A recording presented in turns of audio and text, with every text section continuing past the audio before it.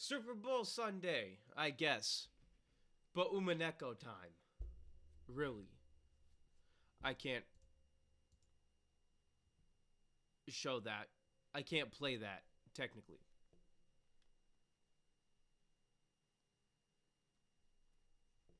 Wait.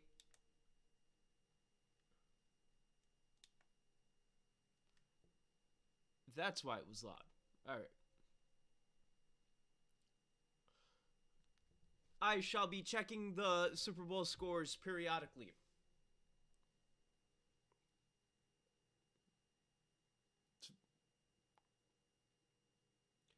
Yes, I shall be checking the Super Bowl score periodically throughout this whole video slash stream.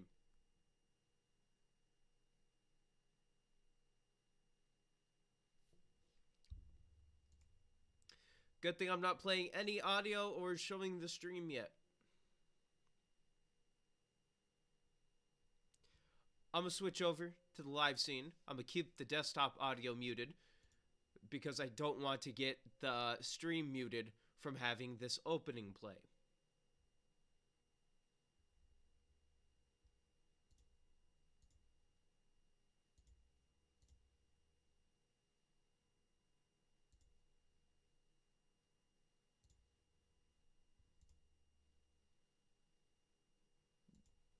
Excuse me. There we go. Alright, yeah, this stream's already going fucking fantastic. I have some more theories for you people.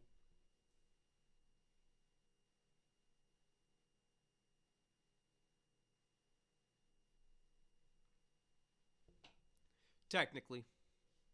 Now, I'm going to have to repeat myself.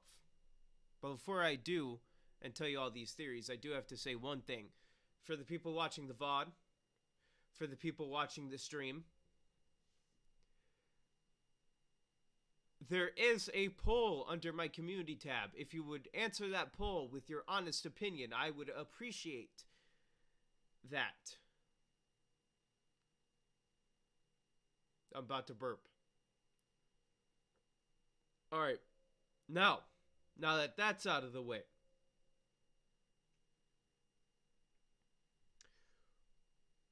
we're going to go with this next thing.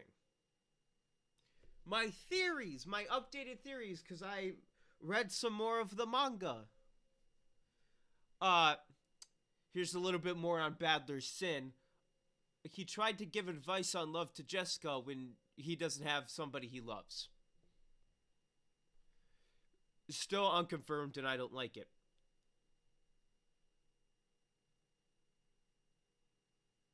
Now, I'm turning this down my headphones a little bit. So, this is episode 2. I'll tell you when it switches to episode 3 in terms of theory. With episode 2, they didn't define a closed room yet, and if I am wrong, please correct me. They didn't say the definition of a closed room in red. I don't have my notebook again.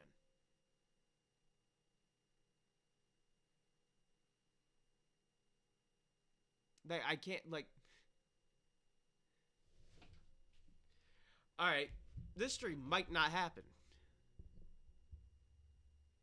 Now, if you shall excuse me, I gotta go grab my notebook.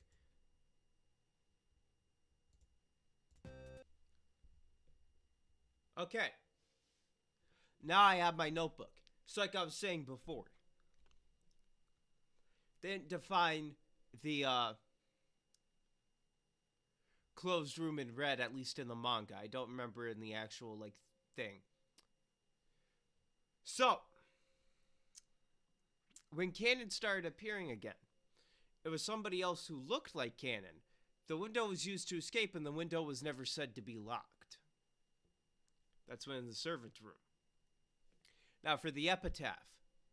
The epitaph uses words written from top to bottom like in some Japanese writing. Henceforth why it is gouge head, stomach, leg, and shin. Or knee or whatever. So then you take out what letter would be the head, what letter would be the stomach, It would have to be that, because that's the only way I can see it. I'm not seeing it horizontal. I'm seeing it vertical. George could have waited to unlock the chapel door from the inside. He was the only person who checked the lock. It was like, it can't unlock. What the hell is this? George waited for the culprit to arrive. Potentially. In every closed room, because they did not define the closed room yet, and I don't think they said it in red. Correct me if I'm wrong. The culprit left through the window and just simply closed it. Everybody assumed the window was still locked. Now, I don't remember if they found the key on Natsuhi or not, but the door to Natsuhi's room was not able to lock. The culprit killed everyone in there and took the key from one of them, and they locked the room after leaving. That one's pretty simple. Now we're on to episode 3, theories. Beatrice lived on the island before Kinzo, or Kinzo recreated the mansion Beatrice lived in before the events of Umineko. Kinzo found gold on the island, bought it, and found Beatrice. He started thinking she was a witch because she was a mysterious girl on the island who had gold. Kinzo doesn't love her in terms of sexual relations, and by that I mean they're fucking each other. He loves her in terms of, you gave me my fortune.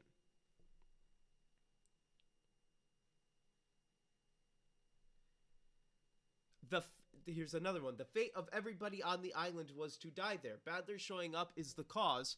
Probably not right. But even if he wins, that fate won't change. Here we go. Here's another one. Beatrice was alive on the island when the parents were children. Beatrice died when Rosa met her. Beatrice isn't alive anymore, but since Kinzo believed she was a witch, she continued existing in his heart. Beatrice isn't real anymore. She's exactly like Kinzo at the start of the games, where essentially Kinzo's being seen because people love him. Beatrice is getting seen by people because Kinzo's believing in her. And people believe in Beatrice. Okay, here's another one. The culprit had a key. This is for the boiler room. This is how they could have done the 6 linked closed rooms. The culprit had a key to the courtyard from the boiler room. They exited through that way and continued killing. Cannon was found in a room inside the chapel that can be locked separately from the main building, so the main building can still have an auto-lock feature. The window could still be unlocked if no one checked it to make sure. The closed room definition isn't in red, so I can't believe it.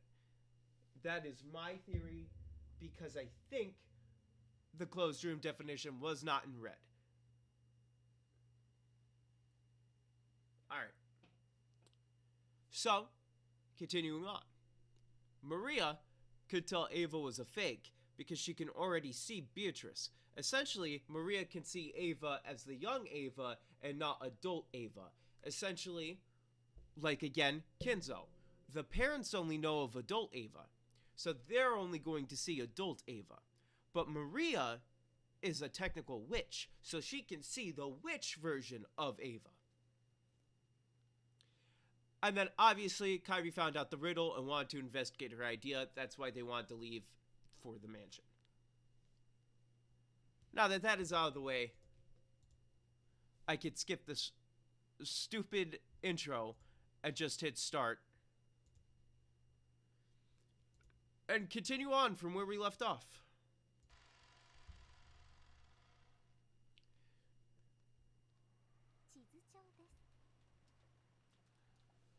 With Mrs.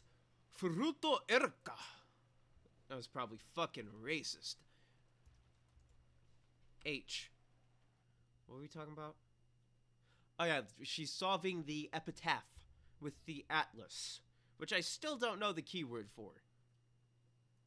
Which I feel like I wouldn't know because I feel like it would be in Japanese, and I wouldn't know any Japanese words. But yes, it is an Atlas. Hopefully not Jake Atlas. I was literally at the end of the chapter. If I would have known that, I wouldn't have stopped there. I would have stopped at the end of the chapter. Alright. I see how it is. Those who reach it. I see how it is. Actually, I just see how it is. I just actually see how it fucking is, game.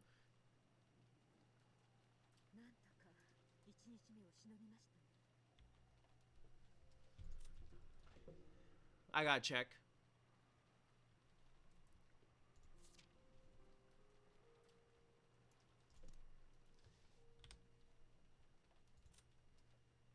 Gotta check the Grimmy. Alright. The Grimmy is fine. Yes. Natsuhi could be seen in the study. When she muttered as though to herself, gold butterflies appeared and formed the shape of a person. Kinzo? Oh, it's Beatrice. I thought it was gonna be Kinzo, but they probably already threw his ass in the inferno, in the furnace. Patented Sean Water.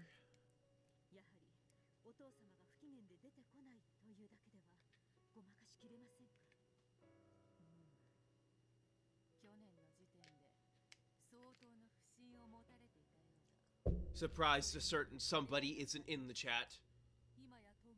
But that doesn't matter to me. They know. It's in my bio. 8 p.m. to 8 p.m. on Sundays. Start time. So if they aren't here at that time, that's on them. That ain't on me. I shouldn't have to announce. It's there in the description.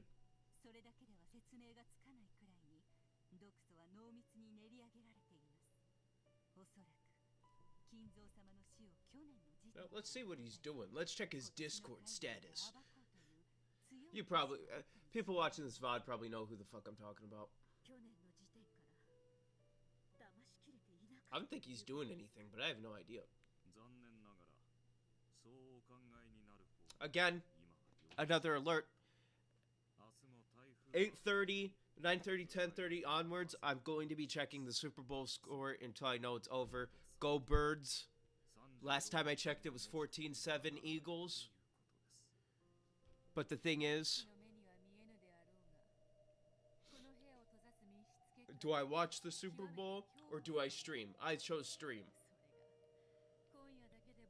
Because at that point, watching the Super Bowl, I don't even really watch football that much. So, it's not really a point. It'd be different if I really cared about watching some games. But if I only care about watching one, I can skip that one and just know the score. Oh, we're switching from the closed room tactic?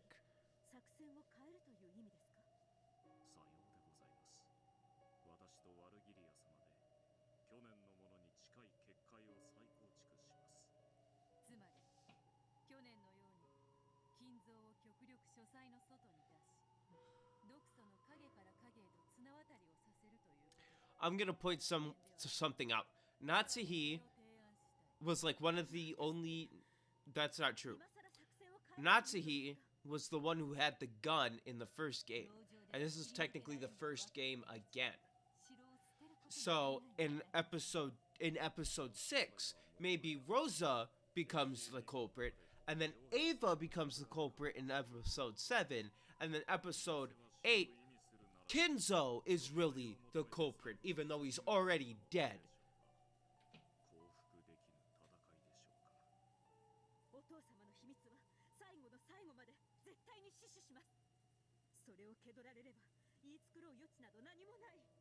I just really appreciate Natsuhi being insane enough to talk to nobody.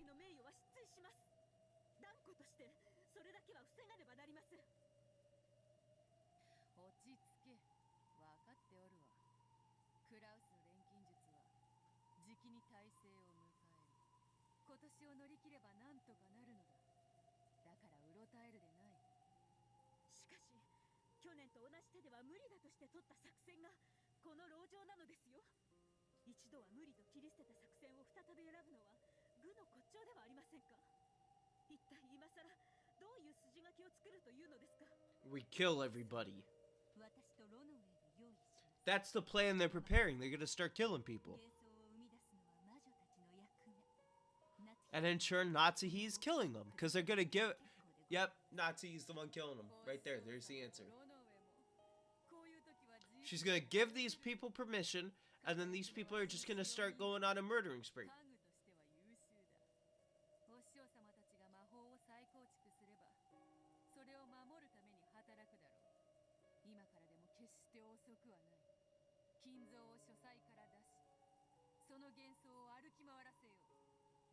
その作戦を長く検討し、それでも有効なものが見出せなかったから、籠城を選んだことを忘れましたか。急場にうろたえ、軽々しく当初の作戦を投げ出すなど愚かしいことです。しかし夏希様、籠城ではもはやしのぎきれぬことは毒素の真っ只中で、それを感じ取っておられた夏希様が一番ご存知のはずです。私は籠城の方針は変えずに、なんとか他の作戦を考えられないかと提案します。とにかくこの部屋を密室に保ちさえすれば、誰もお父様の存在を否定はできないのです。開けることのできぬ猫箱の中身を断定することなど何人にもできないのですから。確かにそうではあるが、人間どもは不条理であるぞ。 I took too long to think of the joke. We're eating a cat box now. The cat box.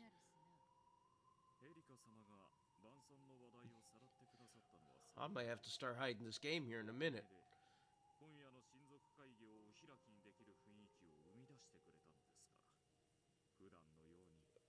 Somehow I picked the hardest game to stream because I'm trying to be funny, but being funny is hard when you're just reading.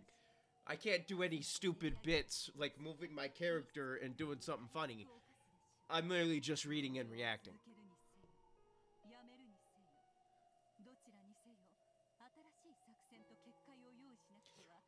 Announcement. Announcement time! Because apparently I forgot to mention this. I might start streaming on Tuesdays. Starting next week. Not this week. I gotta set some stuff up. But next week, Tuesday, might be the start. I will post what time I stream in announcement channels on Twitter. My schedule on here will change. YouTube community tab, Instagram, wherever I can post it.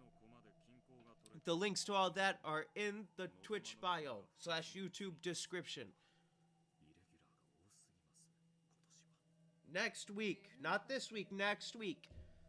I'm stressing it. Next week, not this Tuesday, next Tuesday.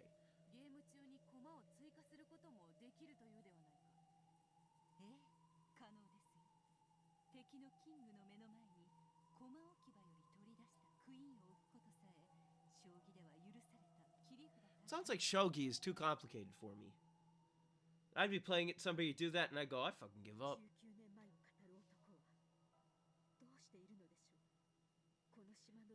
He's doing what I would do. Swimming in the typhoon.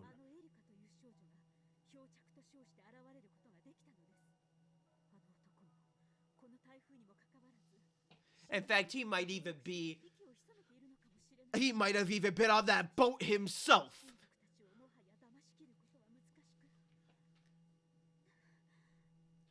And he jumped off the boat to save her, when in reality he knows exactly where he's going.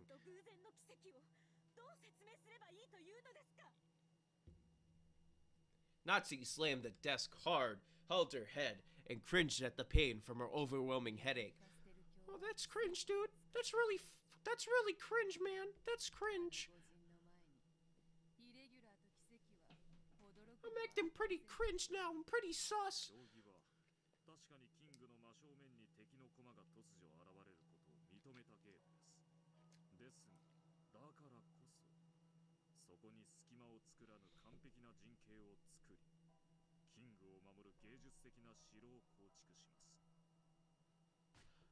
I'm thinking about making a TikTok account because I'm trying to think of something to actually mention. I probably won't film stupid TikToks. It'll be just the social media clips I put on social media, but still, I'll probably upload those also on YouTube Shorts. Just because I gotta capitalize on that short content market to get people to watch the longer content.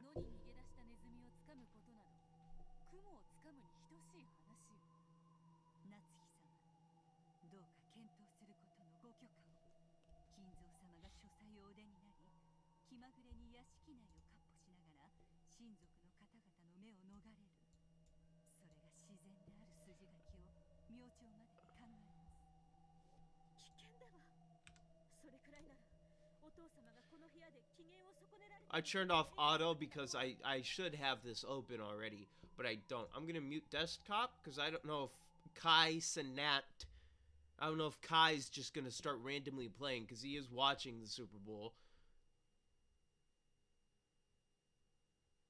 Okay, he is muted.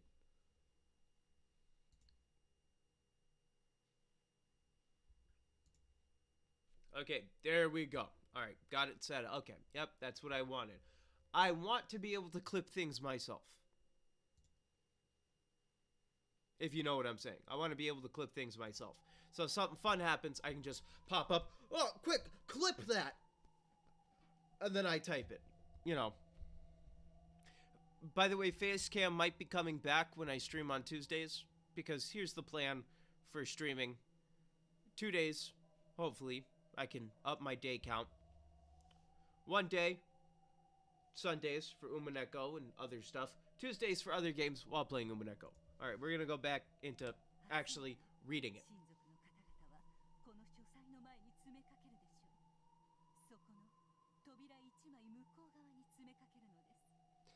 And they're gonna break down the door and that scorpion on the doorknob's not gonna do anything for ya. Yeah.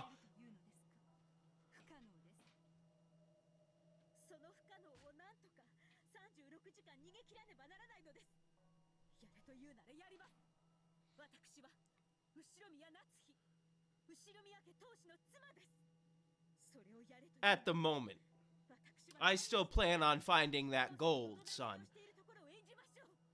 But I don't know what word I would use for the key. Even Natsuhi realized that she could never manage it, but she no longer saw any chance of victory from a plan that involved an illusion of Kinzo walking around. Banging on the desk several times with tears of rage streaming down her face, Natsuhi alternated between groaning from her headache and placing the blame on one thing or another.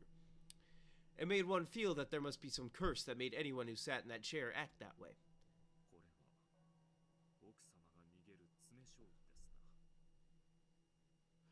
What do we mean mating? Is mating shogi where people play shogi and then they fuck?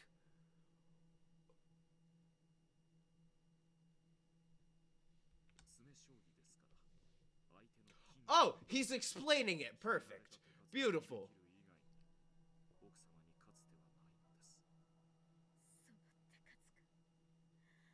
So it literally is handicap.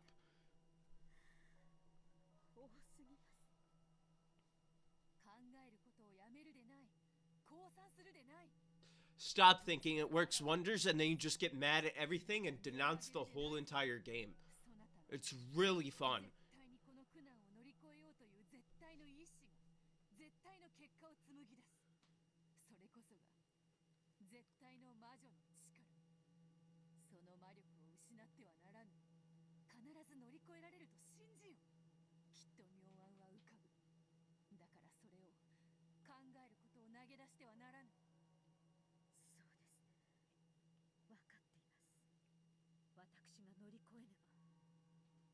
Oh wow, wait, Stream Elements isn't doing the stupid flashing black thing. Oh my god. The ghost is gone. Actually, I was hearing weird shit last night. I swear I heard somebody like fucking coughing.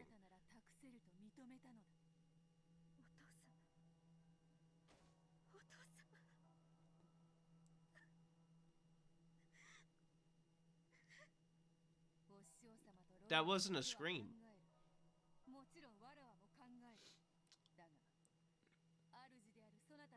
Here's my move. We kill somebody. Preferably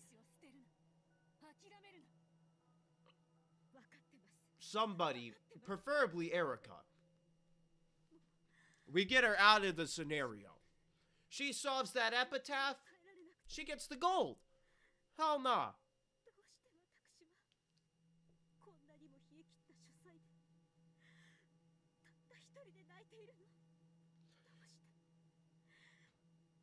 She doesn't believe anymore.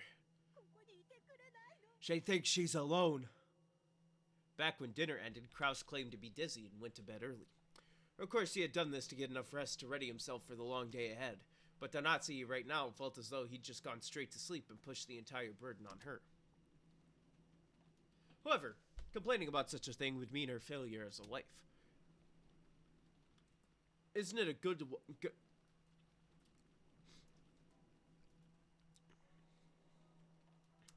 Isn't it...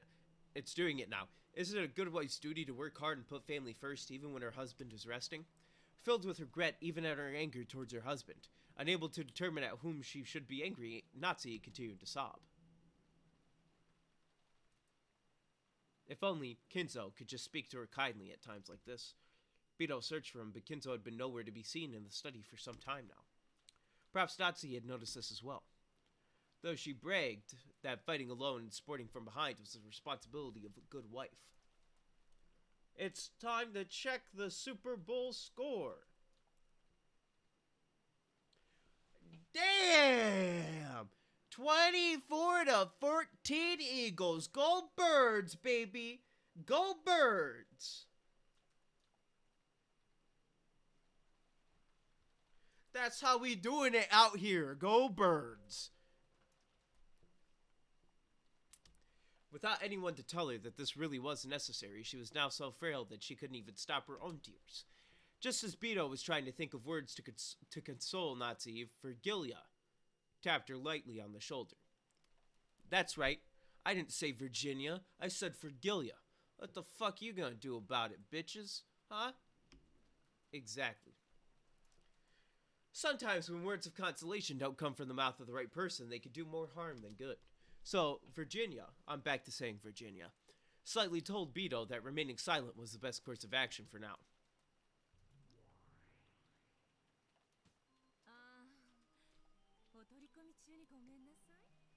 Where have you been? You're just gonna appear from your abyss and just... Look, we're in a touching moment now.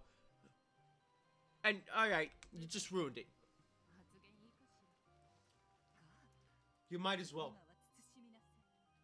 You might as well. You already done made a big show of yourself.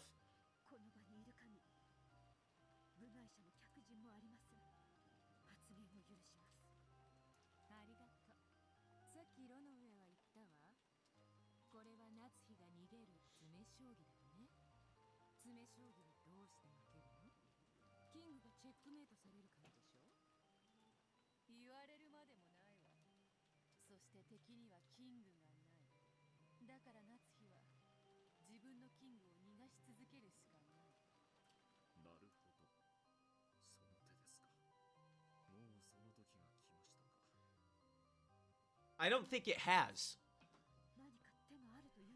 But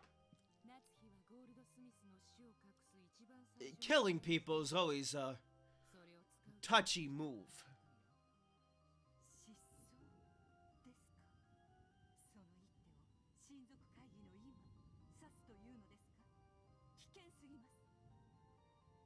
Once they successfully resolved all of their problems, they would have to lay Kinzo to rest, and the best way to do that was to make him disappear. One day, Kinzo would go out into the forest and never return. They wouldn't be able to find him no matter how much they searched, so he would be declared missing. But I mean, I think we need Kraus's say on this. Kraus is like the main man of the house. He is the head. Or am I the head? Who's the head? Is somebody getting head? I have many questions.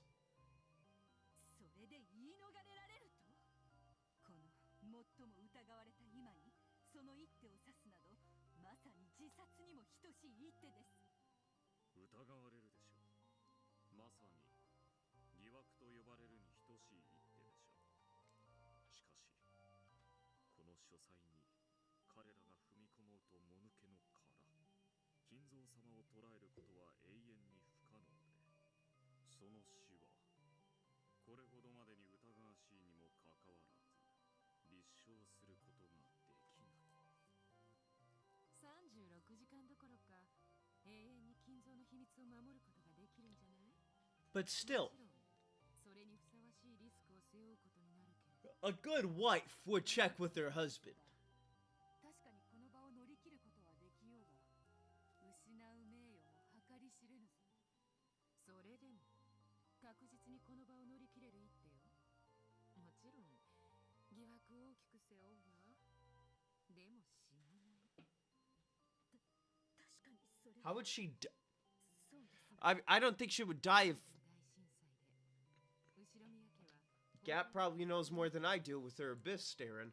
それを狂気の天才ゴールドスミスが再建して、あなたが守りたくなるくらいに立派に再建してみせたわ。なら今度はそれをあなたたち新しい Yeah, so we shouldn't be consulting Natsuhi, we should be consulting the head on this. Are we in agreement? I think I'm right. It's what a good wife would do, and a woman needs to stick with her husband. Because this is the 1980s, and women don't have as many rights. Nobody's trans yet. And the Seinfeld AI can't be banned, because Twitch doesn't exist. Then how am I here? やがては必ず栄光を取り戻す。この序列第33位のガープがそれを約束してあげるわ。ガープ。 I have another announcement. このタイミングでここへ遊びに来たのは。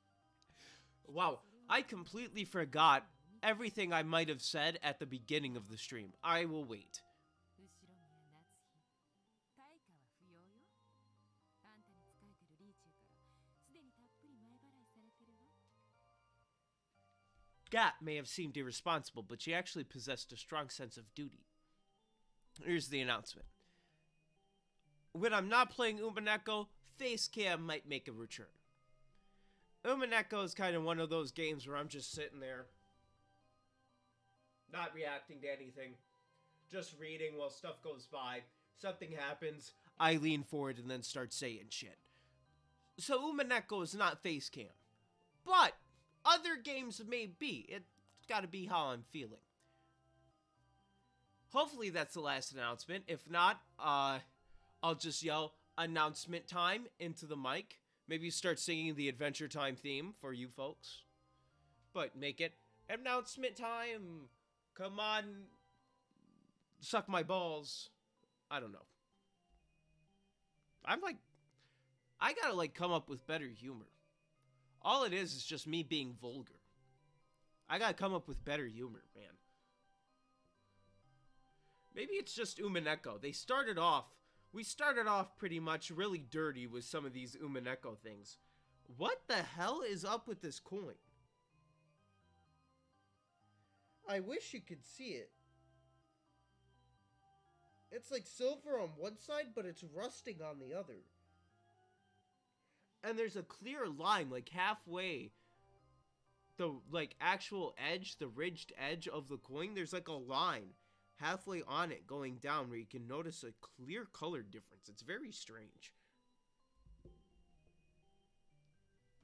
But yeah, like I said, I need better bits than just being, look, they're fucking, that's hilarious.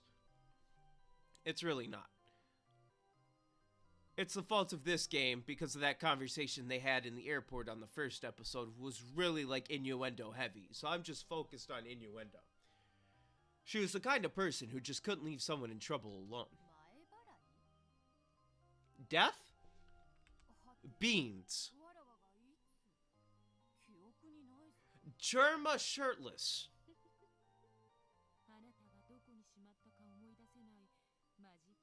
Oh. Personally, I would have taken the third option.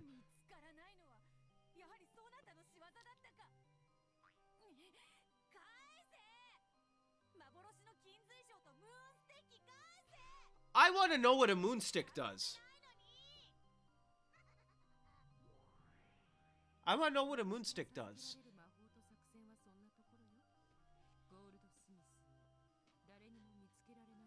Actually. Can I take the moon with the moonstick? Or can I just, make gravity like the moon? I need to know. I'm gonna buy a moonstick.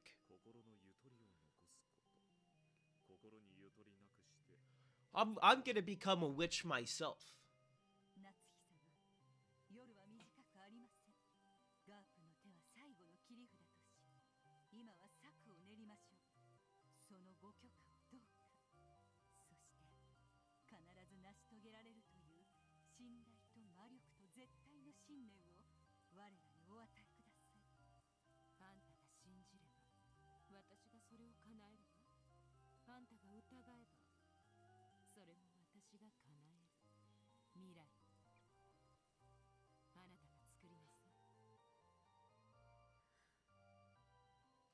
Kento would disappear, and right in the middle of this family conference. Such a move truly wouldn't be a last resort. Burying this final trump card in her heart, Natsuhi decided that she would grope around for a different plan until the last second. After all, this long, long night has only just begun. And it was long not only for her. Bernkastel and her piece had just as long to prepare as Natsuhi did.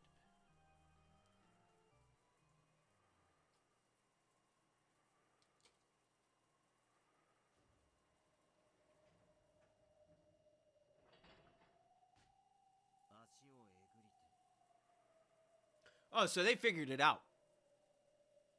They figured it out. なるほど。やはりえぐるとはそういう意味だったんですね。またしても私の推理は正解でした。 The feel of it this time was clearly different from the previous times, as though some sort of device had activated. However, as far as a quick glance could tell, there was no dramatic change, such as an entrance or some sort of opening. Apparently, they would need to do just a little more before they could find it.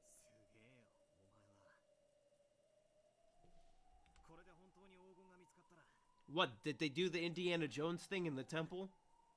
For the Grail? They spelled out Jesus' name? Or for you, folks out there, Jesus? She shrugged it off, implying that just seeing the gold would be enough. Not for me, I'm stuffing my whole pockets with that. Then she crouched down, peering fixedly at the lock mechanism. It's definitely no mistake to say this girl really loves solving riddles. For her, treasure hunting is all about the delicious process of exposing secrets. So she has no interest whatsoever in getting the treasure for herself and becoming a billionaire.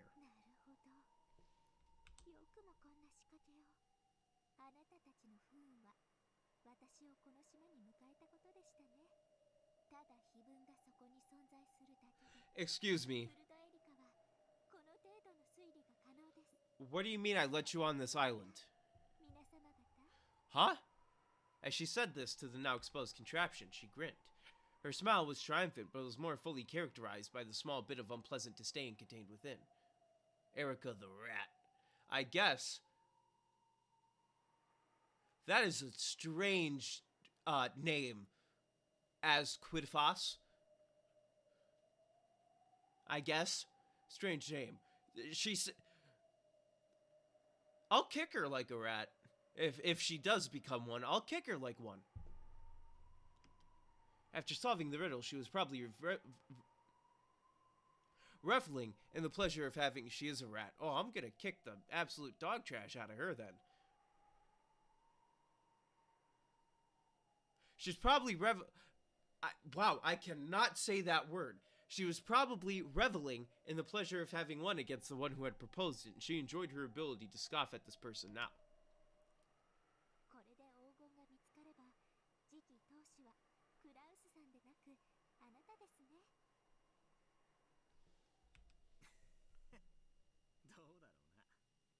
Well, let me just walk on in there.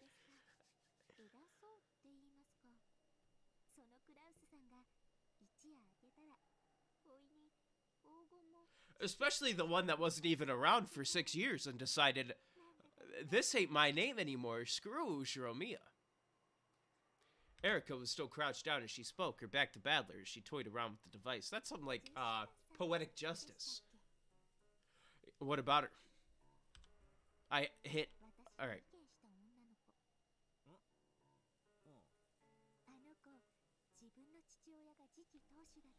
威張ってましたね。彼女は今夜が明け、バトラさんが全ての黄金を受け継ぎ、自分の父親がもはや次期当主で亡くなったことを知ったら、どんな表情を見せるんでしょう。 Yeah, you're acting like a rat. You're definitely acting like one. I'm telling you right now, if I see you eating my pizza, New York rat style, I'm gonna treat you like you live in New York. 果たしてそう簡単な話で済むでしょうか。それを推理することよりは、今はジェシカさんが明日どんな表情をしながらどんな負け惜しみを口にするかの方が推理の対象としては楽しい気がします。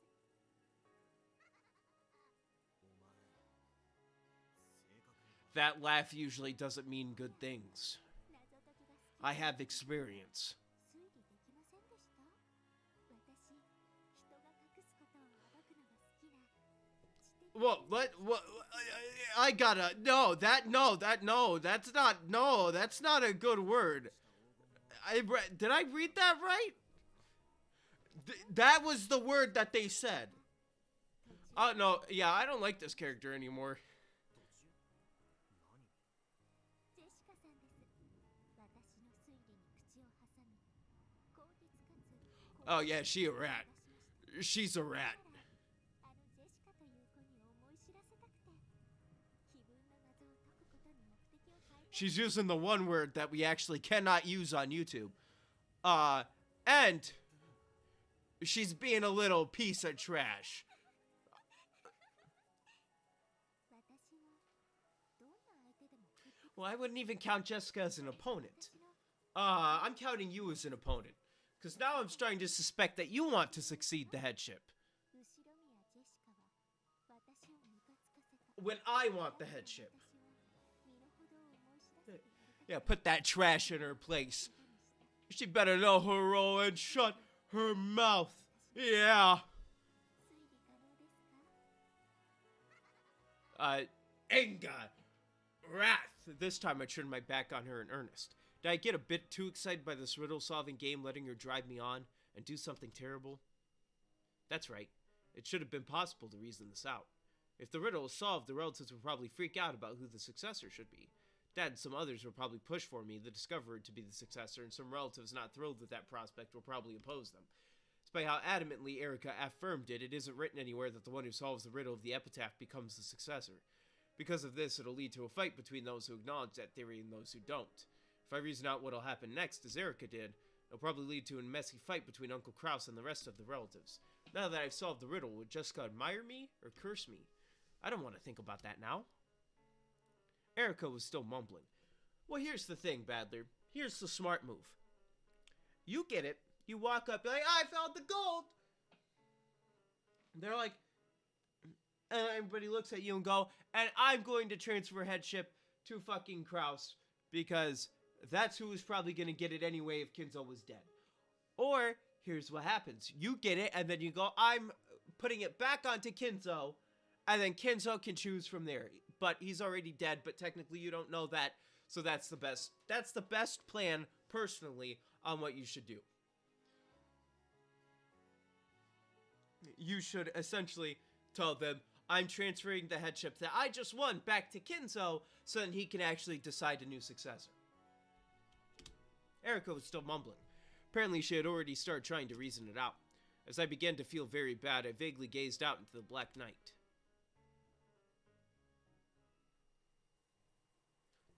Is that a UFO? No, wait! It's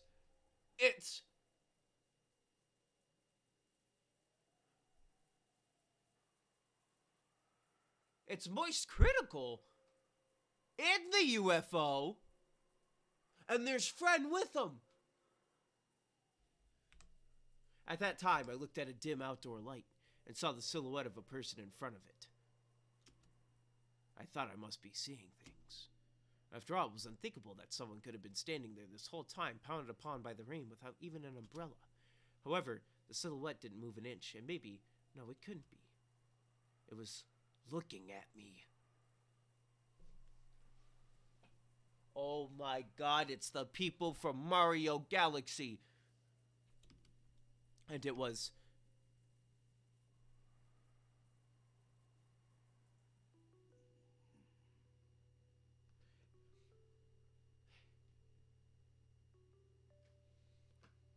Badler, how are you seeing this? How is he around?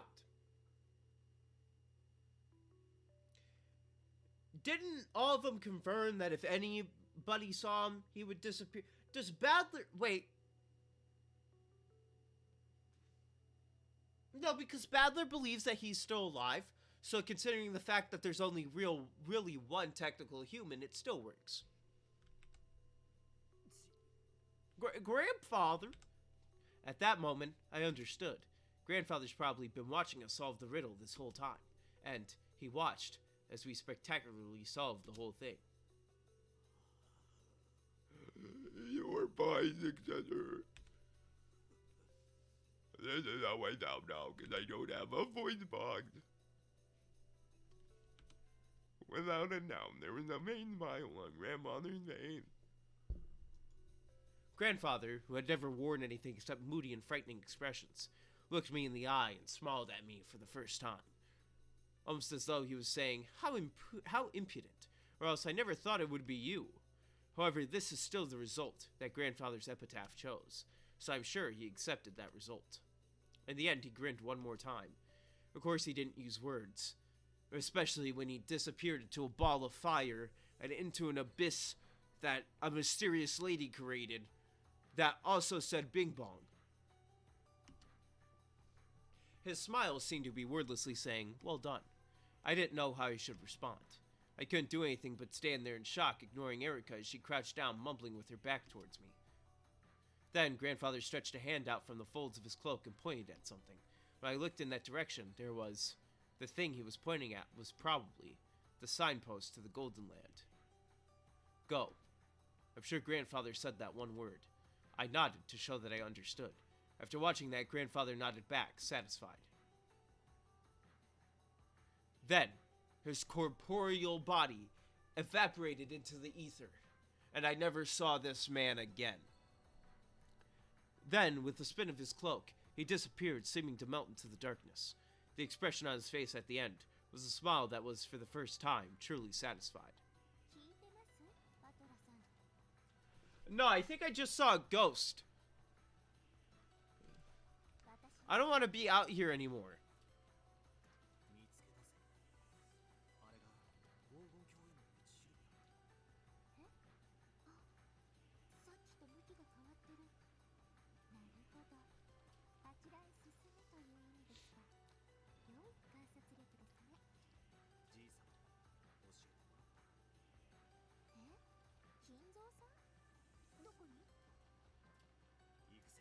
He's somewhere. I don't know. I think his spirit is watching us from afar. We started to walk. The entrance to the Golden Land was right there. I have a theory that he likes children.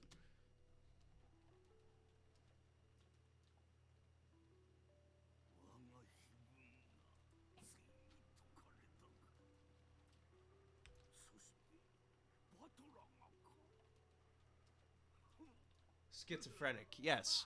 Schizophrenic. Well, not really.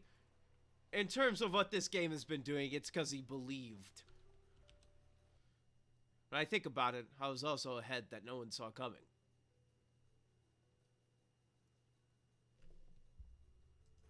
How amusing that the one to succeed me is just as surprising.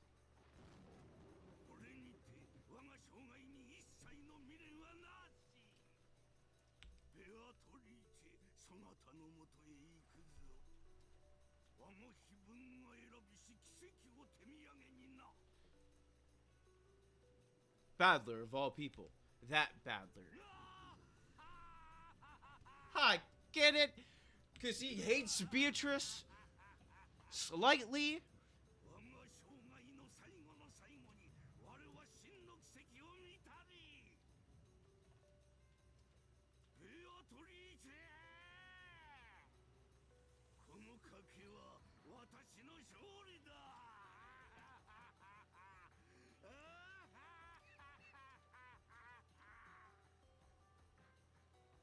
He's got some froth in his throat. I'm pretty sure he got rabies.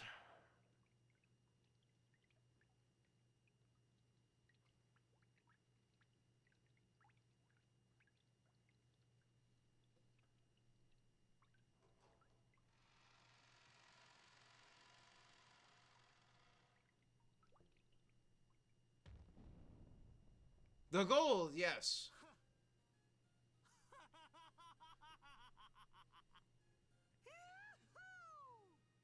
Alright, calm down, Mario. Let's save that for Chris Pratt.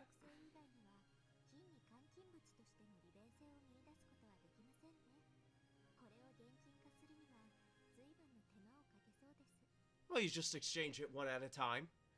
At the end of a crude underground tunnel in a VIP room so beautiful it seemed improper, was a pile of gold so large that there could be no doubting its 20 billion yen worth. Erica was calm, but Badler couldn't suppress his excitement. As for which of the two was the correct reaction to show after seeing a mountain of gold, only those who saw the scene with their own eyes could say for sure.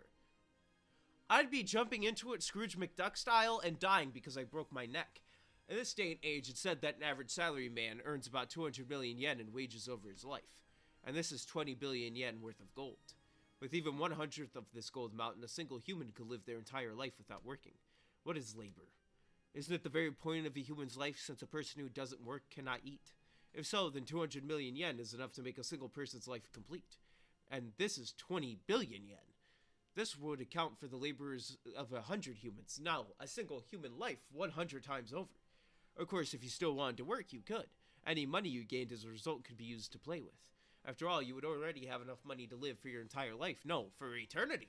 No, wait, I mustn't keep it all to myself. I can split it up among 100 people. If I could create a world where a full 100 humans wouldn't have to work for their whole lives, just what kind of world would that be? Yeah, there's no doubt at all.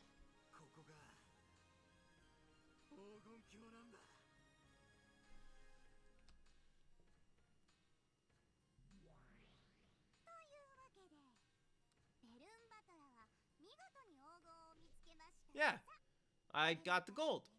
Woohoo! What's wrong with you? You're also a rat.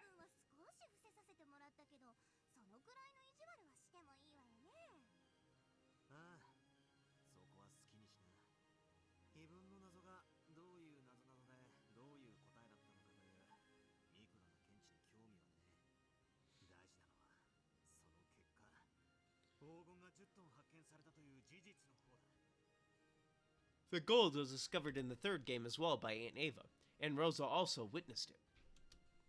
However, the two of them hadn't spoken of the gold's discovery to anyone. In other words, there was a chance that the gold's discovery was a cat box truth kept between the two of them. More specifically, it was possible the gold didn't exist and was just an illusion.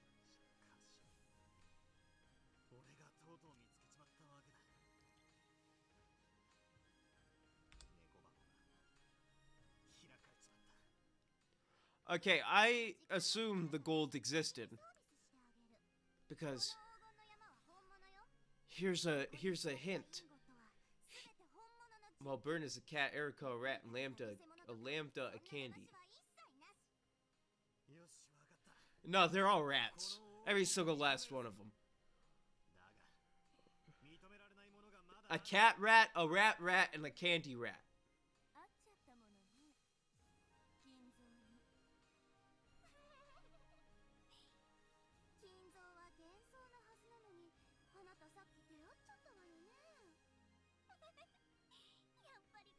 No.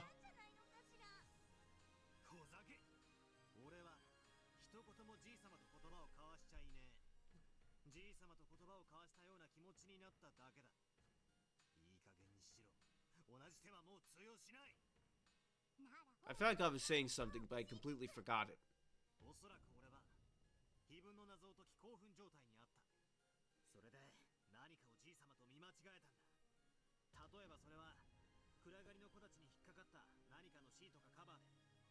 それが漆黒のマントを羽織ったじい様に見えたのかもしれない。その結果、俺はじい様と何かのやり取りをしたように誤解したんだ。 Valid theory. 青き真実、有効ね。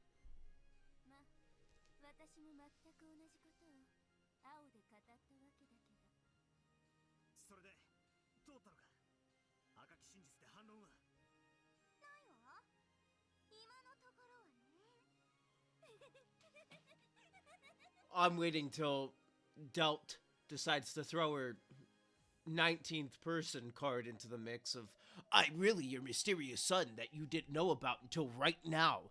The me who let out a strange yell in front of the gold mountain was finally something or other, starting to regain his cool.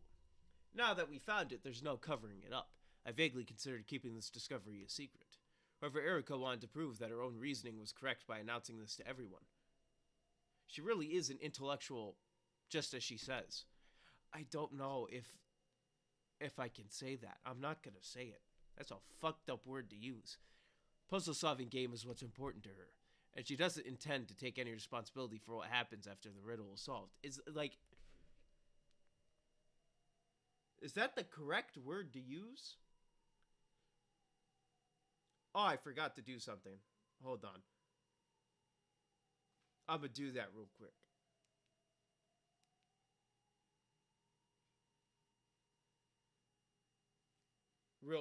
Real fast, just to get it out of the way. I'm gonna learn a language on Duolingo. I can't let my streak go to waste.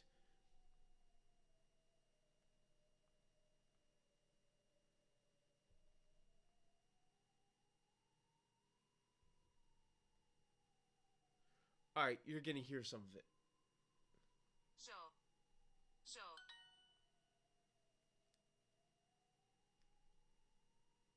Alright, I'll be back. I'll be back real quick. Sorry, there was like a bunch of shit I had to do today. So I completely forgot to do that.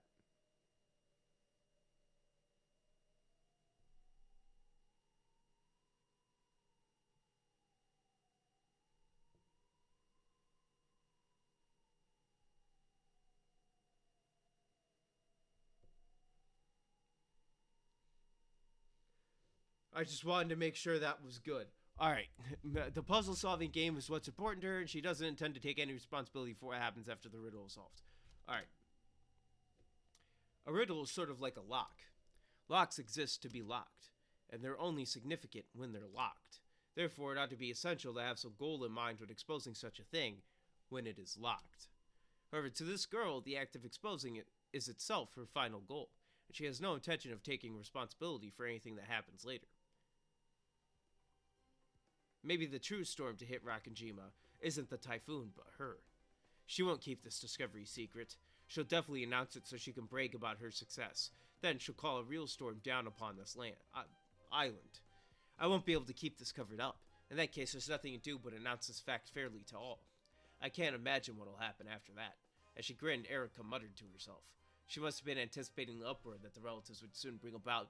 No, I think she's busy saying to herself, can't wait for these fools to start murdering each other so I can get the gold. To her, merely imagining that was far sweeter than 20 billion yen in gold.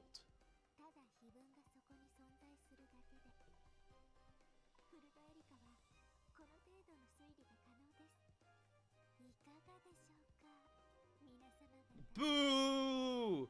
Boo! Oh, yes, son. What? Drink a beer. What? I'll do the Stone Cold voice every time I hear the glass break. What? Knock, knock, knock, knock. The sudden sound of someone banging fiercely on the door brought Natsuhi to her senses. She had probably nodded off in the study while planning on how they would overcome the next day. But what could it be at a time like this? More importantly, the knocks itself was strange. If someone wanted to contact her, they could have just used the internal phone line. She told them that she'd be here. Realizing that something strange was going on, Natsuhi shook her head one more time, completely throwing off her drowsiness.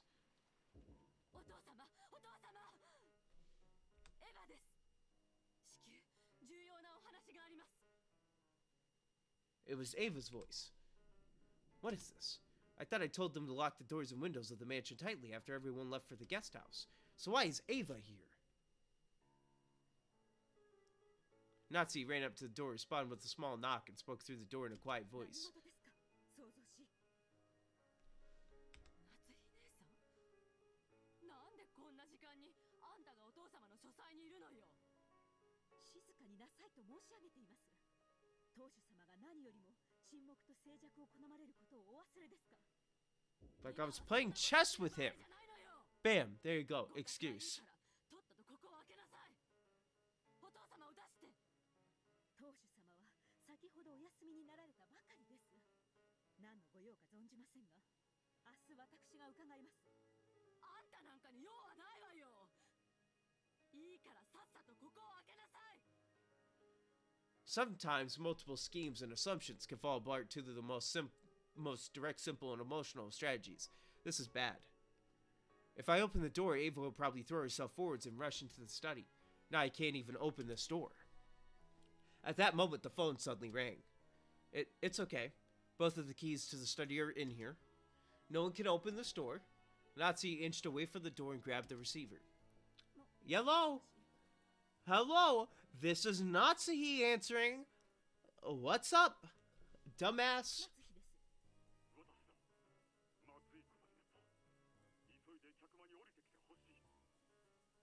It was from Kraus. His tone was strained. What in the world happened?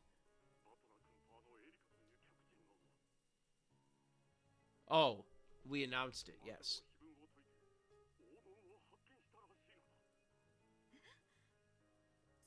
Okay? 本当に？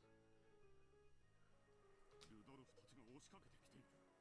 これからバトラ君が全員立ち会いのもとに黄金の場所に案内すると言っている。書斎の扉の前でエヴァさんが開けろと騒いでいます。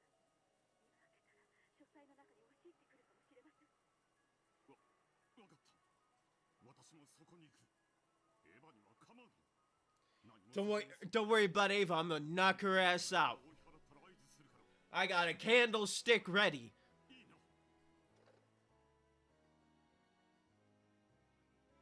Right after that, Kraus came up the staircase, accompanied by Genji.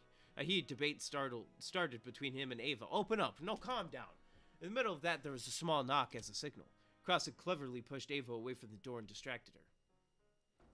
During that gap, Natsuhi slipped out of the study and quickly shut the door. Ava noticed this and her face twisted in disappointment.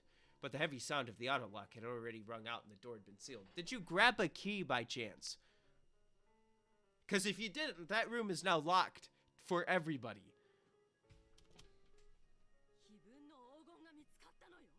Hi, yes, interesting. He has already been informed. I have been told by Kraus. He says that we have to deal with it.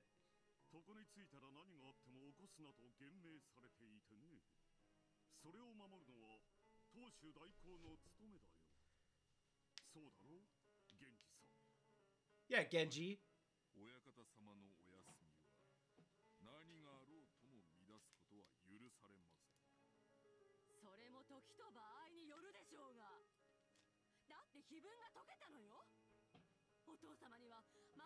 He does. I woke him up in his sleep. He said, fuck off. And then I told him. And he told me to fuck off again.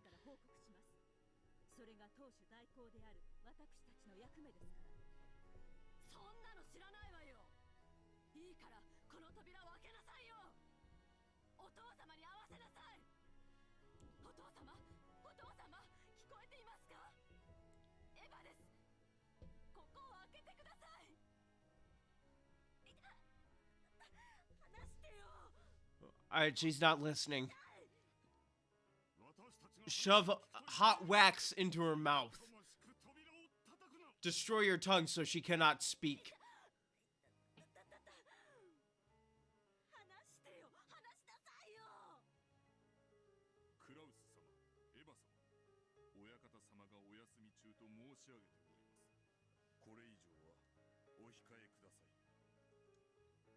When Genji spoke firmly, the two finally ceased their scuffle. It seemed that Genji, the one who had spoken for Kinzo since they were very young, still possessed an air of dignity strong enough to handle both Kraus and Ava. Ava put her argument aside for the time being. She could hold off worrying about that until after she saw the gold with her own eyes.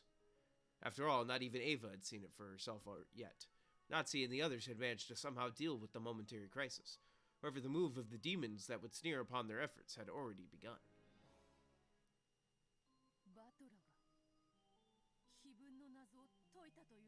Yes, with Mrs. Detective over here. エリカなる娘にだいぶ助けられたとはいえ、たどり着いたのはバトラーだった。エリカは黄金鏡の権利を放棄すると宣言している。よってバトラーが黄金鏡にたどり着きし者だ。運命とは。What is Erica's game? She 100% wants that gold. She is a rat. Kenzo's a rat. Renova's a rat. Virginia's a rat. Beatrice is a rat. Gap is a rat. Everyone's a rat. Everyone. I can't trust any of them. The only non-rat was Ange. And she's dead now. In terms of the Ange that Ava had to deal with in future.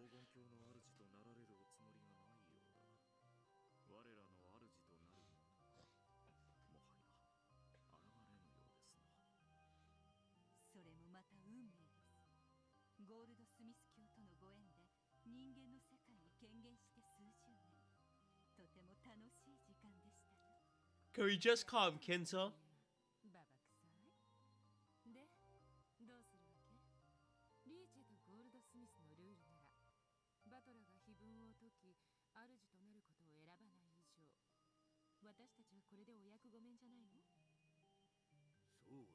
Yeah, I guess that's right. Go crazy. Go stupid. Do whatever the hell you want.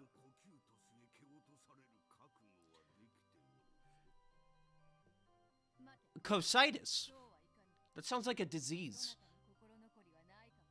It sounds like I would walk into a hospital and tell them I have cositis of the liver.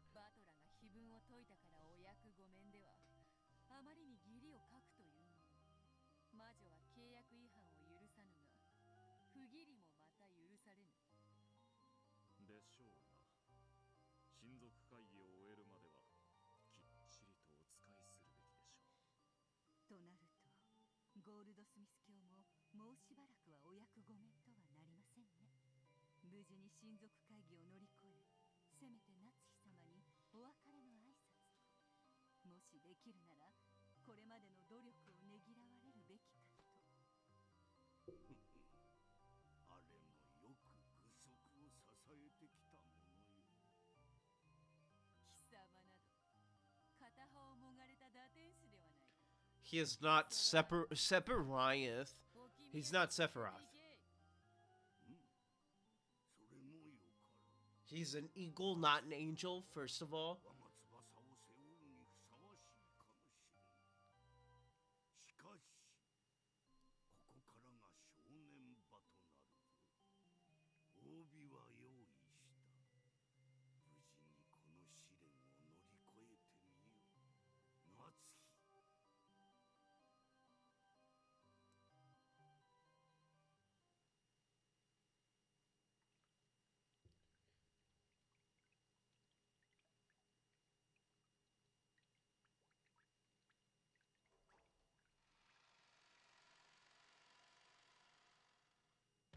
And here's the gold, everybody.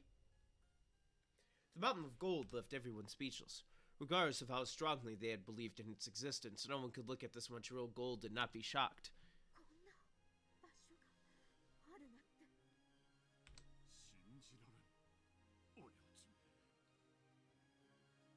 Everyone was stunned by the gold. The first one to break the silence to jump around in ecstasy was Hideyoshi. Letting out an excited laugh, he clung to the wall of gold. Then he felt the cold, hard touch of it all over his cheek.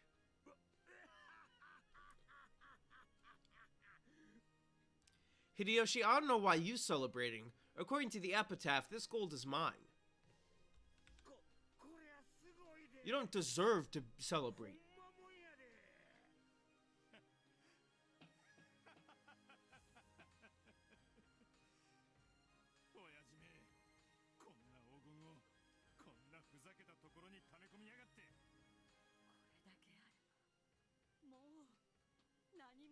くない。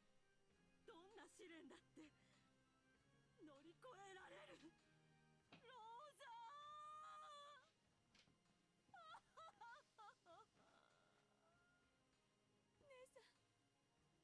姉さん、姉さん、これで私たちは幸せになれるよね。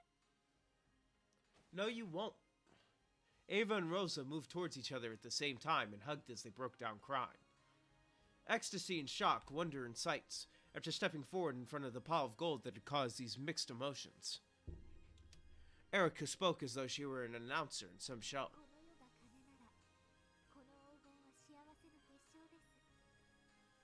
Okay, yes, we found the gold.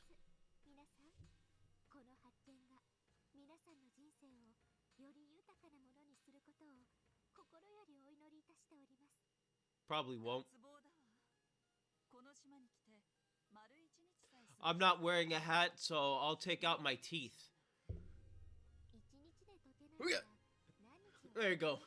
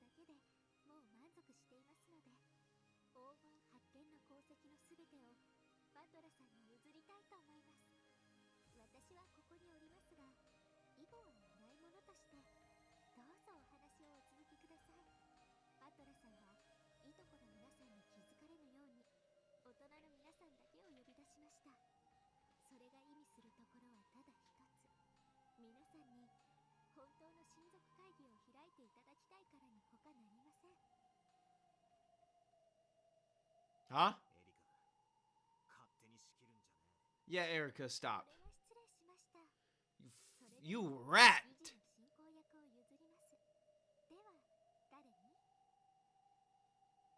Striking, Erica looked around at everyone. After a short period of silence, Ava made the first move.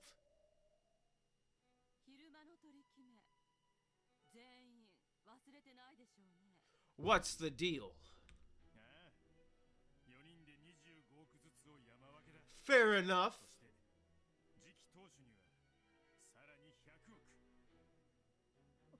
お待ちなさい。黄金の発見が次期当主を決めるなどと誰が決めたのですか？おっと、そうはいかんで、夏希さん。これまでずっとそれを前提に話を進めてきたはずやで。今さらそれは白々しいとちゃうんか？そうだわ。使用人の誰かが碑文を解いてしまって。 What does Kraus think in this scenario? Because as we know, Kraus is really the one who demands Natsuhi around. Okay, Kraus just wants the fucking gold.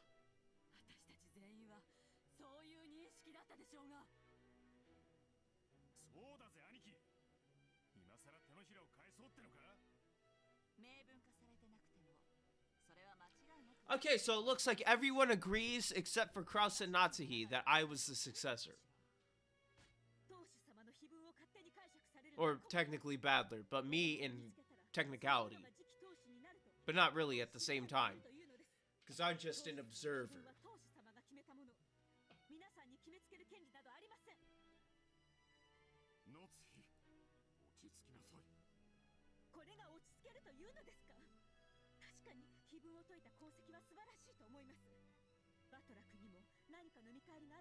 Yeah, so give me some gold!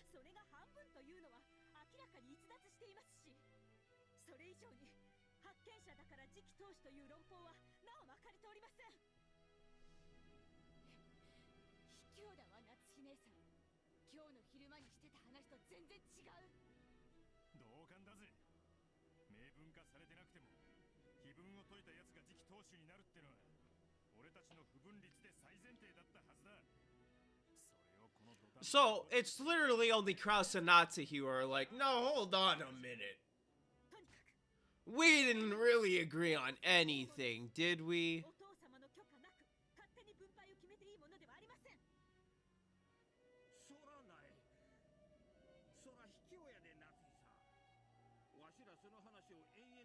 Erika's gonna pop in and go, wait, you guys don't realize that Kenzo's dead? そらあんまりやで。多数決で決めればいいのよ。黄金を Democracy. バトラ君が次期当主。 Hey, 私も yay. 意味はないわ。 I raise my hand. He is. ローザ Well, of course they're gonna raise their hand. They're his parents. バトラよくやった。私も意義はないわ。 Wow, Rosa. バトラ君は非分に選ばれた正当な跡継ぎよ。不満ならお父様に直接聞けばいいんだわ。そうね。夏姫さんの言った通り、非分に Huh. 出題し Natsuhi really shot yourself in the foot. この黄金の Now how you gonna get out of this one? Gap, quick, we need you now. 話を聞くべきじゃないのかしら。 Form your abyss and just start sending people to hell. それについて決めていいのはお父様だけのはずだ。それはだから落ち着けと言ったのだ。ローザとキリエさんの言う通りだわ。お父様に聞きましょうよ、お父様に。もはやね、兄さんたちの出番じゃないのよ。せやせや、お父さんを連れてこんかい。あんたらじゃ話にならへん。ほんまの親族会議を始めようやないか。眠いから明日にしろっちゅう問題に見えまっか。これなめとったらえらい問題になりますぜ。おう、聞いとるんかい。お前らじゃ話にならん言うとるんや。たったとお父さん連れてこんかい。親族会議っていつもこういうのなんですか。 It depends on the family, 俺が知るか。 but to be honest, I don't really know. My family don't really have conferences. We just have get-togethers. 子供の喧嘩に余命あとわずかと宣告されてる今になってもまだ呼び出されるなんてどういう気持ちかしらね、金蔵さん。それを想像、いいえ、推理するのもおつなものです。 The parents ignored Badler and Erica and kept yelling at each other on and on. Even though Badler more or less imagined that this sort of thing happened behind the scenes, this was the first time he'd seen it. He'd suspected it since 6 years ago, and he'd been able to get a pretty good idea of what this was like by the darkening expressions on his parents' face when this time of year drew near. However, this argument, as relatives were having before his very eyes, was much more ugly than he'd imagined. That's why he was very glad that he'd called the adults out here without letting the cousins catch wind of anything. Meanwhile, the cousins were all dead! Perhaps because everyone was tired out from the seemingly endless argument, they took a short break. It was decided that this family conference inside the Goldland should be moved over to the mansion. This place must have been gorgeous, like a VIP room, but there was no heating and it was a little cold. It wasn't well suited for a long conversation. They thought of the possibility that someone might snatch the gold away while their backs were turned. But of course, no one can manage much with just human hands in a small amount of time when it's 10 tons of gold they're dealing with. In fact, it might be said that having this mountain of gold in the background was actually robbing them of the ability to make sound decisions. So they agreed to return to the mansion in part so that they could regain their composure and continue their conference more cold-bloodedly.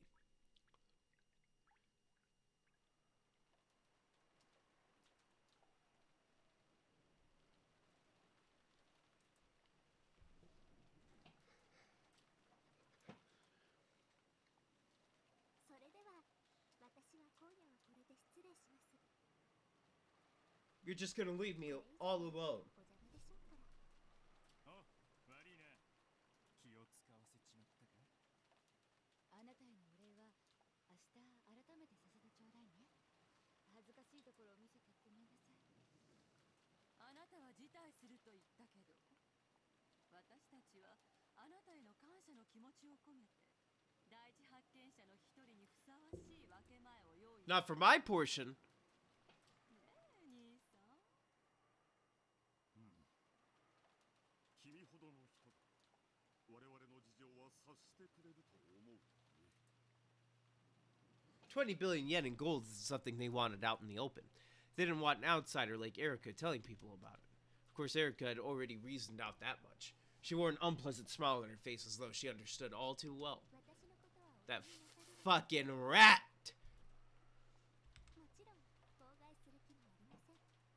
How come I didn't see it at the very start?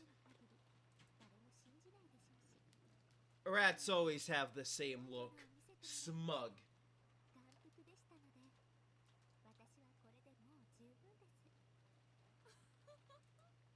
そうね。10トンの黄金なんてなかなか見られるものじゃないもんね。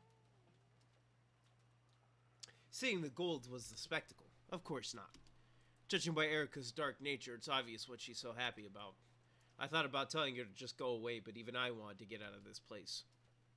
I tried to head back to the guest house along with Erica. However, Kairi-san grabbed my shoulder. バトラ君はダメよ。 Wait, what? あなたも一緒に来て。 No! I don't want to go in there! You're gonna argue about me! お父さんにお目通りして早くそれを認めてもらわんとな。それを決めていいのは当主様だけです。勝手なことを決めないように。 That's the whole reason why he's going.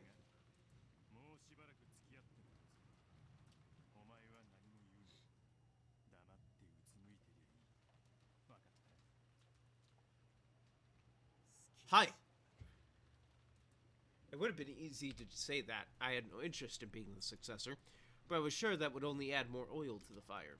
Even if I hadn't been ordered to keep quiet, staying shut up like a clam was clearly a good idea. In that case, would it really be so bad if they just let me go back to the guest house? Dad put his arm firmly around my shoulder, and I told him it was uncomfortable and to let go. However, he didn't pay attention to a word I said.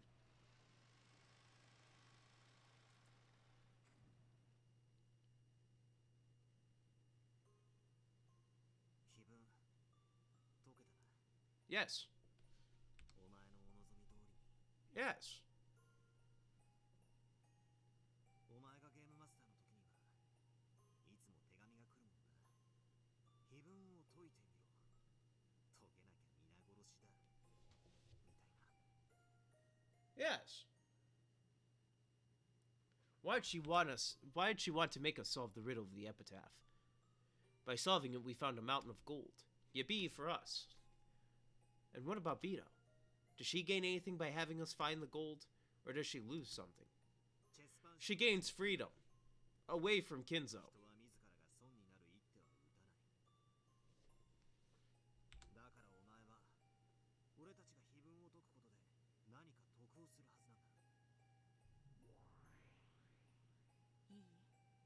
碑文を誰かが解くことでこの子が Okay, never mind. ありません。 Okay. いいのか。こいつに断らずに勝手に赤き真実を使っちまっても。この子もそれを望むでしょうから。 Virginia, who had suddenly appeared there, quickly gave an answer to my question with the red truth. 俺は過去にベアトが碑文を俺たちに解かせようとするのは黄金の隠し場所を見つけさせて横取りするためだと推理したことがある。それも違うのか。 Well, I mean, もともと黄金鏡の黄金はこの子のもの。 that and する必要も横取りする必要も何も didn't she said she was going to gain something? If she had to take it, that'd be gaining something. Of course, Beto is Beatrice the Golden. Isn't she the master of the Golden Land and the Ushiro-miya family alchemist? That totally makes sense. However, that makes me even more confused. Even if someone exposed the answer to the Epitaph's riddle, Beto has nothing to gain. No, to the contrary, her own gold might be stolen away. ならますますわからない。碑文殺人もわかる。後ろ宮家に対する復讐とか、あるいは魔女としての力を復活させるための儀式とか、こいつなりの理由や目的があってやってるんだろうからな。だが碑文の謎を解けというのにはどんな意味 Because it's fun. It's a challenge. It's risk. She wanted to have fun the whole time. She's literally talking about how it was boring. So having a chance to lose is fun. 自分の謎が解けても解けなくてもこの子にとって得るものは何もありません。解けても解けなくても何の意味もない。それはつまり碑文の謎自体がベアトにとって無価値だということになるんじゃないのか。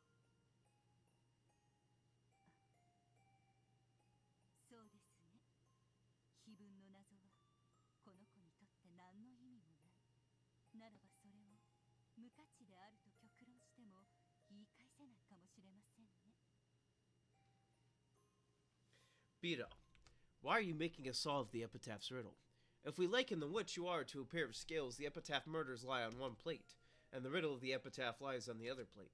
After all, she's saying she'll stop the Epitaph murders if the Epitaph is solved.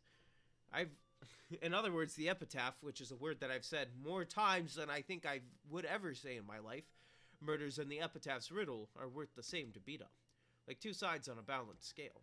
That means that both the Epitaph's riddle and massacring all the relatives are equally significant from Bito's point of view, but Virginia responded with the red truth. Regardless of whether the Epitaph is solved or not, Bito has nothing to gain. If she has nothing to gain, then this Epitaph's riddle is meaningless and immaterial to Bito.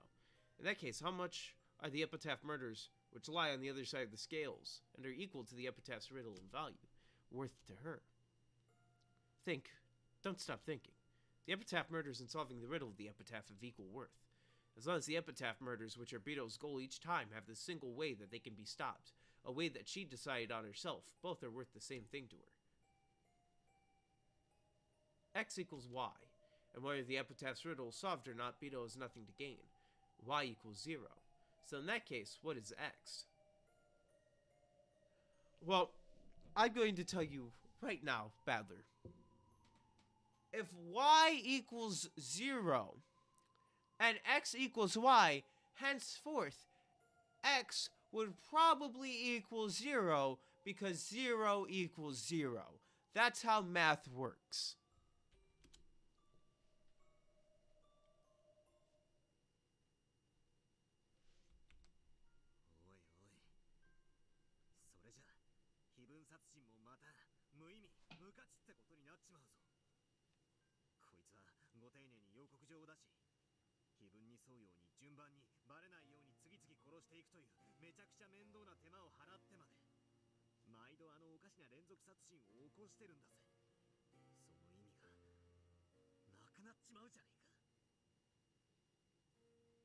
I spun the chessboard around and searched for Bito's moves over and over. This is always the first place I stumble.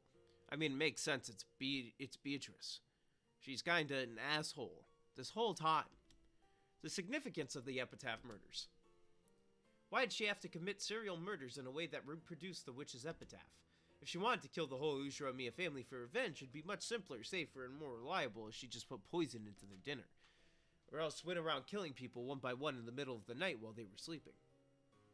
However, on the first evening, Bito sent us a letter that sounded like an advance notice, and then carried out a 3-part serial murder with large gaps in between. The 6 people of the first Twilight, the 2 people of the second Twilight, and the 5 people of the fourth and later Twilights. We aren't fools. Once the first murders occur, we barricade ourselves in somewhere to stave off any further murders. Furthermore, we quickly suspect a culprit among us and start analyzing each other's alibis. As the victims increase, the number of suspects decreases automatically, and Bito's chances of success in this serial murder drop closer and closer to 0. All the Epitaph murders are like she's strangling her own neck, making it harder to succeed in the serial murder she's attempting. All for a useless embellishment, all just for a show.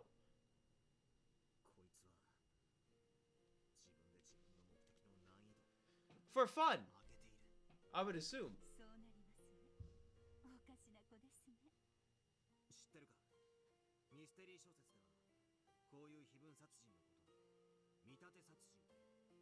この見立て殺人が行われる理由を俺は3つに大別できると思っている。伺いましょう。一つは非分に沿うことで証拠やアリバイをごまかし犯人に利するためだ。死んだふりをして自らを犠牲者に混ぜる古典もこれだし、非分に沿わずに殺人を犯し、その発生順序を誤解させることによってアリバイを作るのもこれだ。なるほど。非分に沿って儀式的に殺していると見せかけて、実は自分に利するように誘導しているわけですね。面白いと思います。だが、俺たちのゲームでは死者が赤でとどめを刺されちまう。ゲーム版の世界ではごまかせても、ここから俯瞰する俺たちはごまかせない。だから、この最も王道となる目的は違うってことになる。となると、見 Because they're insane. 一つは偶然意図せずして行った連続殺人がたまたま非分をなぞるから Oh no, she's actively trying. 者たちが勝手に見立て殺人だと誤解するケース。人間はどのような事象にも因果性を求めてしまう。きっとそうに違いないと思ったらそう見えてしまう生き物だ。なるほど。それも面白いですね。ですがどうでしょう。 No. このゲームでは第一の番の殺人以前に常に事件が予告されている。 So it has to be the last reason. 明白に非分殺人を遂行していることを示す手紙や状況証拠が次々に見つかるはずです。ああ、そうだな。偶然なんかじゃない。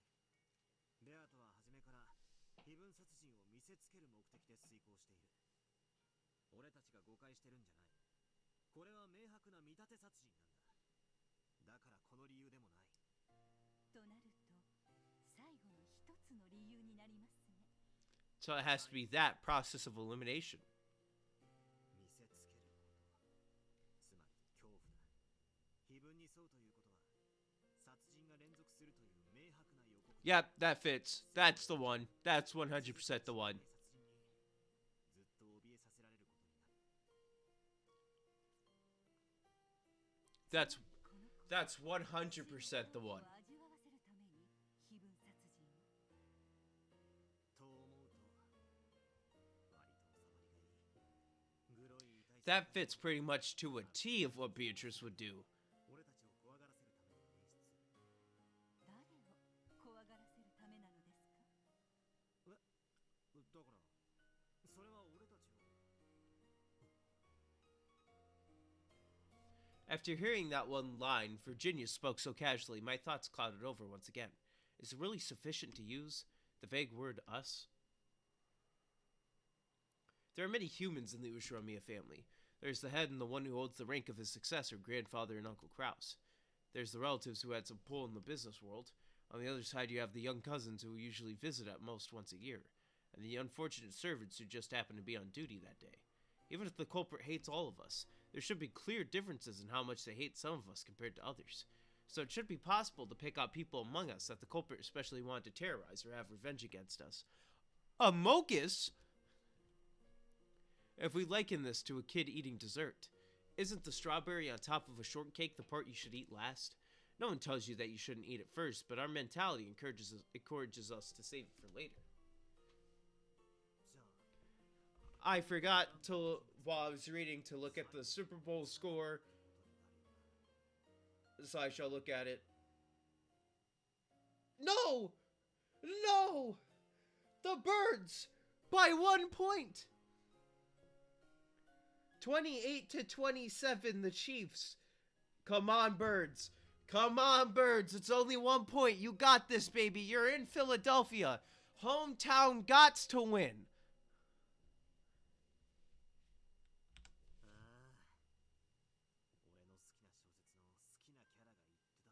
Is it... Does it just so happen to be the talisman?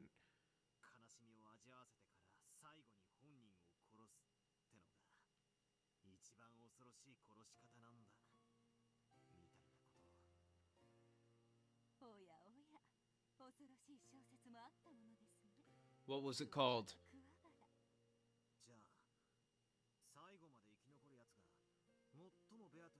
But they're all different, except you. Except you. Beatrice fucking despises you.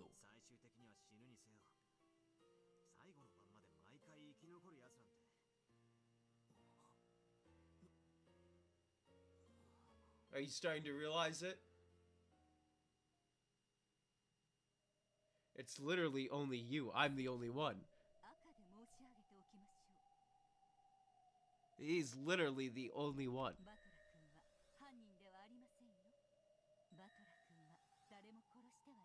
Well, according to Nox's 7th, it's the truth. But anyway, now I know it's true.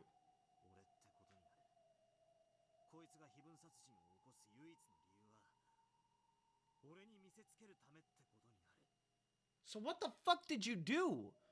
Why does she hate you? Every time Beto brags that she'll choose whom to kill next with a roulette. So how does your sin not involve Beatrice? What is your sin? What is your sin so much that doesn't even involve her that she decides to kill you? He must have like killed her dog, man. However, I'm the only one she never kills. Though she does kill me in the end, she leaves me be until the very last moment. In all of these supposedly random games, there's only this one unchanging constant. And she knows it too. She like looked down, she was like, oh god, he knows.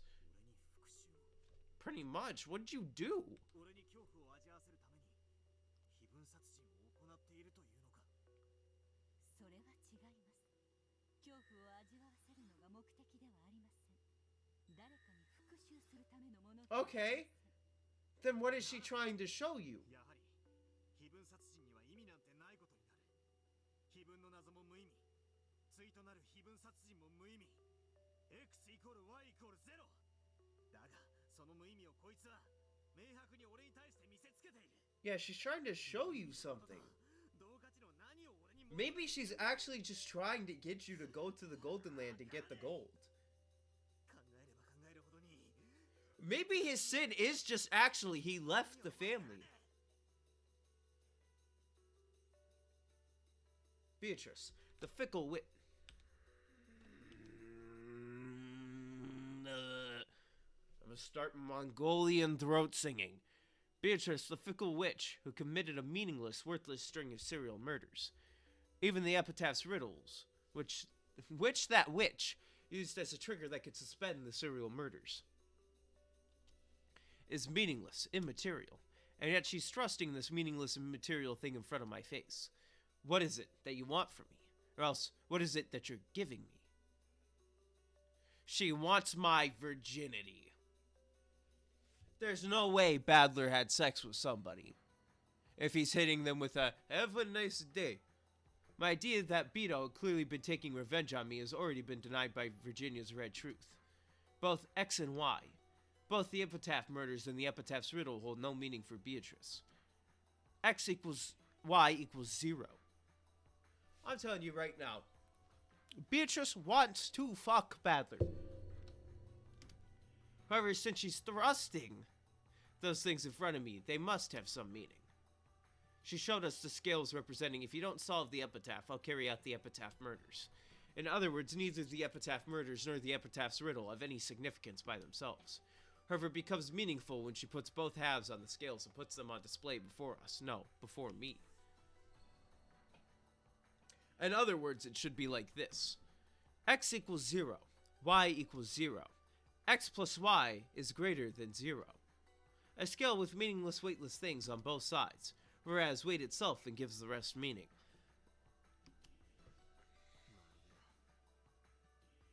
I fucking hate it when this game does this.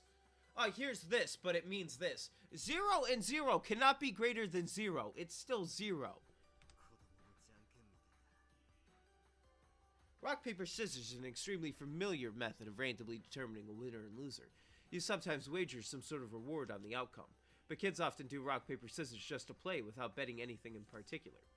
Unless you bet something, you have nothing to gain or lose except happiness and frustration. In other words, the two sides of the scale, both winning and losing, are immaterial. However, the very act of seeing which way it will tip is the reason kids play rock, paper, scissors. After all, the kids are enjoying the communication that surrounds the game, and they aren't purely interested in the value of winning or losing. They aren't overly concerned about who wins and who loses.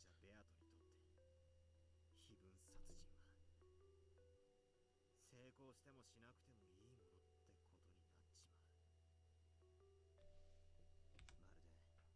まるでその過程そのものを楽しんでいるかのようにさえ思える。以前の俺なら無意味な殺人を繰り返す非道な魔女だと決めつけ、こいつを罵っただろうさ。だ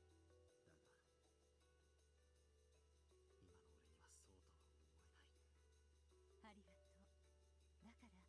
だから赤をもう一つ与えましょう。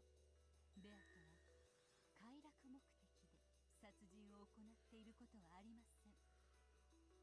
She didn't do it for pleasure, and she didn't do it to make anyone feel fear.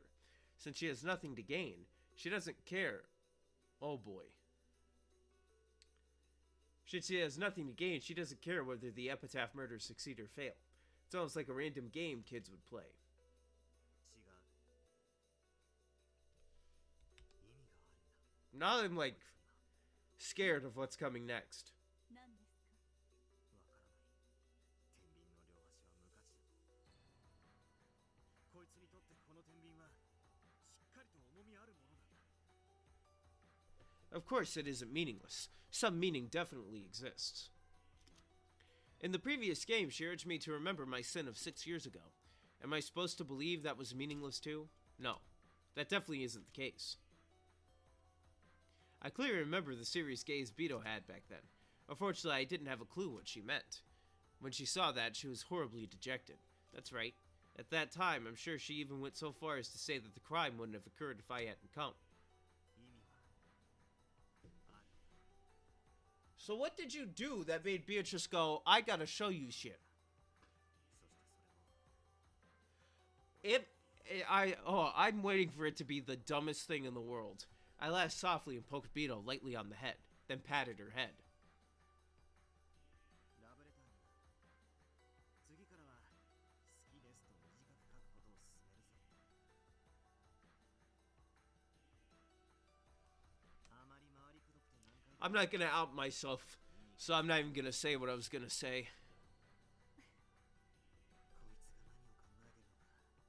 いつが何を考えてるのか相変わらずさっぱりさ。だが俺は考えることをやめないぜ。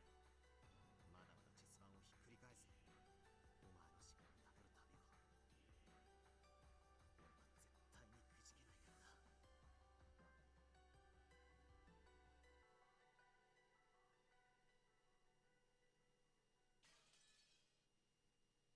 I don't feel like doing a Stone Cold impression anymore.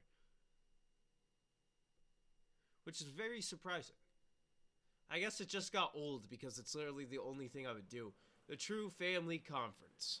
Even though it already happened like 5 times. Now, I gotta always do what I always gotta do. And that's, even though technically nobody's dead, I just confirm that we're all good. Nothing changed. Just because, nice habit. And I gotta check the tips in the Grimmy. And the Grimmy's perfectly fine, no tips. Bowler did nothing but gaze blankly out the window. I can do that too, but it's completely dark outside and I honestly can't see anything. So I guess I have to continue playing this game. The fighting between the relatives went on without end.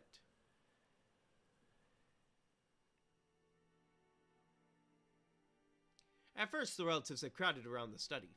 However, no matter how much they knocked, the master of the study did not answer even once. Ava and several others said they should open the door with the second key, the one Genji held.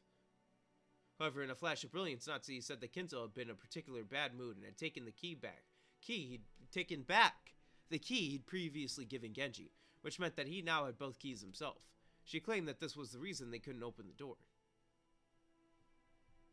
After she promised to let them meet Kinzo tomorrow morning no matter what, they finally returned to the dining hall. But of course, the argument continued on even there. Ava's group needed a lot of cash very soon, and they were trying to threaten Kraus somehow and make him pay up. Apparently, Badler solving the Epitaph threatened Kraus's position as his successor, which gave the others a powerful tailwind. On the other side, Kraus and Natsuhi based their argument on the claim that it had never been specified that ownership of the gold would be handed over to the person who solved the Epitaph. It hadn't been hidden gold, but simply Kinzo's stockpile, and it was still Kinzo's property, which meant it would naturally be distributed after Kinzo's death with the rest of the inheritance.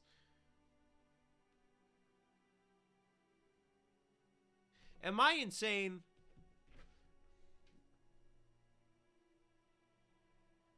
Did they not get a letter that said that in this episode? Once they made that claim, Ava's group once again started demanding to be allowed to see Kinzo. It had probably been obvious to them from the beginning. This sibling fight could only be settled by Kinzo. This was obviously a confrontation between Ava's group, which wanted cash fast, and Kraus, who was hiding his lack of funds but still didn't need money right away. But I'm pretty sure it also doesn't say it in the Epitaph, and they can just refute the letter. As he listened vaguely to this exchange, Badler marveled at how, despite their usual affluent airs, they were surprisingly deep in debt. それもさっき聞いた話ではないかね。もういい。休止しよう。お互い一度した話を延々と繰り返しているだけだ。According to the clock, it was almost 24. It certainly was a perfect time for a break. The atmosphere relaxed just a bit. 同感や。お互い一服するのも悪くないで。ほな以後は議事を取りながらにせんか。言った言わないはもうごめんや。まったくだわ。下の根も乾かないうちにそんなことは言ってないなんて。平気で言い出す兄さんとの会議に議事録は必須だものね。文字じゃ書くのも手間だし、インチキだっていくらでもできるの。そうだね。兄貴、こいつは動くのか。オーディオセットかね。なるほど。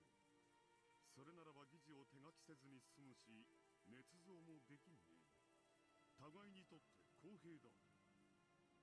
勝手にいじらないように。当主様の大切な音楽テープですよ。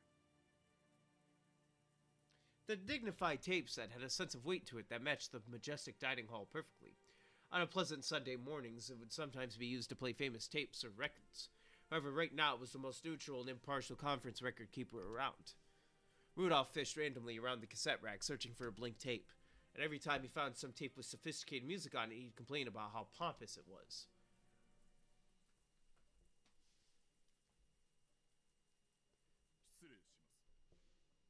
Pardon me, I just so happen to sell blank tapes on the side. So what one do you want? One that's this, one that we can record 20 minutes, one that record an hour. We got one that can record for 5 days. That's got to be like $300. Cash. 休憩することになったの。申し訳ないんだけど、何か飲み物を用意してもらえないかしら。ビスケットみたいなものがあってもいいかもね。かしこまりました。すぐにご用意いたします。あと、ごめんなさい。風邪薬あるかしら。さっきから熱っぽくて。なら無理は良くないな。休みたまえ。ローザがいいと思うなら好きに休めば。 Rosa, don't. 私ならこの大事な会議中に風 You're 邪 gonna get them all killed. そうかね。私は遠慮なく休ませてもらうよ。夏日、私たちも少し休まないかね。はい、あなた。Sensing that he meant to have a strategy meeting, Natsuhi stood up. Even if that hadn't been the case, she was so desperate to get out of the room even for a moment that she'd have taken any excuse. Cross and Natsuhi left the dining hall, and the tension in the room truly relaxed. So let's say we stab him, like 5 minutes. Deal? バトラ君もお疲れ様。最悪の気分でしょ。大人の階段だと思って諦めて。俺はいつまでここでボサーっとしてりゃいいんすかね。さあ、バトラ君は私たちのおみこしだからね。眠い？古典の授業程度には。今夜はどうせお父さんは現れないでしょう。クラウス兄さんたちが戻ってきたら、バトラ君はもう戻っていいかと提案してみるわ。よろしく頼むぜ。A light knock and the faint sound of china clicking together could be heard. I thought you would be somewhere else. Hey, it's the boy Cannon! Shannon and Cannon had come by with the serving cart. The pleasant smell of black tea had the effect of relieving a bit of tension. Can't wait till he doesn't make it to the final fucking people, because he never does. Every time, man. He can't just live once. 何のお話でしょうか。僕たちは何も。よしなさい、ルドルフ。教える必要は何もないわ。僕たちは家具ですから、親族会議のお話には関心ありません。そうね。それが賢い返事だわ。深夜勤なの？大変ね。そういうお役目ですので、ご用命いただけて嬉しいです。そうかもしれんな。することもなくぼんやり起きてる方がしんどいもんや。わしも下積み時代に倉庫番とかやったことあるんやけどな。ただ起きてるだけでもこれがとにかく辛いんや。戦争直後はな、物資泥棒とかゾロゾロおってな、警察も頼れん時代でとにかく物騒でな。Hideyoshi was particularly proud of how he'd started with nothing and built up assets by illegally diverting goods from the American army. Once the subject came up, Hideyoshi tended to get pretty talkative. Oh yeah, remember that time I committed actual felonies and took assets away from the American army? Yeah, I'm wanted in all the states now, so if I ever visit America, they're gonna gun me down and try me for treason. It's gonna be fantastic. The relatives who knew this were greatly relieved to see that a perfect sacrifice had come up. バレたら一大事や。アメさんは怖いで。牛肉食っとるからパワーも桁違いや。捕まったら最後銃殺刑かデスバイハンギングや。わかるか？ I don't think you need to say that in English. わしは思うたんや。肉や、肉や。日本人はもっと肉を食わなあかん。そしてわしは胃袋をつかむ商売を始めなあかんという典型を受けたんや。それは大変なお仕事ですね。よしなさいよあなた。戦後生まれにいくら話しても当時の苦労なんか伝わらないわよ。またわしの悪い癖が出てしもうたな。すまんすまん。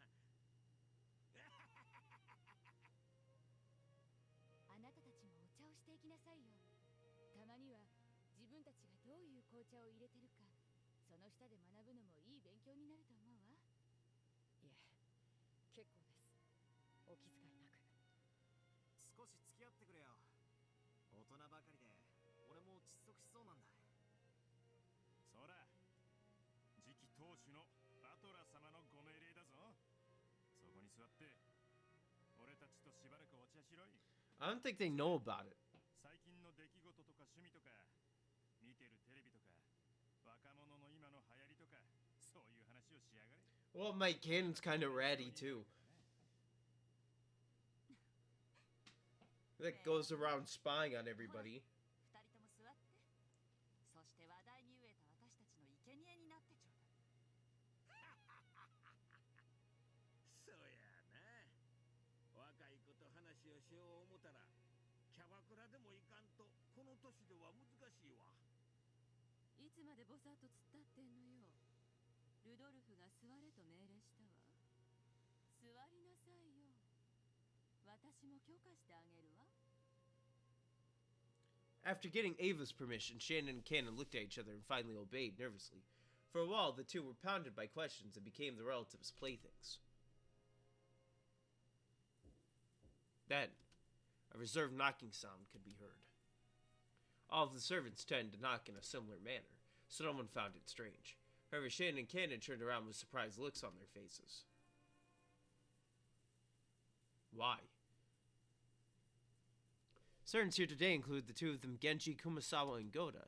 Goda had the midnight shift at the guest house. Kumasawa had gone to bed in a spare room in the guest house. The two of them were right here, so Genji was the only person left. But they knew very well that Genji wouldn't knock like that. Yo, boy, what? No, shut up. Rudolph didn't recognize the knock either. When he asked who is it, it became apparent that no one knew whose knock it was. After that, the same knock-knock repeated just once more. Where's Natsuhi? It's her child! Could it be that someone had their hands full and was asking that the door be opened for them? As a slightly odd feeling began to encompass the room, the sound of the large clock in the hall could be heard. Oh no, it's the time when both day ends and day begins. It's Beatrice time. It was a sign that October 4th had ended and October 5th had begun.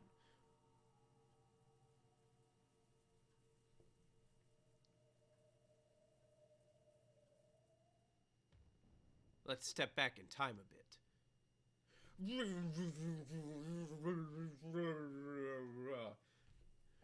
That's when the hours, when the day ends and the day begins. It's Beatrice time. At this time, Kraus and Natsuhi were a ways off in a deserted corridor on the second floor. それしか手はないのかね。はい。明日一日、同じ手はもはや通用しないでしょう。これ以上を渋れば、エヴァさんたちはお父様を監禁しているなどと主張して警察に訴える可能性さえあります。もうこれが限界です。バトラ君が黄金を発見するのが全く想定外でした。あれさえなければなんとかうまくやりくりできる筋書きを考えていたのですが。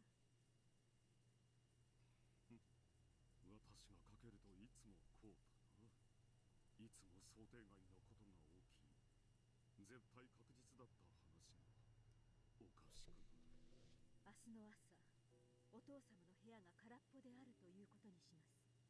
源氏と口裏を合わせ、早朝に森へ出かけていくのを見たと言わせましょう。その失踪をエヴァたちが素直に受け入れるとは思えん。百も承知です。しかし、もうそれしか手がありません。そのようなことをすれば、エヴァたちは疑わしいと。So let's start killing people. エヴァたちは金をせしめるためなら、なりふりなど構わない。それこそおかしな雑誌とつるんで、私の信用にダメージを与えてくるかもしれない。ダメージで済むではありませんか。万一にもお父様の秘密を知られたら、それどころでは済みません。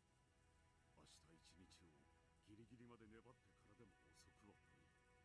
もしも明日を無事に乗り切ることができれば、私たちは何も失うものはないのだ。焦って失踪という切り札を切る必要はない。彼らがお父様を監禁していると騒ぎ立て、そこに失踪していたと返すのですか。その方がはるかに疑いを招きます。もうお父様にお休みいただきましょう。これ以上は無理です。落ち着きたまえ。エヴァたちの毒気を浴びすぎて冷静を失っただけだ。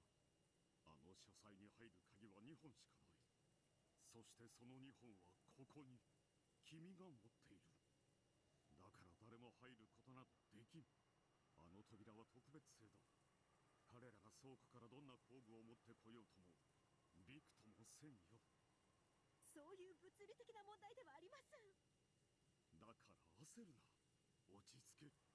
なんなら君は熱を出したことにして寝込んでいてくれればいい。その間に私が全て乗り切ってみせる。あなただけに任せられません。私も最後まで戦います。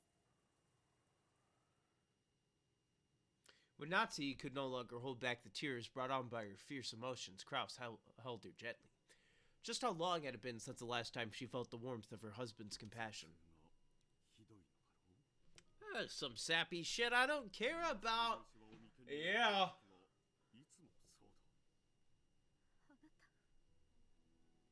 She'd come to think that her husband could never guess the way she felt. But at times like this...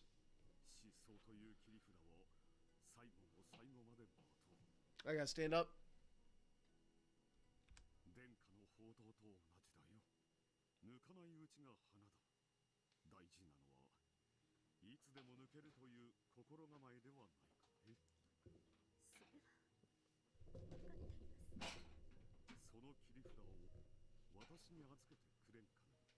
I've moved my seat higher. I am now taller. 君とジェシカは巻き込まん。それはどういう意味ですか。Because I can be. 後ろ宮家が滅ぶとき、その瓦礫に潰されるのは私だけで。It feels weird. 台風が過ぎたら離婚届を準備し、それに捺印し、君に預けておく。内緒で君の名義にしてある財産もある。さらにそれに慰とジェシカは不自由なく暮らせるはずだ。嫌です。私の墓碑に刻むべき名は後宮夏日です。どうか最後の瞬間までご一緒に。たとえあなたが後宮家最後の当主であろうとも、夏日を最後までどうか当主夫人であなたの妻でいさせてください。Cross's existence was founded solely upon the trust and power of his assets as a financial fixer. If either of those weakened, nothing would remain. If they used the trump card of Kinzo's disappearance, they would lose one of those two essential supports. It was like offering your right arm in exchange for your neck being cut. I'm moving my seat back down. It feels weird to be up that high. It's probably better than losing your head, but you still might die from the blood loss. And even on the off chance that you did survive, you'd have to bear a heavy wound that wouldn't heal for the rest of your life. Cross was prepared even for death. Understanding this, Natsuhi buried her face in Cross's chest and cried.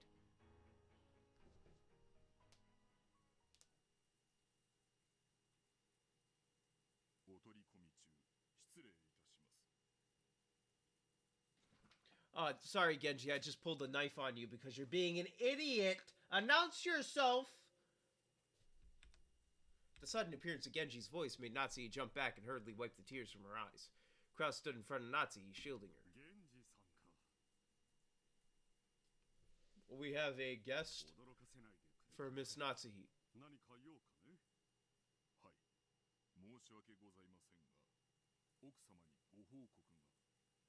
私にですか。あなた。構わんよ。 Kraus left Natsuhi's side, went to a window a short ways off, and gazed at the windy and rainy rose garden. Natsuhi went with Genji to a place a short distance away.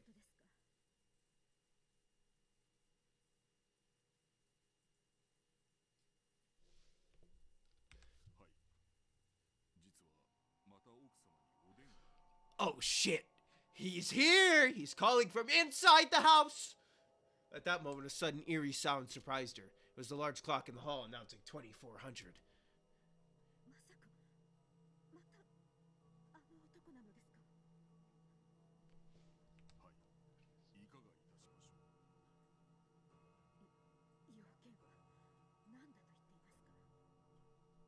Hello, mother.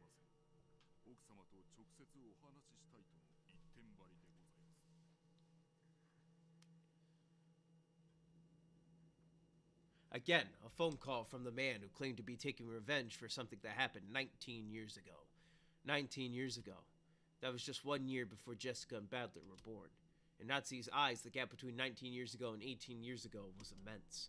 For a long time, she had been unable to fulfill her role of creating a successor for the Ushiromiya family and had been treated very coldly. But then she finally gave birth to Jessica, and became able to call herself the Ushiromiya successor's wife with her head held high. So in her eyes, Ushiromiya Natsuhi began 18 years ago. That's why everything before that, including the events of 19 years ago, contained nothing but hateful memories. And something from the last year of that hateful period is whispering vengeful words from the end of the phone. I could still hear the roar of the sea.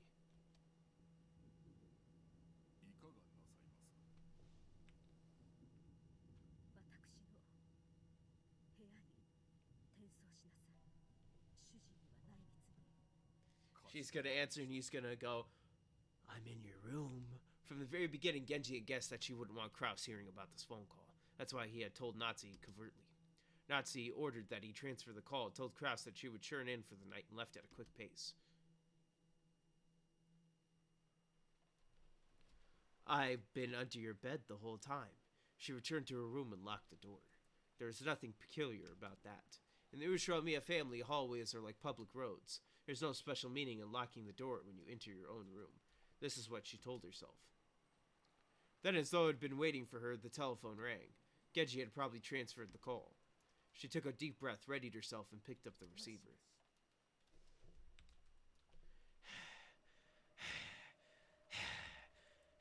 Again, it started with silence. She realized that the person at the other end was trying to irritate her and make her feel uncomfortable, and she got angry. Speak! Damn you!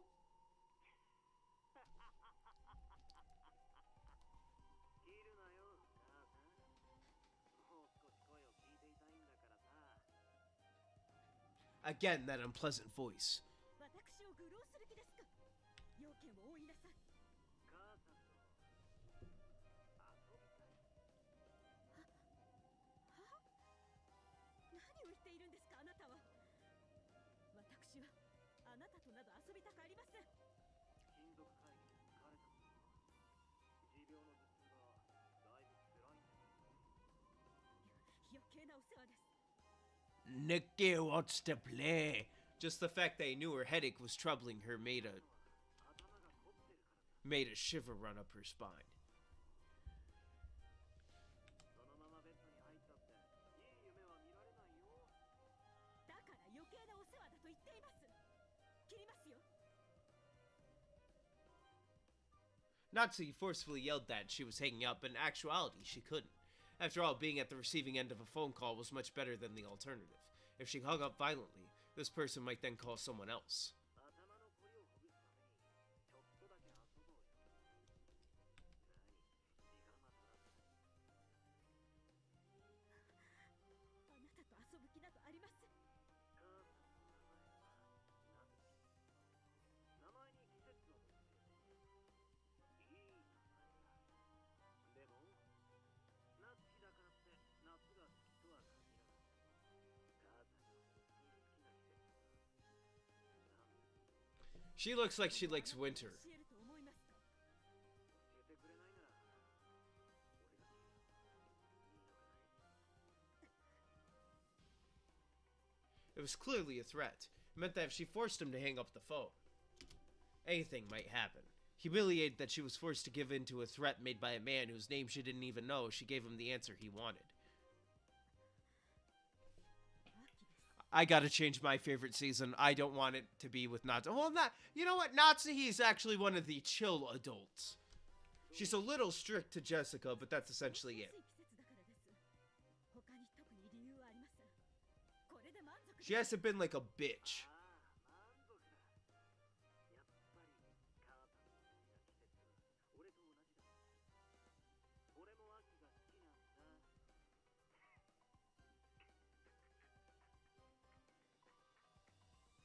嘘つき。出まかせを言うんじゃありません。 Surely this man would have done the same thing no matter which season I said I liked. What is he after? What's so fun about making me uncomfortable like this? 出まかせなんかじゃない。俺は母さんが秋が好きだって確信してたんだぞ。証拠を見せる。証拠。 I'm hearing shit. 母さんの部屋に時計はある。時計。ええ、ありますが、それが何か。 In Natsuhi's room, there's a beautiful antique clock with an intricate design. Krause had bought it for her as a birthday present long ago. 0時7分ですね。もう眠いので、茶番を早く終わらせなさい。その時計持ち上げてみて。どうしてです？俺の言うことにお前はバカか。 Well, how about you tell me why then? That tone of the man's voice suddenly went low, turning into a threat. It made his displeasure clear. At first, this man seemed to have a calm way of speaking, but on the inside, that wasn't the case at all. If she enraged this man even a little more, he would surely show his true nature right away. Yes. What do you know?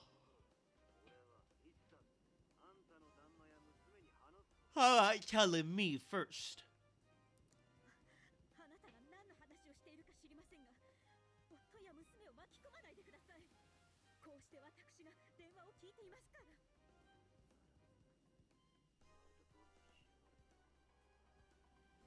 Once again, the man threatened her in a low voice as though warning her not to interrupt again.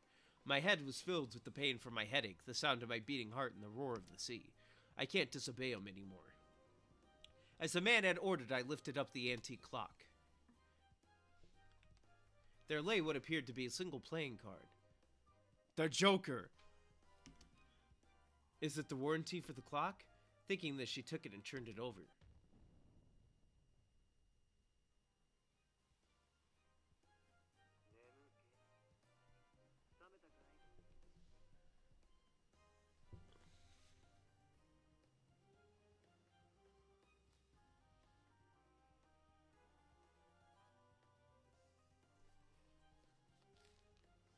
I'm keeping a headphone out of my ear. I keep on hearing shit.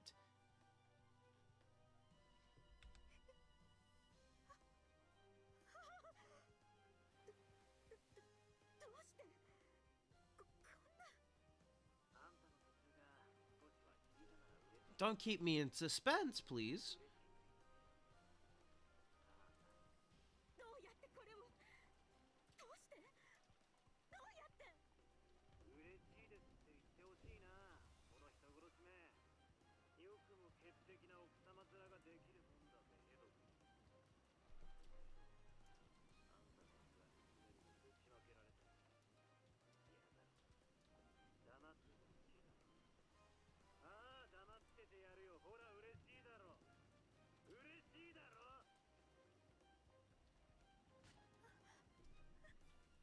嬉しいです嬉しいです。やめて。夫と娘に構わないで。何が要求ですか？お金ですか？いくらですか？金なんか欲しくないよ。俺のキッズ、金をいくらでも安くなる。だ、薬になる。そうだ。それは軟膏みたいな。ねっとり、ドローな、糸みたいな。これは、俺の縁。 What? 人を盗む力だ。耐えられな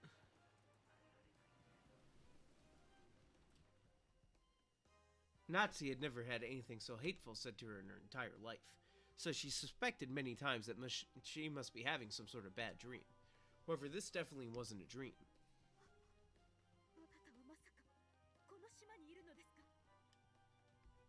ああ、約束しただろう。親族会議には出る。 He's here! この台風では来られるわけもありません。台風になる前から来てれば問題はない。それに、台風の最中であっても。 He even knows about Erica. He's on this fucking island. Her blood froze. Furuto Erica had supposedly been brought here by coincidence. If he knew that name, he would have to be very close by. あなたはどこに？ I'm in your closet, masturbating. Even though I'm technically your son. I'm just a fan of incest. あんたの屋敷は広い。電話だってそこいら中にあるしな。あんただって俺に会いたくないだろう。それとも俺を見つけ出してみんなに紹介してくれるのか。ジェシカにも紹介してくれよ。一つ何ですっての。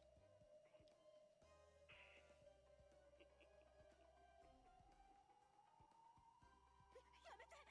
ジェシカに構わないで。怖がらせすぎたかな。今夜はこれで勘弁してやるよ。だが忘れるな。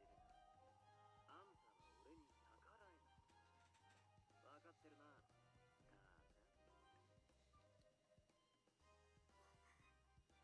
母さん。今夜はこれで電話を切るから、明日の朝まで命令がある。何ですか？あんたは今夜もうその部屋を出てはならないし、どこにも電話をかけてはならない。電話がかかってきても取ることも許さねえぜ。そして今すぐ明かりを消し、布団をかぶって寝ろ。そしていつもの時間に起床する。 I have a plan for you. Get a good night's rest. Try them apples on for size. I want you to sleep well. わかりました。今すぐ寝ます。部屋も出ません。電話も出ません。だから夫と娘には。母さんが俺の命令を守る限り、あんたのみんな守ってやるよ。命令を破る。俺はもうお前のすぐ近くにいる。部屋の明かりが消えるかどうか、そして電話をしているかどうかさえ、俺には手をつ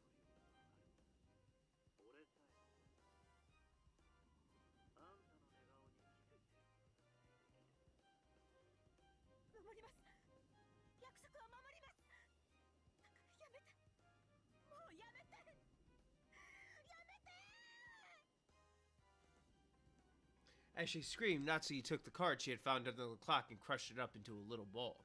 It had a pattern on it like a tarot card. And also, the kanji for autumn. Okay.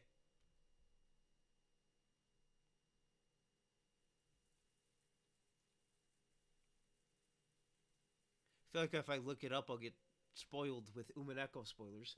Let's step back in time once again. I'm in your closet, masturbating.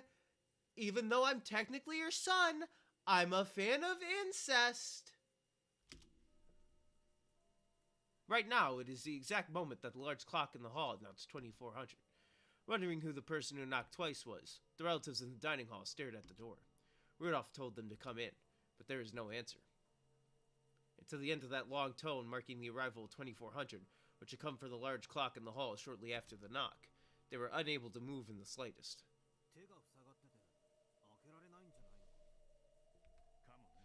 Don't you dare touch that door! They're going to fire bullets into you. Kaden nodded back and slowly opened the door.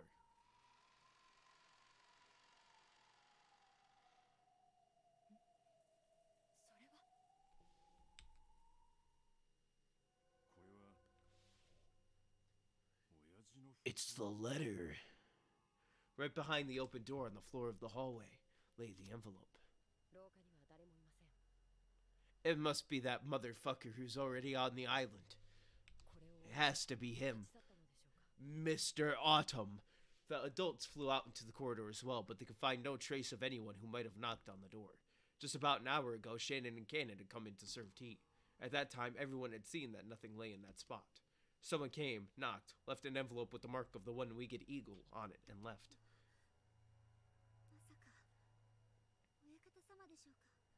Highly unlikely, considering the fact that he's dead, but you don't know that. Or at least they don't know that.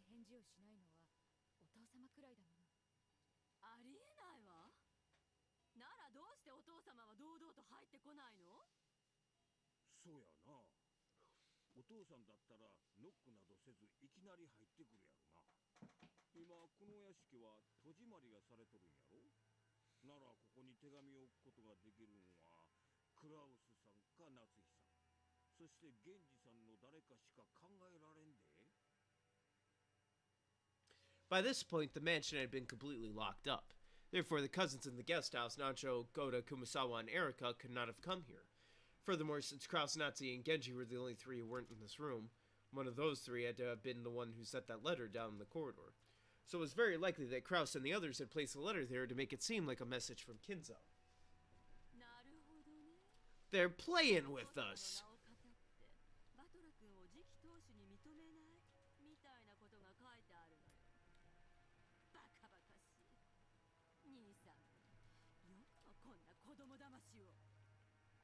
He is a rat. Same with you, Badler. Rat. Ratto.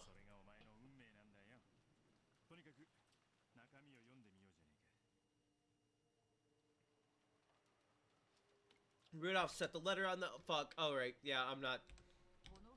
I was not making that in time. I hit A, and I hit A again somehow.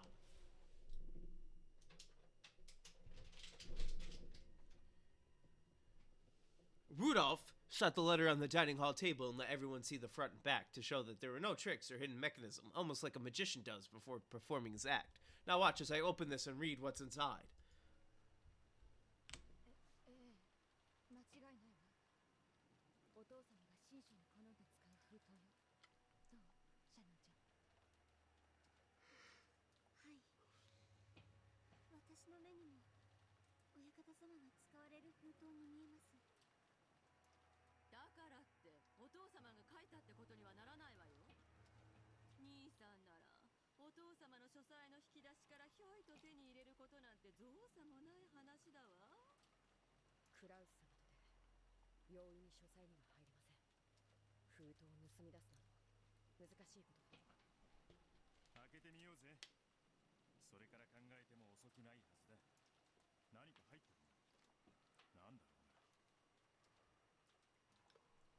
Probably a letter? Rudolph opened the envelope a bit roughly, then a folded letter, and a glittering object fell out. It was a ring. The Ushiromiya head ring.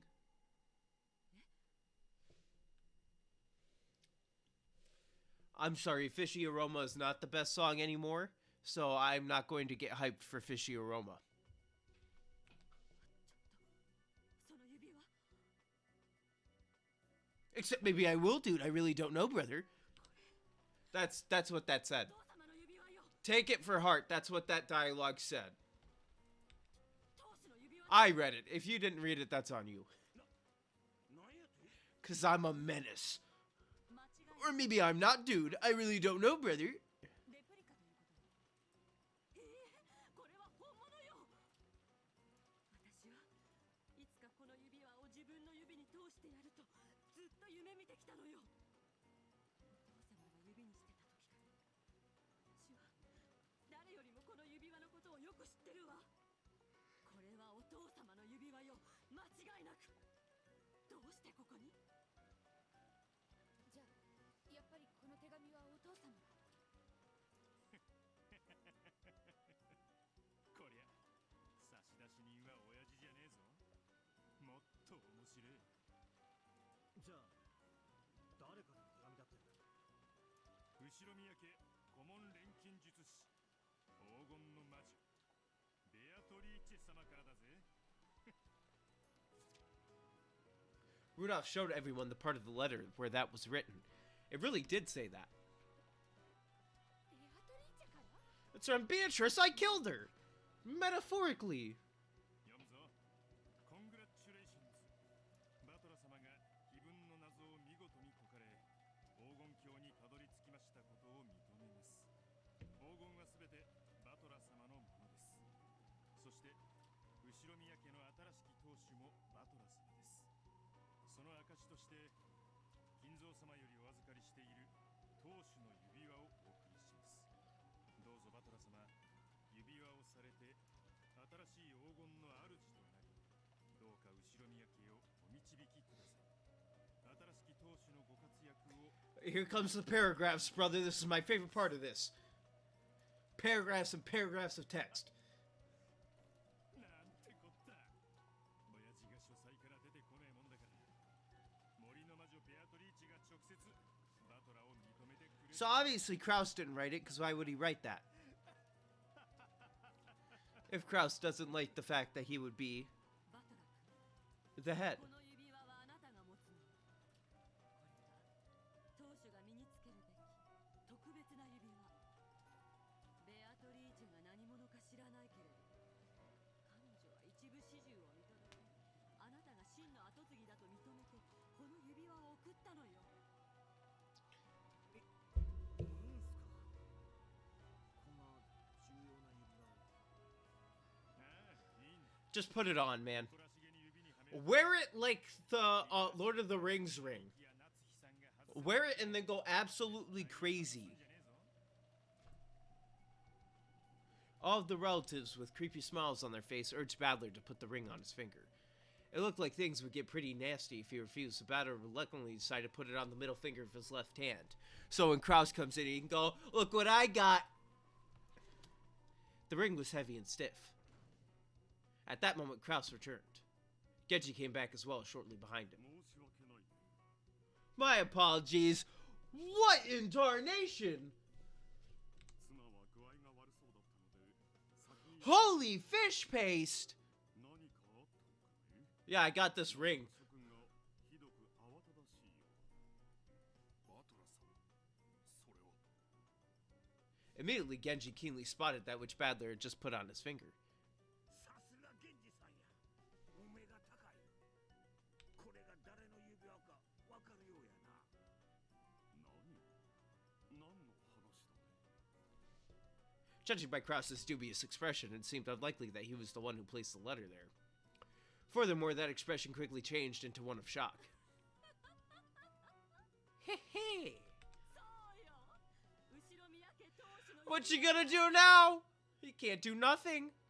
The family conference took up this new topic, and the storm came once again.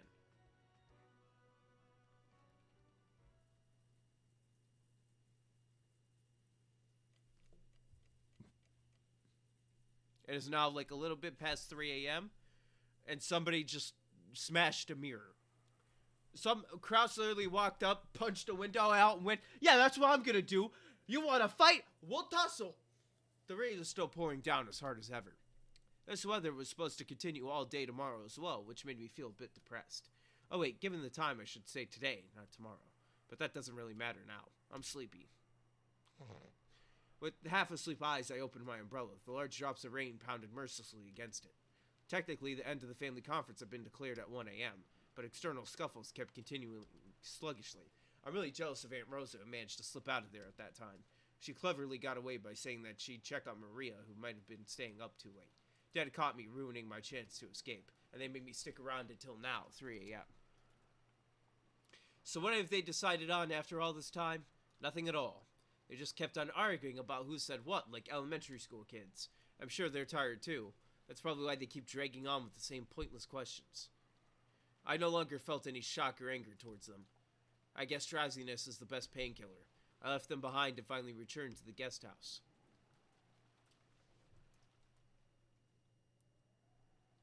I don't think I've ever seen this shot before.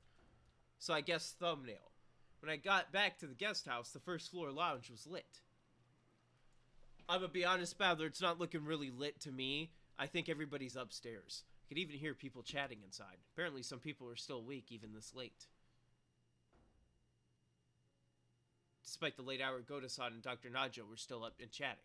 Plates and cups were lined up on the counter, and it looked almost like a bar with Goda-san as the bartender. When they noticed I had returned, they seemed to finally realize how late it was. When Goda-san made to top off Dr. Najo's glass, the latter declined with an exaggerated gesture. That's enough. I'm already fucking wasted on White Claws, brother. I don't need any more.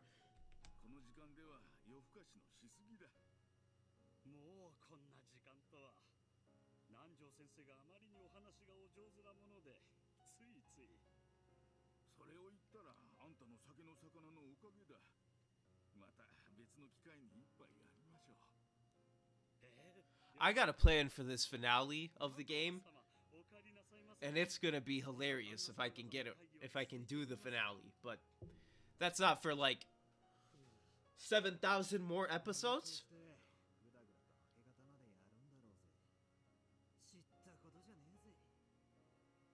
I spoke carelessly with a big yawn.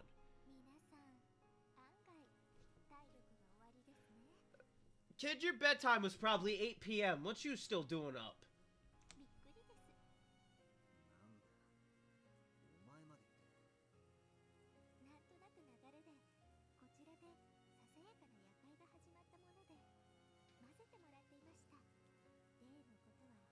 They trust you too much. Erica could be seen on the sofa. She had taken her shoes off and was lounging around as though she owned the place. Aren't you supposed to take your shoes off in Japan anyway? That's just common courtesy.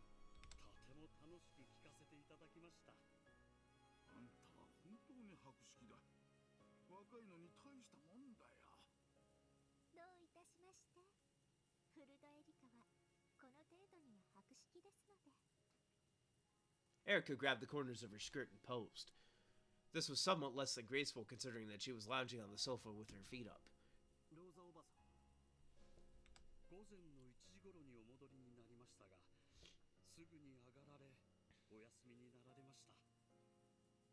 That's probably true. After taking part in that conference for so long, I feel like flopping down in bed right away myself. I've had it. I'm tired enough that I might flop over right here. I didn't want to actually hit my desk, so I fake fell. Next time I'll do it, but I have to move my keyboard because I'm not headbutting my keyboard.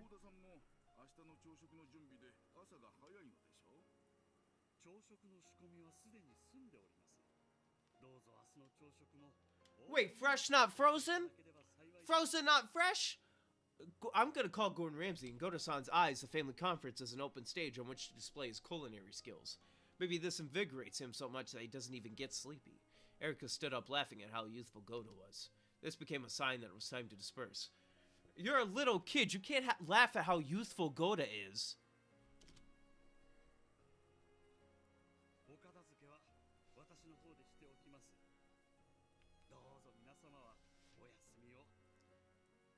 Leaving the cleanup to Goto-san, I went to the bathroom and then climbed the stairs to the second floor. それでは皆さんおやすみなさい。 All right. Another hour has passed. Let's check. No! The Birds!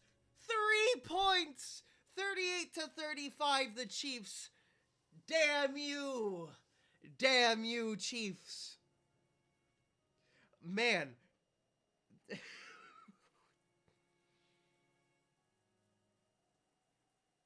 Hey, at least they scored the whole time. At least it was only 3 points. It could have been worse. It could have been fucking worse. You know what? Man, we were so close. I was so close to having the Birds win again. The only reason why I care about the Eagles so much is because they beat Tom Brady Patriots. You don't beat Tom Brady Patriots at the Super Bowl if you're terrible. You don't do that. So from that point on, I was like, well, I gotta root for this team. They beat Brady Patriots at the Super Bowl when Brady Patriots were winning every single one. So I had to, but now it's about Patrick Mahomes and the Chiefs. So they're probably going to be the next bunch of people who win all the time. My hope, my dreams, they're destroyed. I shall now cry.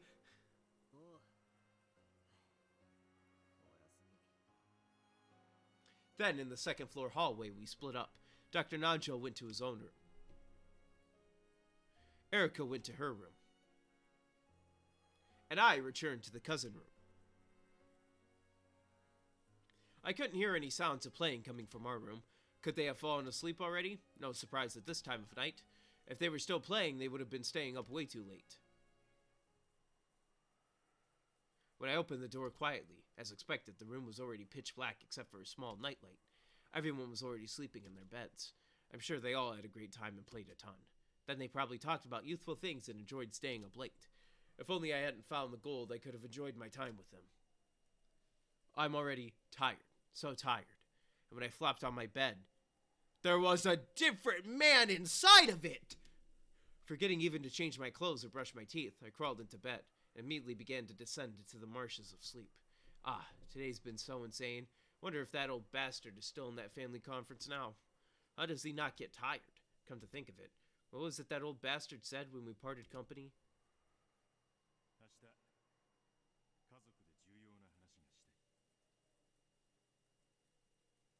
Oh no, that means he's dead.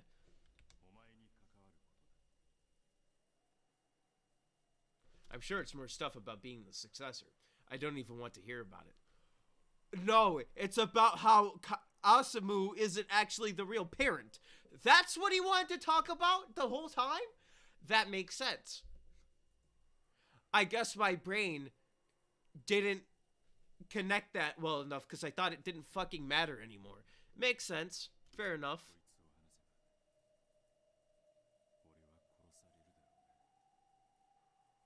Oh shit. I'll kill you whenever you want, you old bastard. And then, what was it he said next? My birth. Give birth! Probably just something about the noble Ushiromiya lineage. Not interested. Just let me sleep.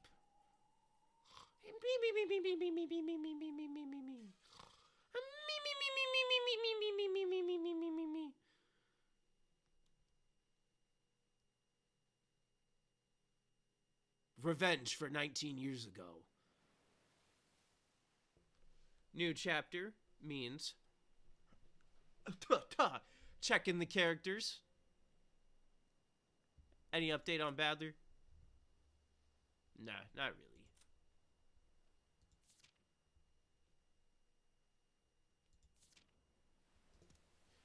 And then we gotta check the tips and also the Grimmy.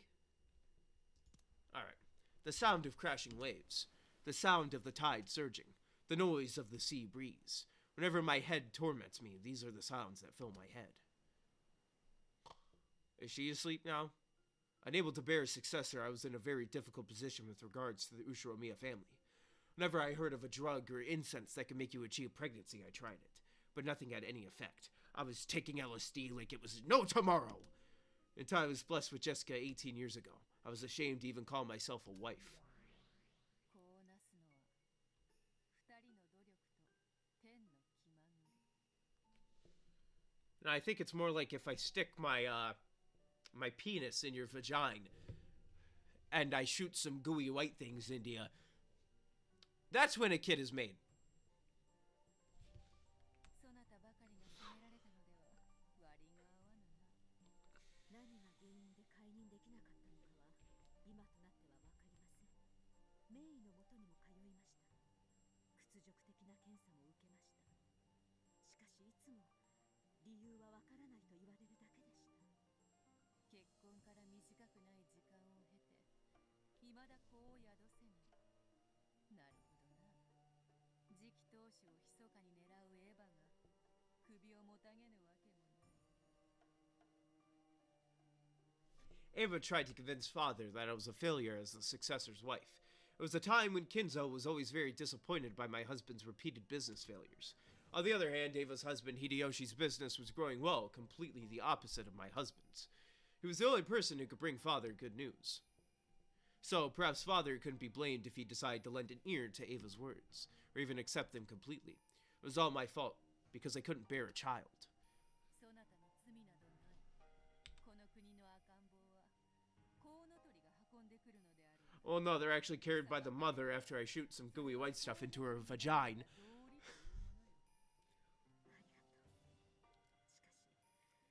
いくら当時はまだご健康とはいえ、すでにご高齢の当主様が早く孫の顔を見たいと思われていたことは想像に難くありません。知るか。孫が欲しくばうなるほど持っている金で好きにすればよかろうに。金で生み出せぬものはないと豪語した金蔵だ。孫が欲しくば自慢の金で何とかすればよいものを。当主様は子を宿せぬ私を見限られ、その通りになされたのです。 The head gave to many charities, thinking it was the duty of anyone in possession of so much money. One among these, an orphanage known as the Fukuin House, Gospel House, had been given especially large donations, possibly because he had old ties with that place. It's been 5 episodes, I've heard that name so many times, and now they put Gospel on top of it? Oh boy. 福音の家か。よくあそこから家具どもがやってきていたな。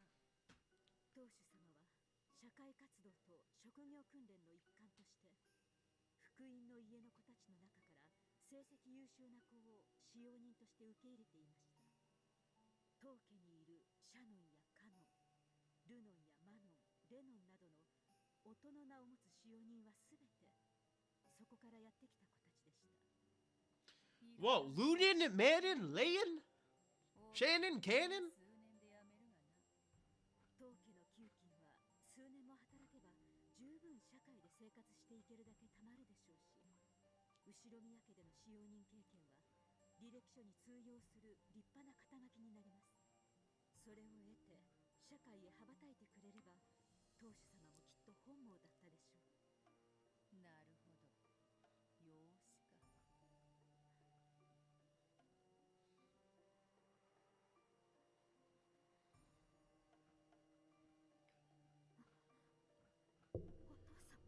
Father, you got any mistresses? 何とおっしゃいましたか。この赤子を我が孫として迎えよ。おお、よしよしよし。よしよしよしよしよしよし。よしよしよし。 Oh shit. Apparently the baby that Kumasawa is trying to soothe didn't like the study air at all. It kept on crying, upset. This is the masturbating closet man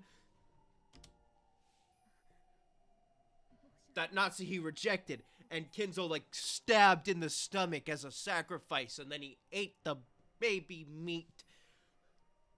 私には何をおっしゃっているのか。この赤子を我 Accept this child as payment. そしてクラウスの後を継ぐ者として育てるのだ。それはつまり私と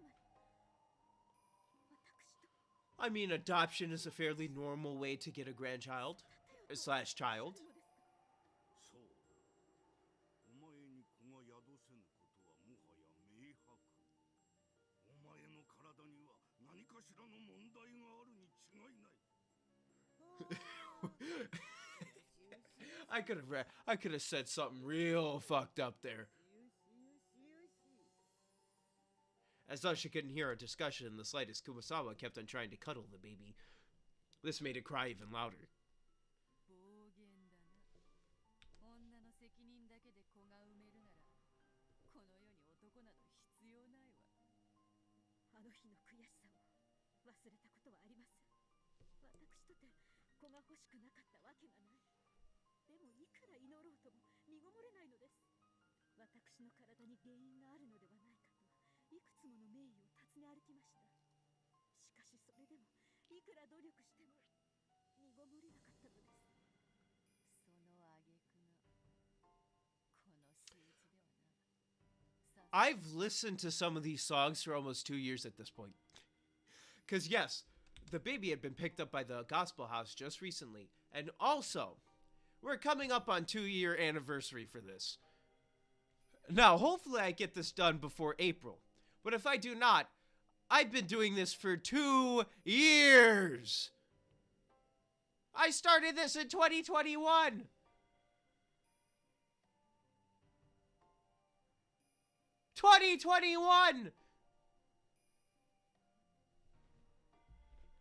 Right? I gotta check my channel.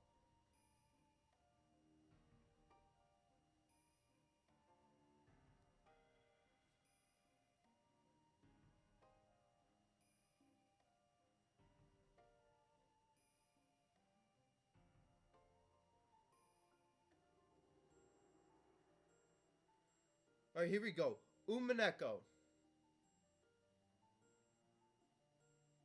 Wait, no, I was wrong. I'm stupid. It wasn't 2021. It was 2022. My bad. I was thinking 2021 as in, when my channel started. I streamed this April 24th, 2022. That's my bad. It's almost been a year. I swear, if it was 2 years, I probably would have stabbed myself by now. Of course, you couldn't help but feel compassion for this child who's played Umineko for almost a year at this point, who was so young and who had already lost its parents' affection. For playing Umineko for 2 years? Not 2 years, 1 year. I'm stuck on the 2 years. However, it brought me nothing but pain and sadness. It would have been another story if I had suffered to bear this child. But why should I be forced to hold this baby, who not only shared none of my blood, but who was not related to my husband in the slightest either? I hate him. Even though he's the best voice actor in this entire thing.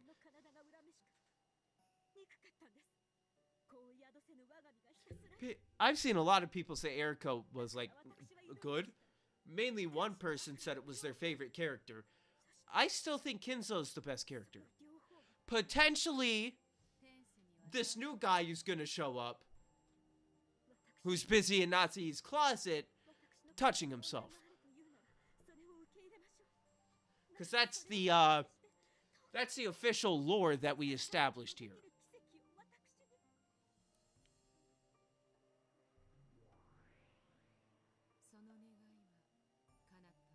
Hello, Gap. I don't know why you're here. You have to just show up.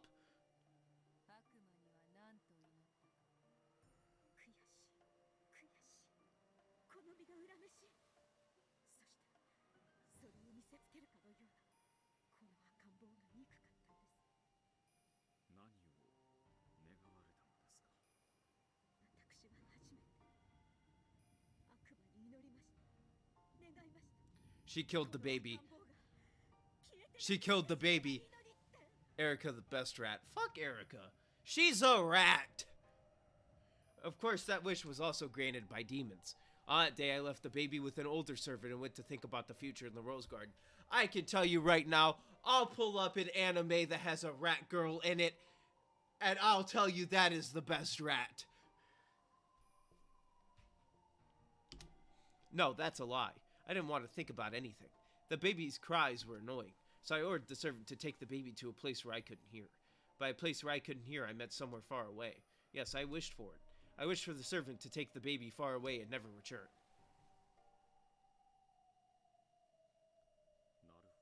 Hey, I buried the baby in the garden. You what? I made sure you couldn't hear its cries anymore. You killed the baby? Well, now that you put it that way...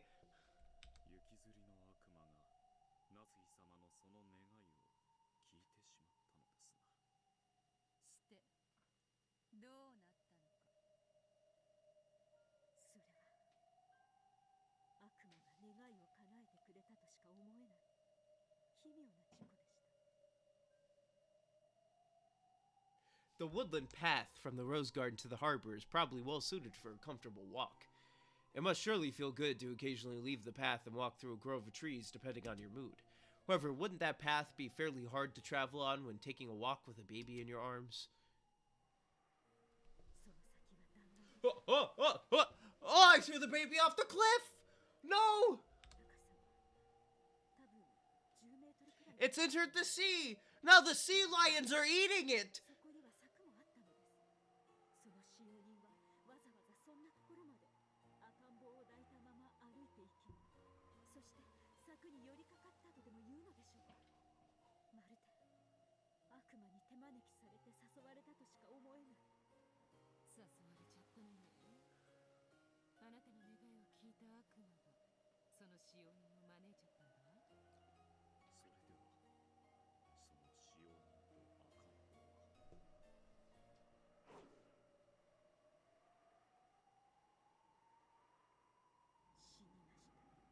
Oh, both of them. Ah, so the guy jumped. They went...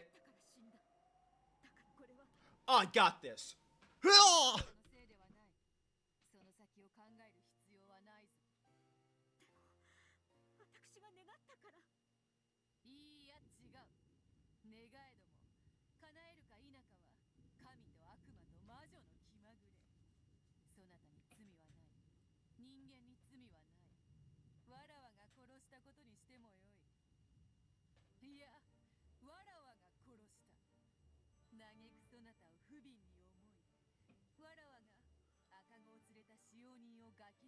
Say it in red, please. 不幸な事故があっただけではありませんか。事故で納得がいかなくば我らの仕業に。そのための悪魔でございます。そうだわ。私たちはそのためにいるのだもの。あなたが殺したわけもない。So if I murder somebody, I can just say the demons were telling me to? That would probably just get me insanity if I made them believe it enough. You know what? That actually does work. Life hack for murder. Don't actually kill anybody. I'm gonna add that in. Don't actually kill anybody. Or maybe you do, brother. I really don't know, dude.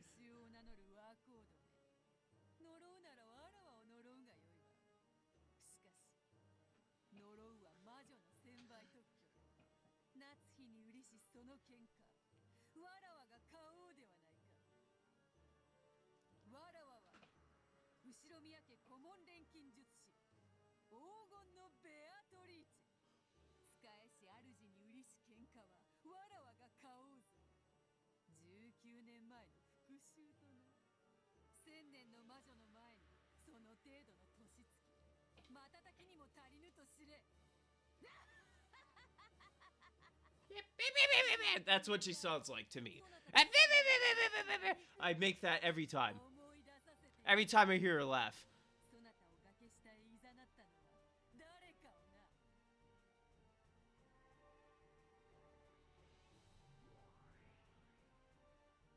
As the middle-aged female servant cuddled the sobbing baby, she walked on a small path through the trees. Natsuhi had told her that the baby was too loud, so she had tried to get as far from the rose garden as she could. She is completely unaware as to why she'd gone out of her way to head in this direction. However, the sobbing baby suddenly stopped crying. Something was reflected in its eyes, but the servant couldn't tell what. However, thinking that the baby had stopped because it had taken an interest in something, she had headed in the direction of the baby's gaze.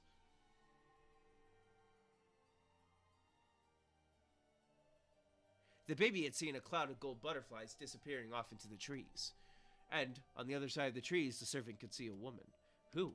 She didn't recognize this person, but it didn't look like anyone who was supposed to be here. The baby stopped crying and stared in that direction. Then, the servant's legs started to automatically carry her that way.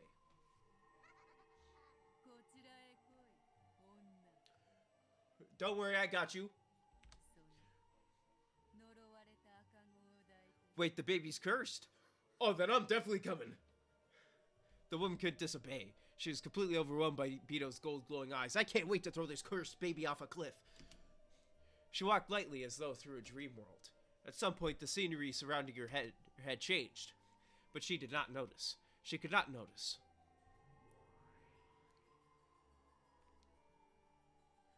Though, this should have been Rakijima. At some point, it had become the garden of a mansion that she had never seen before. It was a garden she had never set eyes on, even grander than the great rose garden of the Ushiromiya family, a garden of gold roses.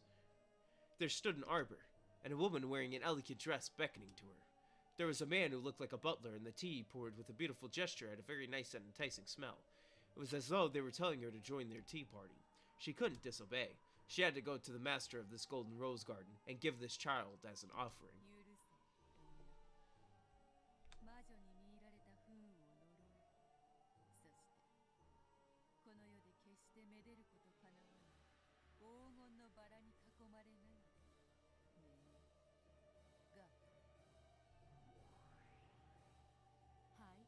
Can you just be there when something's happening instead of just appearing? When Gap snapped her fingers, a pitch-black hole opened at the woman's feet and she was swallowed up along with the baby. The scene of the moment that followed must have burned itself into the eyes of the woman and the baby. The two floated in the air and looked down at the gold rose garden spread out below them. Potential thumbnail. Below their feet was not the earth, but a golden rose garden that stretched as far as the eye could see without any gaps. Well, no, there's actually one down there by that arbor.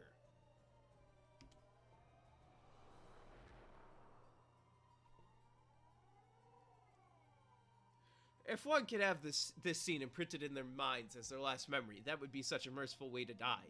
I was gonna smash my head on the table, potentially, again, but I decided, no, I do not actually want a potential concussion tonight. So I don't think I am going to do it.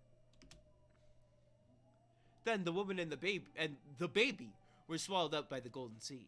The thunk was remarkably plain and remarkably quiet for a sound that stole away 2 lives. However, it made for a perfectly suitable show at a tea party of witches. With the woman and the baby at the center, the rose garden was slowly swallowed up by darkness. The sound of the wind grew stronger bit by bit. Is that TV static?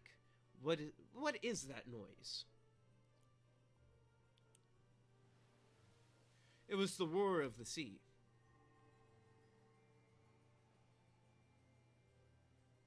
The two who had fallen into the thicket of golden roses from that great height and died were gradually wrapped up in the roar of the sea, wrapped up in the scenery of the beach below the cliff.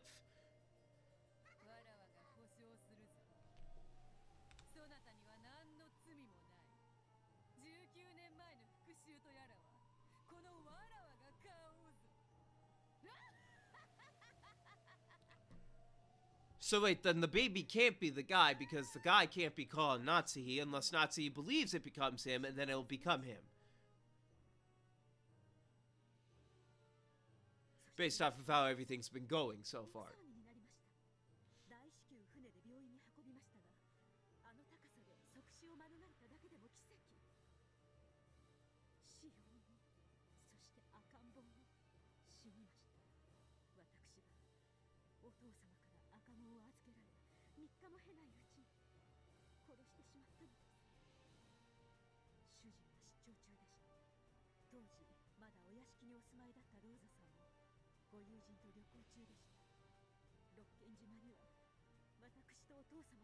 So how did you explain it?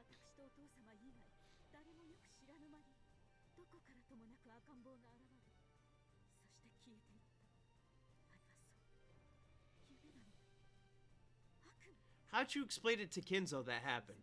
責めるに違いないと思っていました。しかし何か様子がおかしかった。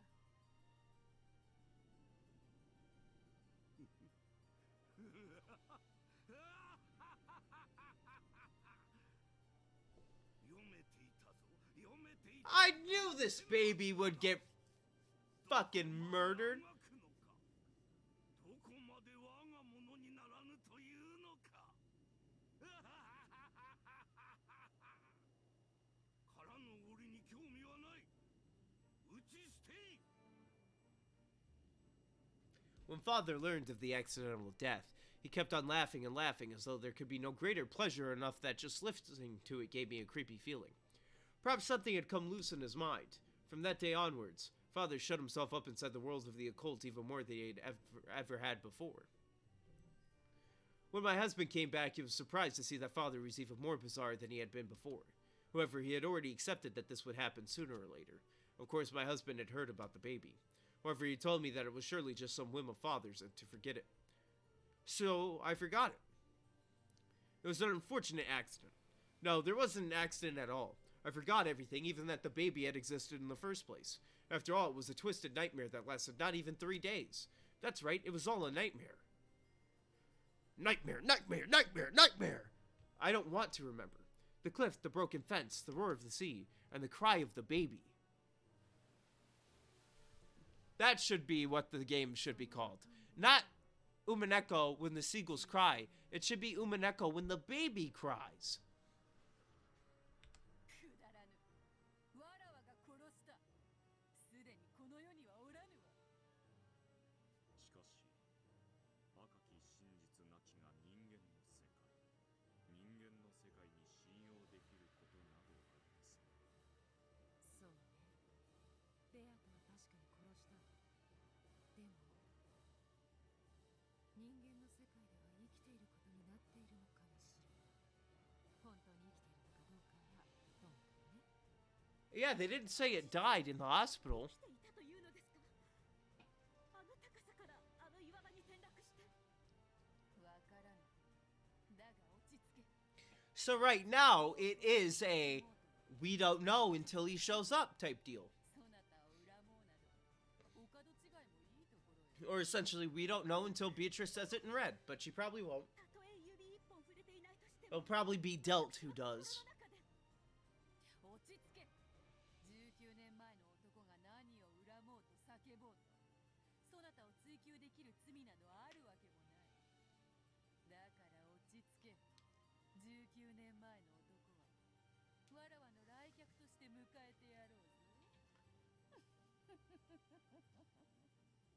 気分の謎を解かれ、お役はごめんかと思っていた矢先だ。わらわの最後の客としてもてなしてやらねばな。白くなってまいりましたな。ゴールドスミス教の秘密を守るのに加え、19人目の来客。 So 20 guests. 19年前の男か。 Wait, 19. No, 19 guests. 金蔵が生きてると主張する私たちにとってエリカは19人目。 Well, okay, fine. 20 then. 目の駒に19年前の We have a number. There's a number between 19 and 20, 相手 including decimals. わらわの茶会の来客が一人では物足りないと思っていたところよ。来るがよい。愚か者どもめ。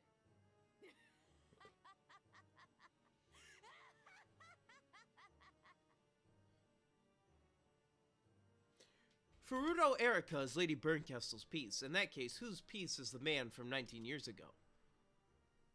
Delt? No. Bad Delt. The voice faintly seeping in from the other end of the line was Natsuhi's. わかりました。今すぐ出ます。部屋も出ました。電話も出ました。だから夫と娘には。 Even this begging scream, which would shake the heart of any listener, could be listened to with a cold ruthlessness through the end of the receiver.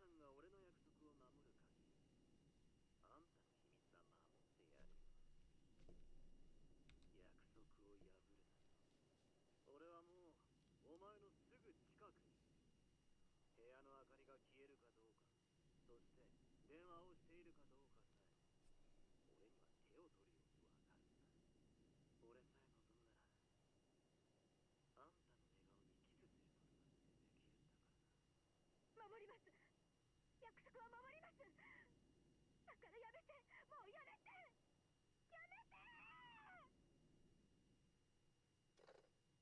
The receiver was slammed down. He knew very well that the way you hang up a phone can leave a nasty aftertaste for the other side.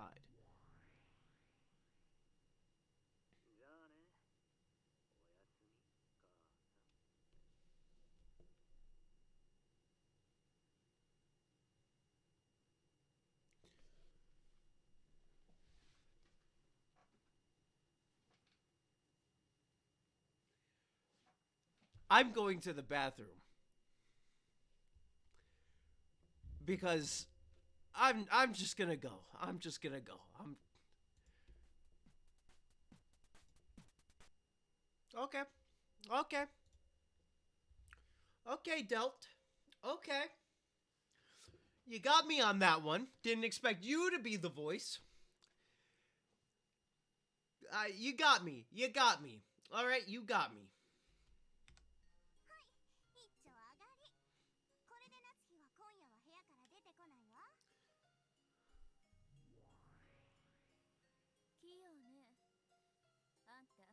声を変えられるの？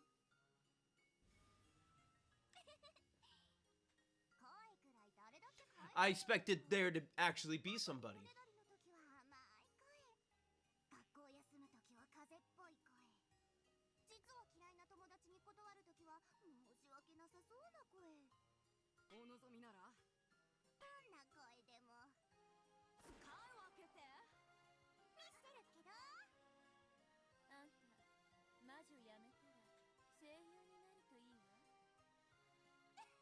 Alright, I'm shooting my shot. You need me to voice act? I got you. I got you.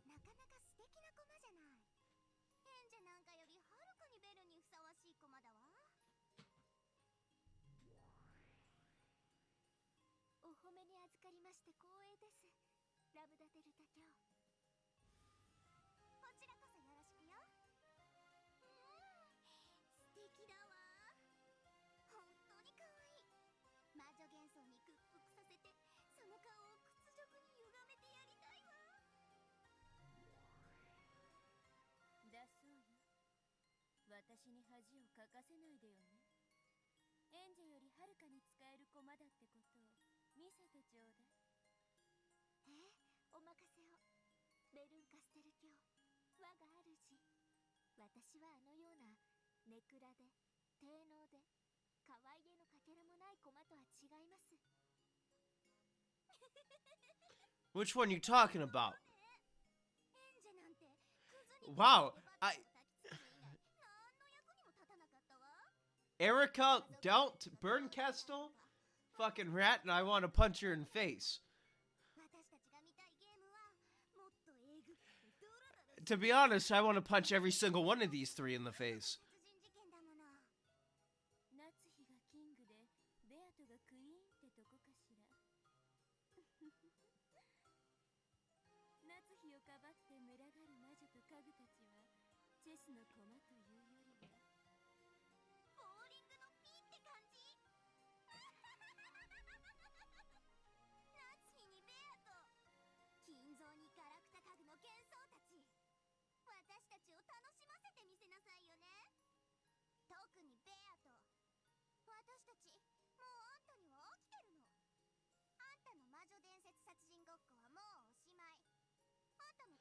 I feel like I spaced out and don't understand anything, but I understand everything.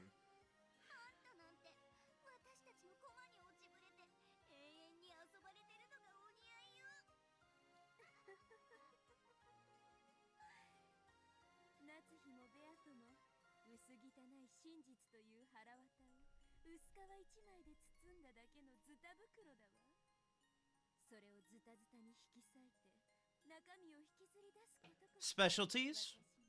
Because we don't talk about specialties. Or maybe we do, brother. I mean, you don't know, dude. Jack.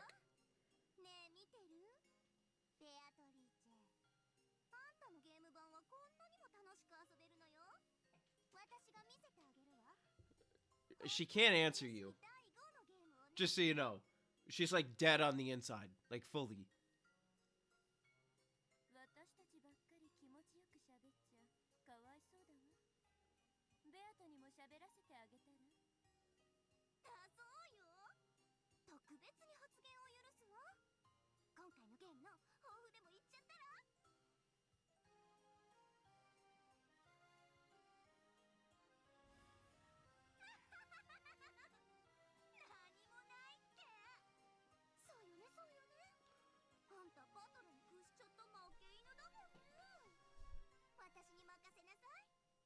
魔女側優勢に一気に流れを変えてあげるから。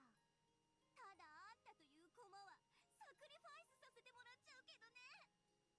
気分も第一の番以前にあっさり解かれ、黄金の番人ベアトリーチェも型なしですね。Man, Erica is so smug. Like, actually. I can understand now. Both of them are.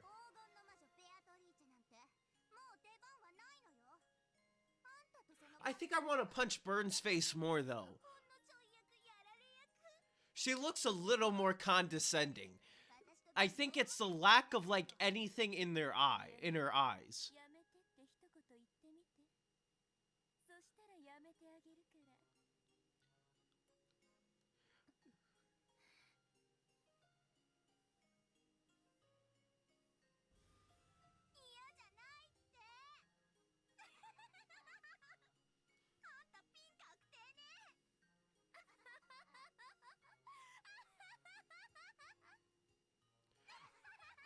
I don't have anything to insult Beatrice with, surprisingly. There's no need for a golden witch anymore. All that's needed is a sacrificial doll so the two witches can enjoy some time playing. Die, disappear. Confess to your filthy past and your crimes. Speak out your sob story of regret and repentance as you throw yourself off a cliff and die. The golden witch will never again have a return.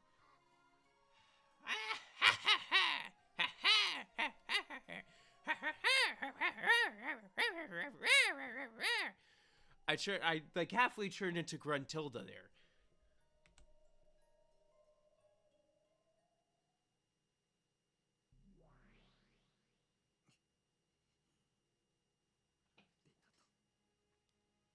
This will probably turn out to be a nasty game. On the surface, it looks very similar to the usual tales. However, there's no respect given to the true main character of this story. This tale was supposed to be the one that the Golden Witch Beatrice invited Usha Emil Badler to see. However, the host had been lost and there are no longer any guests. The one who did the inviting and the one who was invited are no longer around in this horrible tale. Welcome to the 5th game. End of the Golden Witch. Welcome to a party with neither host nor guests, hijacked by wicked witches.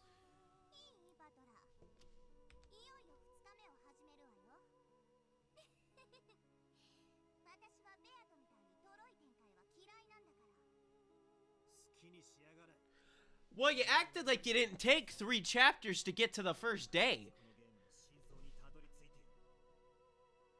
I hate slow story progression, but let me put in like 700 things where Kinzo's already dead.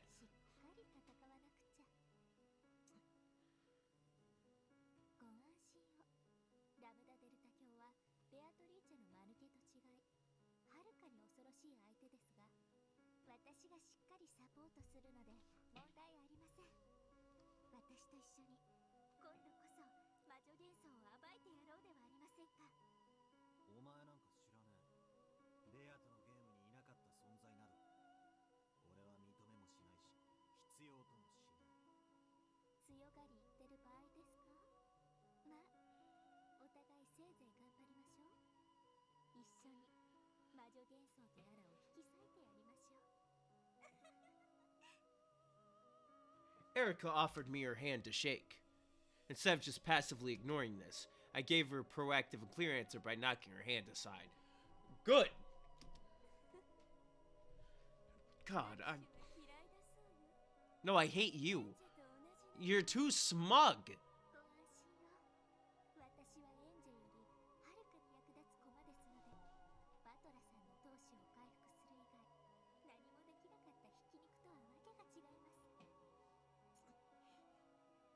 You're gonna talk about the only character that's not trash? I can't even say that seriously. You're gonna talk about the only character that I may have liked even a little bit more than anybody else? Huh.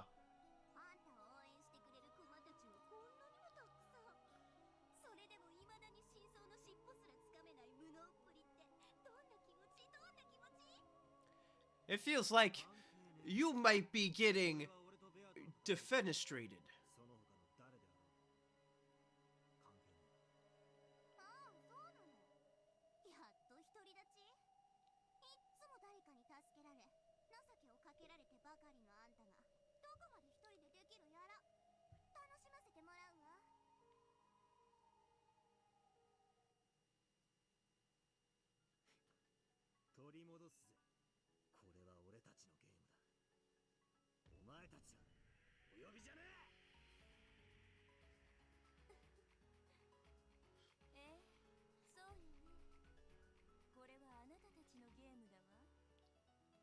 取り戻してごらんなさいよ。手加減だらけだった。ベアとのゲームさえ勝てなかったあんたが。Why are you such an asshole? Aren't you supposed to help me? ラムダのゲームをどこまで戦えるのか。ではお目覚めなさい。後ろ宮バトラー。ようこそ10月5日の朝へ。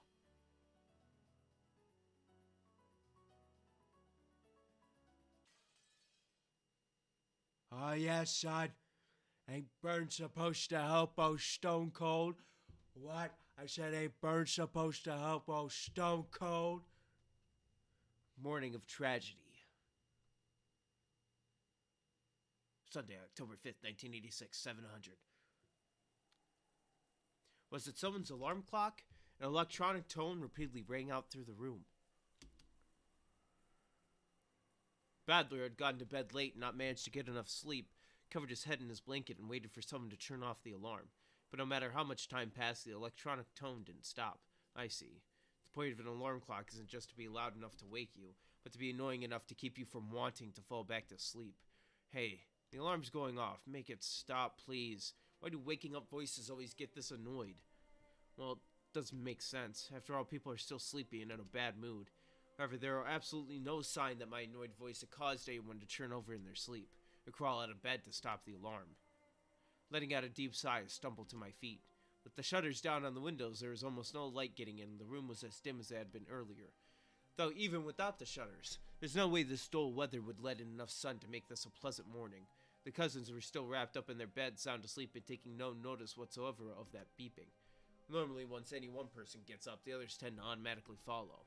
Annoyed that this law of serial summer camp awakenings that I'd made up had been broken, I searched for the source of the sound. I could hear it coming from a wristwatch set on a table. Judging by the style of watch, it was probably George Oniki's. Anyway, when I randomly pushed a small button on the side of it, the sound stopped. Apparently been set for 7 in the morning. Is it already 7? Sorry, but I really don't feel like I slept at all. Playing cards were left on the table as though they had stopped mid-game. The game had probably been 7s.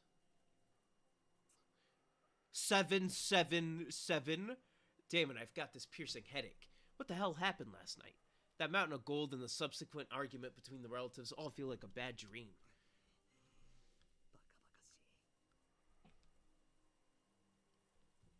Breakfast normally came at 8. Now wasn't a bad time to start getting up and getting dressed. Even those adults probably won't argue in front of the cousins. In that case, I'll stay with my cousins all day long. I'm sure they'll be able to separate me from all this annoying talk about the gold and being the successor and all. In fact, I should have done this from the beginning. I felt disgusting having slept with my clothes on last night, which caused me to get all sweaty. I guess I'll take a shower. I'm sure the others want to as well. At this age, it's embarrassing to wake them by shaking their shoulders. If I turn the TV on, everyone would probably wake up. Well, let's at least turn the lights on for now. In this dim light with the quiet sound of the never-ending wind and rain, it really doesn't feel like morning has come yet. Ah, it's bright! I flipped the light switch, and then the dimly lit morning ended.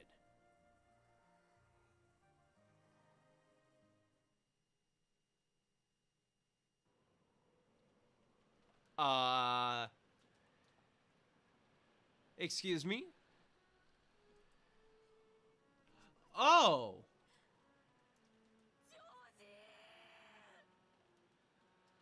Oh! George is dead! I forgot to look at characters.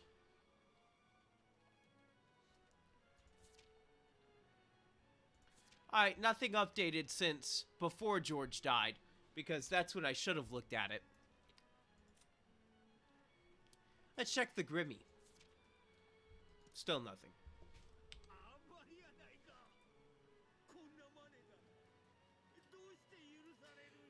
So, were they actually asleep when he came in? As they clung to Aniki's corpse, which would never wake up again, Aunt Ava and Uncle Hideyoshi cried. That's the main question.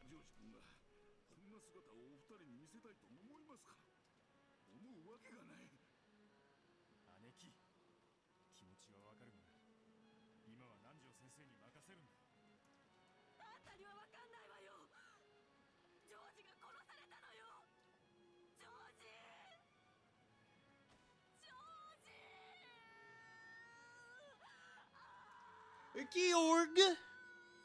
I'm gonna call him Georg. From now on, it's not George, it's Georg. ジョージのこんな無体な姿をいつまでも見ていたらあかん。ジョージのために今は耐えるんや。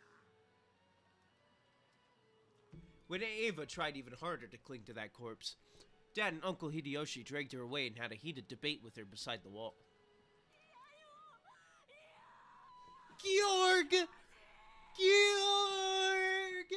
南條先生手当てをして血が足りないなら輸血を私とジョージは同じ血液型ですだからお願い I'm gonna be honest, blood transfusion may not help. This dude looks like that bed is stained.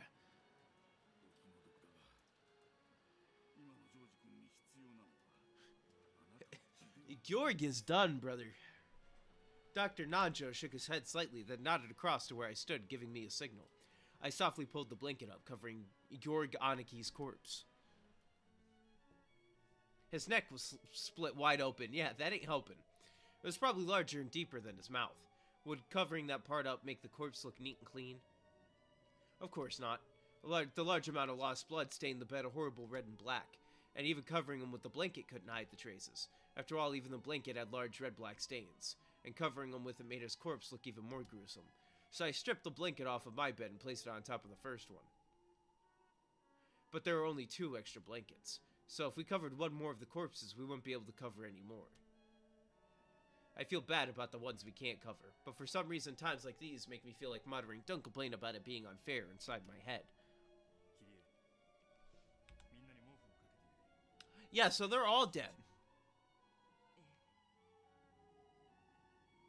Kairi-san and I started covering the other corpses up to their heads with their blankets, just like Georg Anaki's, so that they wouldn't have to undergo any more shame with their terrible wounds exposed like this. In one bed rested Jessica. Jessica was exactly the same as George Anaki. Though she appeared to be resting quietly in the bed, her neck had been sliced deep and the wound lay open in a brutal way. Maria was the same, and not only Maria, there was one more victim. Lying on the same bed as though they'd been sleeping alongside each other was Aunt Rosa. George Anaki, Jessica, Maria, and Aunt Rosa. In this room were 4 humans who had been killed, their necks sliced open. I heard the... That usually means character. Corpse discovered in the cousin's room on the upper floor of the guest house. The direct cause of death is unknown, but her neck was sliced open by a sharp blade. The wound was deep enough that anyone could easily confirm her death with absolute certainty. Corpse discovered in the cousin's room of the upper floor of the guest house. The direct cause of death is unknown, but his neck was sliced open by a sharp blade. The wound was deep enough that anyone could easily confirm his death with absolute certainty.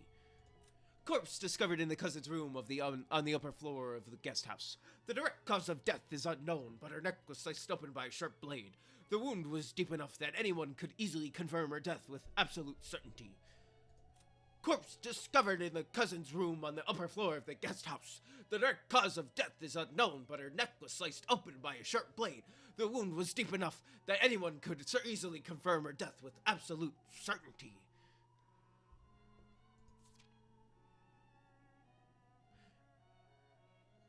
Why do I feel like this is not new? I know that's not new. But I feel like there wasn't the line there. But what? Huh? Alright. They'd probably been like that since last night. I'd returned without noticing anything, gotten in bed and fallen asleep. All of them had a horizontal cut across their throats. I had been forced to see all the way into the depths of those gashes in everyone's throats. At worst, the wounds might have been deep enough to stretch halfway through their necks. If you tried to open it up, you'd probably be able to see that the gash reached all the way to the bone. The only wounds were the single gashes on each neck, so if you just covered their necks with your hand, you might be able to persuade yourself that they were merely sleeping. But even so, this frighteningly deep wound was incredibly gruesome. There's no such thing as clean or dirty ways of killing. All methods of killing are equally brutal. But even so, the brutality here was just horrible. And there is one more thing that adorned these brutal murders, making them even more unsettling. Drawn very large on the wall was something like an eerie magic circle. It was drawn in a bright red paint that looked like blood, and made it look as though some creepy ceremony had taken place in this room, with the 4 of them offered as human sacrifices. However, that wasn't what we were concerned about. No one has a heart so cold that they could witness the deaths of those close to them, and still worry about some scribbles on the wall.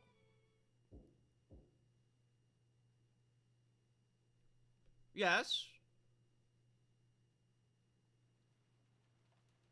おはようございます皆さん。おや、これは立派な魔法陣で。 The girl who bragged that she drew more pleasure from the process of exposing the truth than the truth itself, and who went so far as to call herself an intellectual, appeared in the hall. When she saw the extraordinarily creepy magic circle in this gruesome room, I heard what was unmistakably a sigh of admiration escape her lips.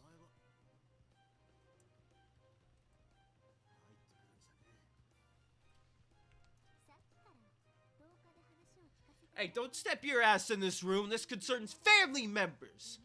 You ain't family. お悔やみを申し上げます。 On Erica's face. No, that's not it. It was in her eyes. In Erica's eyes, I could see an indiscreet smile that was hard to describe. She found this interesting. She found the outbreak of a crime interesting. It was like the smile of a kid off to the side of the stage, just for her turn to appear in a school play. すまねえな、エリカちゃん。取り込み中だ。部屋で待っててくれるかい。そういうわけには参りません。現場検証は探偵の権利ですので。お前に用はないと言ってんだぜ。部外者はおとなしく引っ込んでろ。現場検証を妨害する容疑者が犯人であるミステリーは3級というのが私の持論ですわ。お前の都合など知るか。出ていけ。お前なんかお呼びじゃねえ。エリカちゃん、ほんまにすまんが部屋に戻っててくれんか。今は取り込み中なんや。 How do people like Erica that much?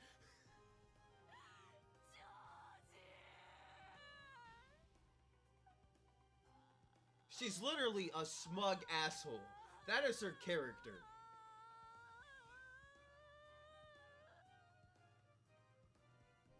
どいてください。現場検証できます。 You can't investigate it at all. Get the fuck out. するし、警察がする。 Leave. 前にみんなの亡骸をさらに恥ずかしめる権利なんかあるわけがねえ。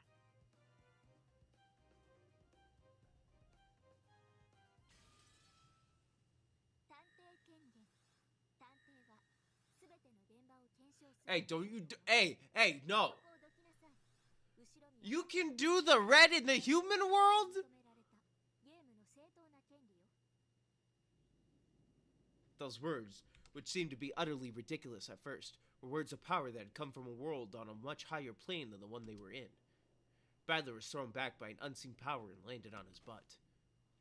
Struck silent by this quiet intensity, nobody was able to prevent Erica from entering the room, suffocated by this bizarre atmosphere.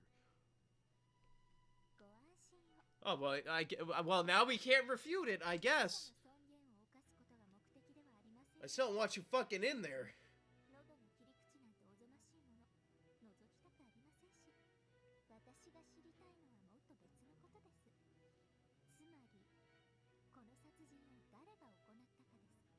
南條先生、それから皆さん、特に第一発見者のバトラさん、いろいろとお尋ねしたいことがありますのでご協力をお願いします。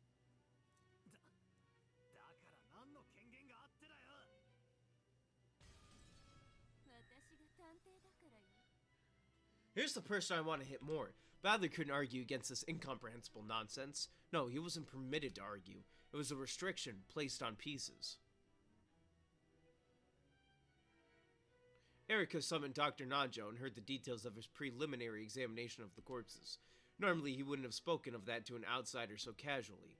However, for some reason, the atmosphere about the place had become one in which hiding things from Erica was forbidden. さて、ラムダの第一の番、楽しませてもらおうかしら。死体は4つ ?2 つ足りないわ。 The two are probably somewhere else. 6人殺す義務もないわけだけど、そういう遊びだしね。あの子、空気読める子だから、あと2人もどこかで殺してるに違いないよ。 And that's if we're following the epitaph, which that was Beatrice trying to show me shit. On the wall was a magic circle representing the first Twilight, similar to the ones in Beatrice's games. That girl talks stuff, but I wonder just how closely she'll be able to imitate Beto. That Hebrew sure is crappy. It isn't written exactly right. 何これどういうことどうして魔法陣がきっとベアトリーチェ様の真似がしたかったのよへったくそな魔法陣 So wait, why are you guys here? 真似どころじゃないわよ。人間の誰かがベアトリーチェ様の仕業に見せかけるためにわざわざ書いたんだわ。とにかくベアトリーチェ様に報告を。ゴールドスミスの秘密を守る仕事だけでも分かる Oh, okay, yeah, I forgot. I thought you were with Lambda for a second. I mean, don't, my bad. Okay, you guys can be here, you guys can be here. I thought for a second... 別に見して I forgot you guys were even called upon to help with fucking Kinzo's secret, man. 無様な殺人 I forgot about that entirely. You guys are free to fucking roam. Especially you, Mammon. You helped Ange out. しての事件 That's a plus in my book. You're better than all the other ones. 19年前の予期せぬこと。 That doesn't exist. これはバトル Apparently. 今回のゲームは普段とまるで違うわ。何がどうなってる。行くわよ。はいお姉様 Hi!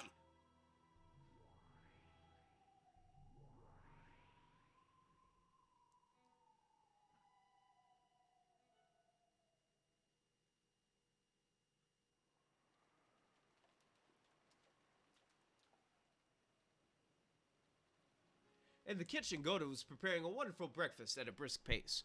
The main dish would be herb omelets. Even simple foods could become an invigorating feast under Goda's skillful hands. He would pre-cook everything beforehand and prepare the food in the dining hall right before everyone's eyes. And fucking hit that choir shit! Goda hummed as he continued his work in high spirits. When Shannon, who was helping out, saw Goda like this, her mood also brightened. She arranged the salad in a neat little pattern and showed it to Goda. こんな感じでどうでしょうトマトの感じがちょっと可愛くなったと思います実に良いですよ。シャノンさんもなかなか分かってまいりましたね。Yeah, hit that fucking choir shit, boy! Yeah! The two happy people gave each other a high five. Shannon didn't like Goda when he was sneaky, but she had no problems at all with him when he was cooking happily. She sometimes even thought it'd be nice if his contract hadn't included any jobs besides cooking. If that had been the case, he would have had to get in a bad mood during unnecessary jobs. 食堂の準備ができましたよいつでも運べますからねもうじきですので、配膳車の準備をお願いします。Yeah, fucking kill that shit! That thinking, even Kumasawa caught Goda's high spirits. The kitchen had a very nice smell and atmosphere about it, truly refreshing for so early in the morning. Then Kanon came back, grumpy even this early in the morning, just like he always was. Kanon and Genji were in charge of getting many things ready for the morning, such as opening the curtains. However, Kanon was alone today, so it had taken much longer than 終 usual. わったよ。 Yeah, you're done. He's somewhere else. いらっしゃらないの珍しいわね寝坊されるなんてあの源氏さんでもおねごをね親族会議の最中だというのに。 Oh, he's dead, ain't he? カノンさん、起こしてきてあげてくれませんか。はい。寝ぼけまなこの源氏さんってどんな顔なのかしら私もご一緒しますよ Even though Goda had asked her to get the serving cart ready, Kumasawa plodded off after Kanon, slyly skipping work. As Kanon muttered about it, Goda was the one who slept in all the time. He headed for the servant waiting room. カノンさんは今朝起こさなかったんですか僕は昨夜使用人室でそのまま寝ちゃったんで控室には戻ってないんです。 Last night, Kanon had dozed off while in the middle of his late-night shift, falling asleep in the servant room. Shannon had been kind enough to put a blanket on him, but that had just made it so warm that he fell into an even deeper sleep. So he hadn't returned to his bed in the servant waiting room the previous night.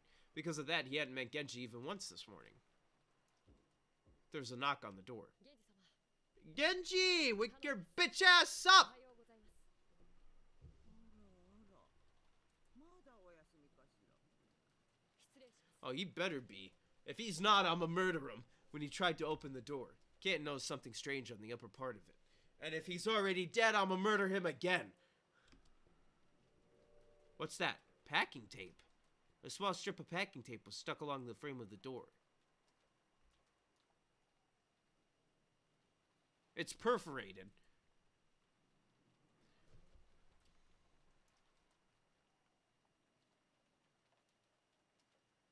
And it says Bernkestel on it.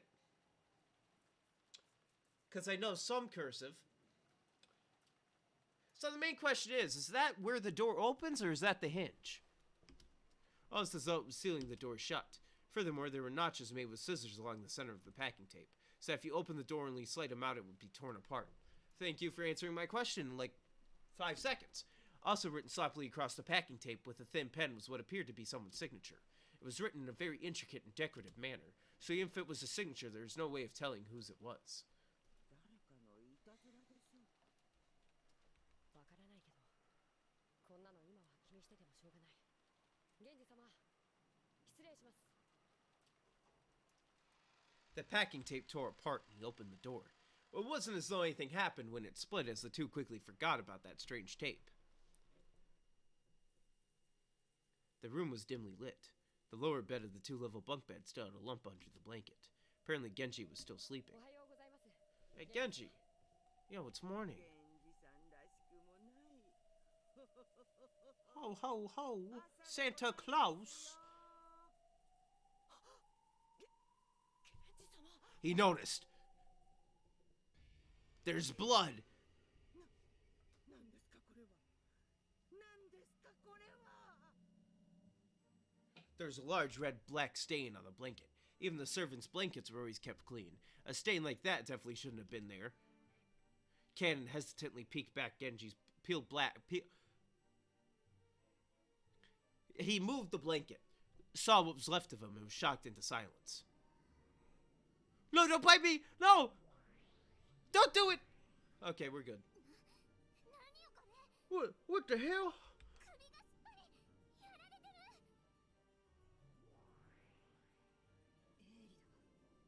相当の刃渡りのものでなければ、ここまでの切り口にはできまい。 So they have a katana. どういうことよ。碑文の謎をバトラーが解いたんでしょ。どうして殺人が起こるわけ。わからん。いずれにせよ、厄介なことになるぞ。ベアトリーチェ様とナツヒ様にご報告申し上げた方がいい。ベルフェは急いでルシネーに報告を。心得た。 After dashing out, Kumasawa called Goda and Shannon over. Then, this new pair let out screams identical to the first two. ちょっとゴーダ朝食の準備をサボっちゃダメ。そんなこと言ってる場合じゃないでしょ。 But she's the fucking hungry one! What do you want her to do? して静かに取れやしないってわけだわ。嫌な予感がする。源氏だけで済まないかもしれない。屋敷内を確認するわよ。他にも。 Someone else is dead. That is guaranteed. お姉様。 And it's never going to be Erika or Badler.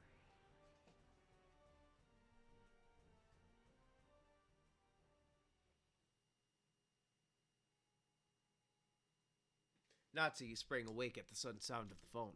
Even Natsuhi was surprised that she'd woken up. She thought she'd spent the whole night unable to sleep out of fear that the mysterious man might come in at any moment. But she dozed off before she knew it. Of course, Natsuhi still didn't feel rested at all. Though she groaned from the dull pain in her head, which hadn't gone away once since last night, she managed to get out of bed. おはようございます、ナツヒ様。おはよう。 Oh, yo, what's up? I got like the worst hangover from the White Claws, man. 誰も部屋へ立ち入ろうとはしませんでした。そう。不審判をありがとう。 Even so, that didn't mean she'd been able to sleep peacefully. The continued ringing of the phone made her headache throb even more strongly. 電話にお出になられた方がよろしいかと。あと、良くないご報告が妹たちから。 Oh, she might get the bad news from the phone. 先に電話を取ります。Well, either way, she's getting bad news. Natsuhi shook her head to wake herself and picked up the receiver. Then she regretted not listening to Lucifer's bad news first, because she wanted the first thing she heard on this horrible morning to be something better than this.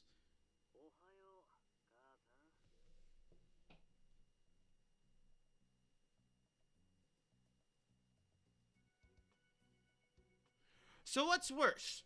Creepy stalker man that could be your child? Or death of your family? Specifically your kid. I would say your kid is worse.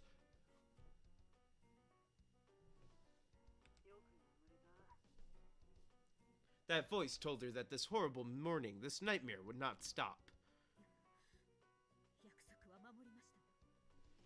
私はずっと部屋にこもっていました。もちろん電話もしていません。 Yeah, but it's the fucking morning!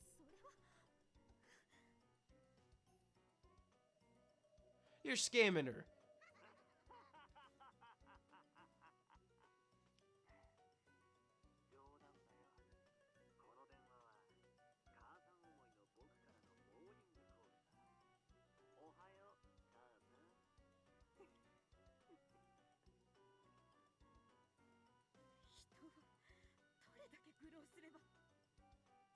Natsuhi gripped the receiver so hard it creaked.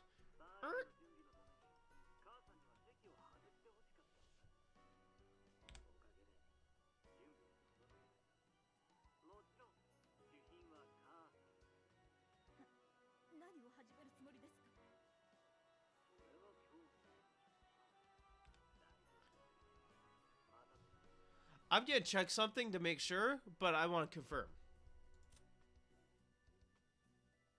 Okay, Genji is technically dead now. Corpse discovered in the servants' quarters on the first floor of the mansion. The direct cause of death is unknown, but his neck has been sliced open by a sharp blade. The wound is deep enough that anyone could easily confirm his death with absolute certainty.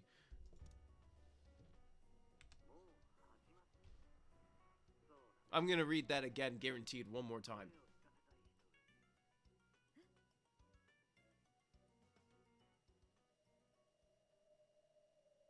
There's the sound of the receiver being jolted around. The phone was apparently being passed to someone else, but there was a clunking, clattering noise, as though it was taking a lot of effort to hand the receiver over. Who in the world could he be giving the phone to? No matter who this man gives the phone to, that can't be good news for me. It's Krause! I don't know why, I thought it'd be Jessica even though she's already fucking dead.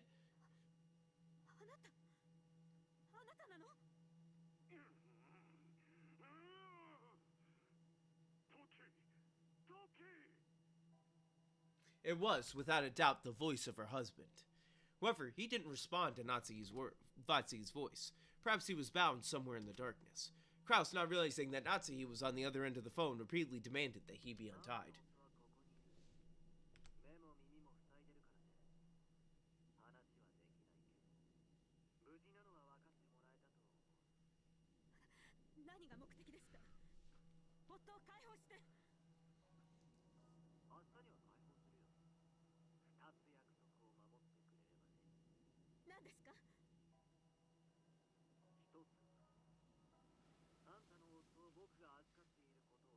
Easy enough. We'll just say, oh, he must have ran out into the forest somewhere. Simple. Sorry, I was moving my armrest on my chair.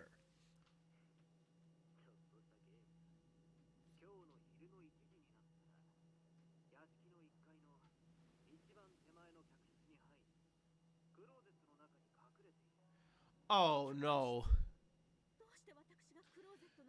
That's where somebody's gonna die and she's gonna be in the closet and then she's gonna walk up like, what the fuck? He sent her the fuck up, man.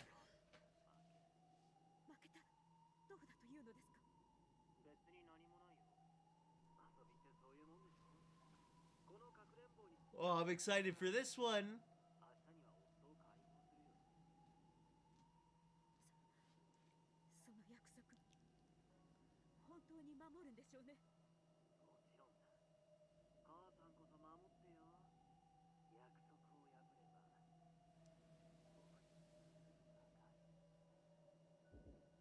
At that time, there was suddenly a loud knock on the door to Natsuhi's room. Her heart leapt automatically. 王様いらっしゃいますか。おはようございます。ゴーダとカノンでございます。奥様、どうかお目覚めを。 The voices coming from across the door were Kanon's and Goda's. The knock had been wild, and the voices a little shrill. It seemed that something strange had happened and that they were agitated.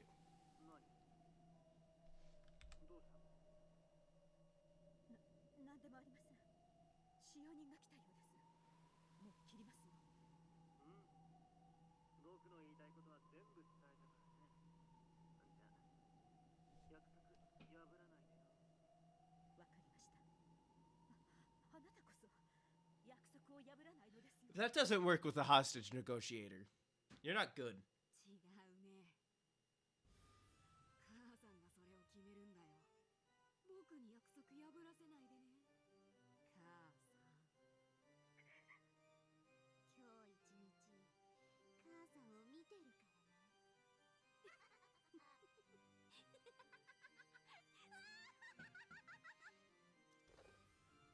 Clank. Wait, did she just hear that that was a female on the other end? Don't slammed the receiver down on the table. Then the phone exploded into bits and became a golden splash, then a cloud of gold butterflies, and then disappeared. 踊ってちょうだいね、夏日。19年前の罪に怯えながらね。私のターンも順調よ。さあ、ベルもどうぞ。 Oh yeah, Sean. What? どうせ無駄なんだろうけど、警察通報を通じて内外の通信可否を確認。外線は使用不能。内線は使えるみたい。台風で船も使用不能。クローズドサークルの出来上がりかしら。おめでとう。これでベルンが完全に探偵に昇格ね。 When the police intervene, they sometimes steal some of the detective's authority. However, with the construction of the closed circle, the existence of police have been denied for all eternity. From now on, the authority of the detective piece will be totally guaranteed. はいはい、ありがとう。ごちそうさま。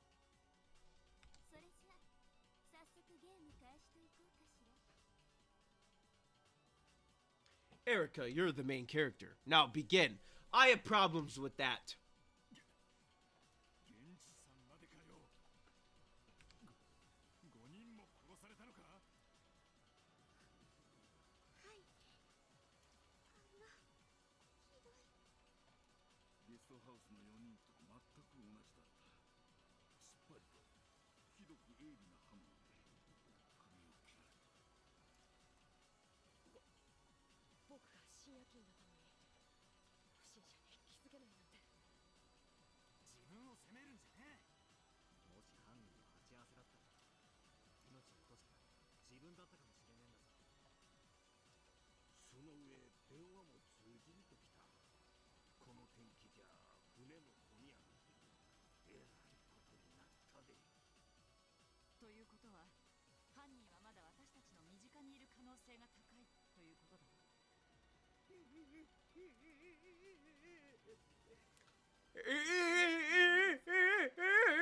That's what she sounded like. Like, actually. It sounded like me when I got scared by that polar bear in Assassin's Creed Valhalla. こうしてみんなで一緒にいれば犯人だって手出しは。しかもなって。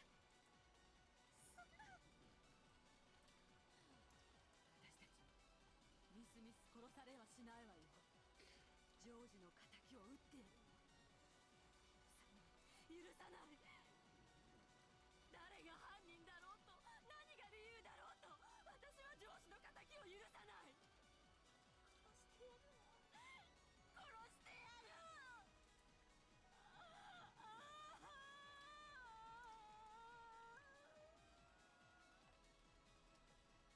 る。はい、皆さん、泣くことは十分ですか？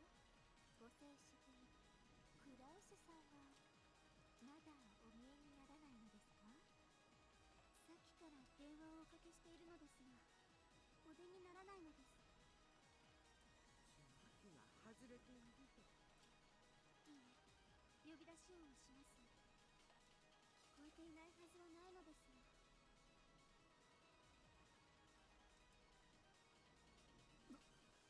どういうことだ。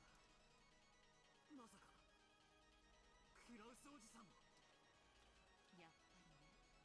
こんな時に不謹慎だけれども、ゲストハウスの4人に源氏さんで5人、もう1人いるだろうと予想はしてた。 I mean, if they assume that he's dead, どうしてそんなことがわかるのよ。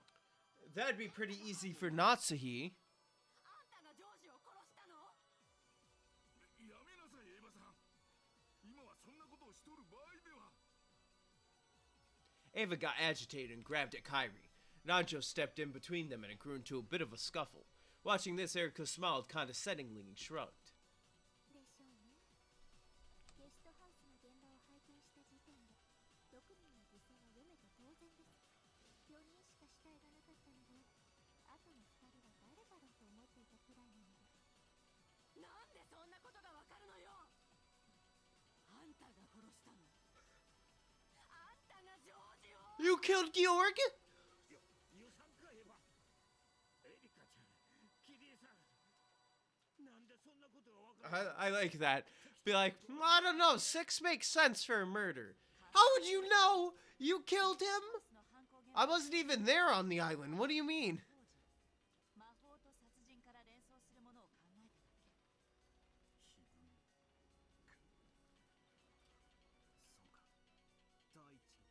番か。どういうことですか？いえ、私にもさっぱり。そういうことか。魔女め。これはやっぱりベアトリーチェ様の仕業なの。あんたたち何を勝手に分かった風なこと言ってるのよ。 It's called being intuitive. わからないわよ。説明なさいよ誰か。だからエヴァ、少し落ち。 It's called using context clues. そういうことです。あの犯行現場の魔法 Sorry を見た時点で About the... I'm not the ultimate warrior, but... 見立て殺人であり、犠牲者は6人であることは想像できていました。ただ魔法陣がそこに存在するだけで、フルダエリカはこの程度の推理が可能です。いかがでしょう？ You're not cool when you say that. クラウスおじさん。I do not want to continue this if that's what she's gonna say every time she deduces something. And because of the magic circle, that is what I have deduced. What do you think, everybody? For just an instant, Natsuhi's brow furrowed, so she hadn't been able to avoid the topic of the study after all. 親父。おい、誰か書斎には連絡したんだろうな。もちろんお電話させていただきましたし、ノックもさせていただきました。ですがそのお返事はなく。当主様はご自身の研究に没頭されておいでです。時に電話を切られ、受話器を外し、ノックを無視することもあります。しかし呼び出し音はちゃんと。とにかく主人の無事を確かめる方が先です。主人の寝室へ行きましょう。 Natsuhi stood up in a flurry and dashed out into the corridor. Rudolph and the others immediately chased after her, telling her to wait. Now you see, you got 2 people who you have to try and explain not to be around, when in reality, you should only be explaining one, and that's Kenzo. So you see, person number 2 doesn't matter, but person number 1, Kenzo, he's the one that you should have said when I went there last night. Just to check on him, make sure he was good. He wasn't there, cause he's dead. But missing, but really dead. さあさあ、皆さんもご一緒に。三流ミステリーも三流スプラッターも単独行動をとる人から死にますよ。ああ、Stop being self-aware.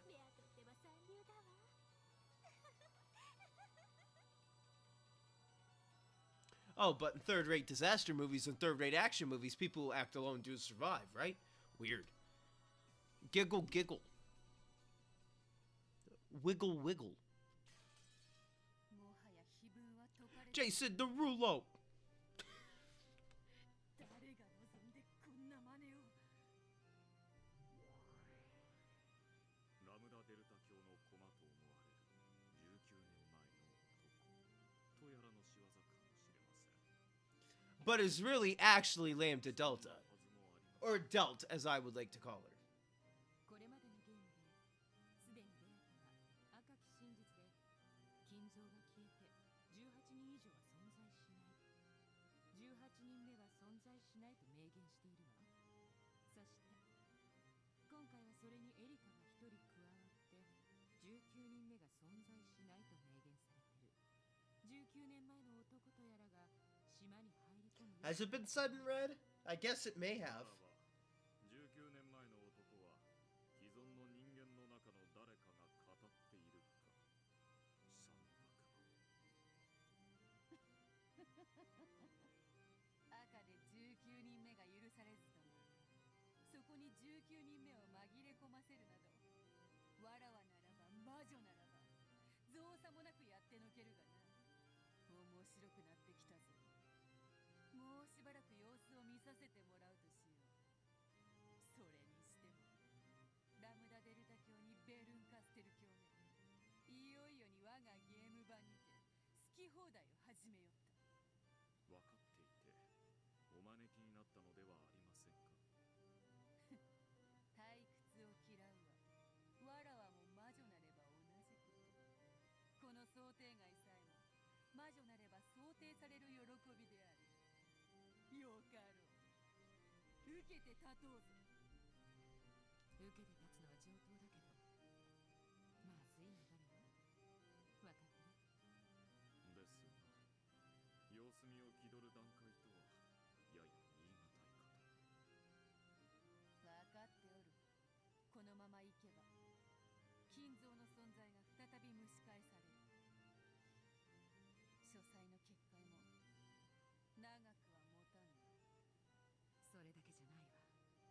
さらに厄介な展開になるわよ。いい1手2手3手詰めて夏日。 Gap whispered something into Beta's ears. Beta's mouth slowly widened into a grin. エリカが全員を集めたのはむしろ我らには好都合です。観測者の及ばぬすべての闇を我ら悪魔の今を逃して。 Yeah, Natsuhi's getting set up. 夏日は金動けぬ駒なれど取らせることは許されぬ。先手を取ろう。ここで失する。夏日が詰められる。ガープ頼める。もちろん密室トリックもアリバイもミステリーなんて私がまとめて風穴を開けてあげるわ。任せて。私が始末する。 Gap was swallowed up along with the chair she sat in into a pitch black hole that opened on the floor and then disappeared. After that, a hole opened on the ceiling and spat just the chair back out, returning the place to the way it had been. God, I wish she wouldn't destroy my fucking furniture. I'm standing up again, I gotta stretch. なるほどな。ラムダデルタ教にかかってはわらわすらも駒に過ぎぬというわけか。序盤は駒の損得より展開を急げという。かなわぬな。あの御人にはそうはさせぬぞ。夏日はわらわの使える最後の主。このベアトリーチェと契約する限り決して取ることかなわぬ駒とすれ。 Interesting. I really appreciate the fact Nazi is gonna get set the fuck up. Like, real bad, too.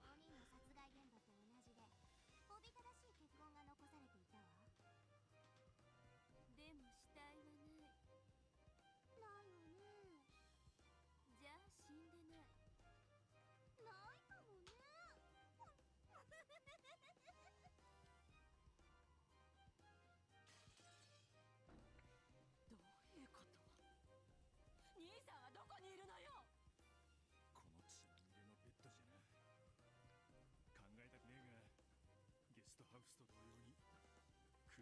切られて殺されたと考えるのが妥当だろうぜ。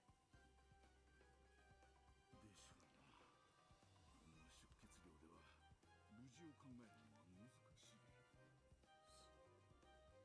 しかし旦那様はどちらに？ Yeah, somebody could pick him up and move him. Large amounts of blood stained the top of the bed. There were no similar marks on the floor of the room. Whether Kraus had been seriously wounded and wandered off somewhere, or killed and carried somewhere. I thought I heard the thing. Yep. Went missing from his room on the second floor of the mansion. There are large amounts of blood on the bed, making the situation bear a strong resemblance to those of the other victims. He's the only victim of the first Twilight whose body was never witnessed. They had no clue where this somewhere might be.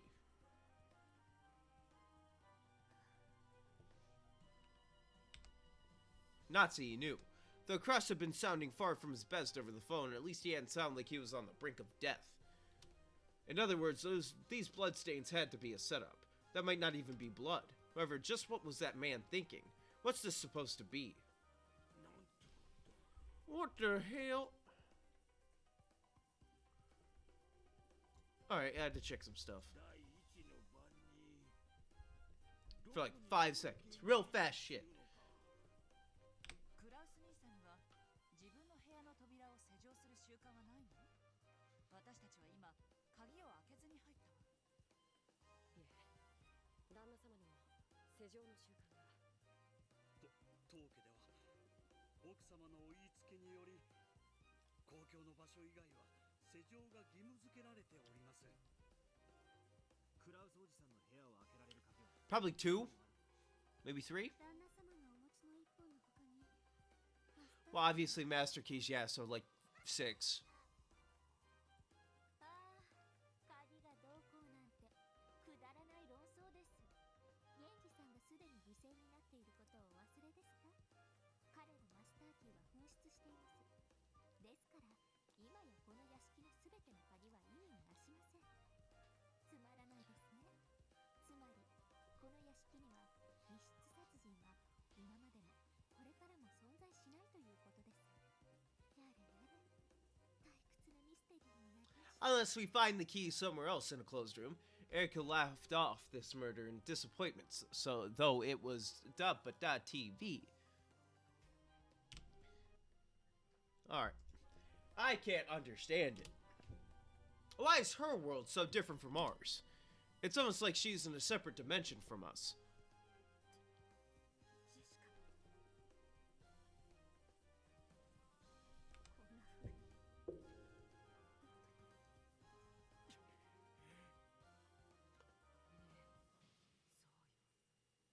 ジョージと同じに首を切られて。 Alright, music pick back up. I can continue dancing. And doing the safety dance. By men with hats. 待てや、ナズイさん。まだ犯人が近くに潜んでいるかもしれない。一人にさせるのは危険だ。 Natsuhi flew out of the room and dashed towards the guest house this time. It was only natural. Natsuhi still hadn't even seen Jessica's dying face. Everyone probably thought that. Of course, even Natsuhi was half thinking that. The other half was a desire to shift everyone else's attention away from the study. Strange crimes had occurred, the gold had been discovered, and some relatives had even recommended Badler to be the successor. Even in these twisted circumstances, she had to protect Kinzo's secret. Ah, if my head is going to be whacked by this suffering anyway, please just let my head explode right now. That way I won't have to suffer any longer. I bet! では皆さん、夏日さんのためにも一度ゲストハウスへ戻りましょうか。死に顔を見たって何かが進展するわけではありませんわ。お前には心ってものがねえのか。心？なんですかそれ。Ah, you smug little bitch. Just seeing her daughter's dead face wouldn't bring Jessica back to life, nor would it heal Natsuhi's anguish. On the contrary, she would probably wail, wasting a considerable amount of time before being able to think properly again. This probably sums up Erica's screwed-up argument. Just seeing their dying faces won't lead to any new developments.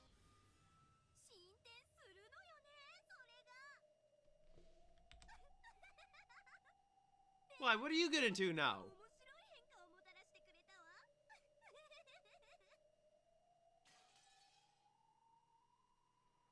わ。Oh no.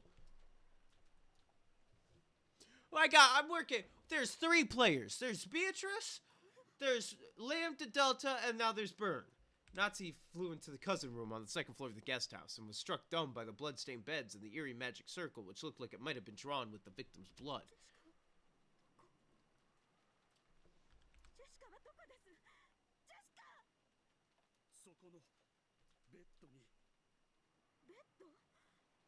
どこに？ジョージはどこなの？おいおい、こりゃどういうわけだ。この部屋はちゃんと施錠していきましたよね。これで犯人がマスターキーを Yes. 出すことが I guess the culprit grabbed him and brought him out? 私の推理 I mean, it was slightly a long time. I would think you guys were everywhere. Probably outside somewhere. ジョージの兄貴たちの遺体は They could have been thrown into the rose bushes.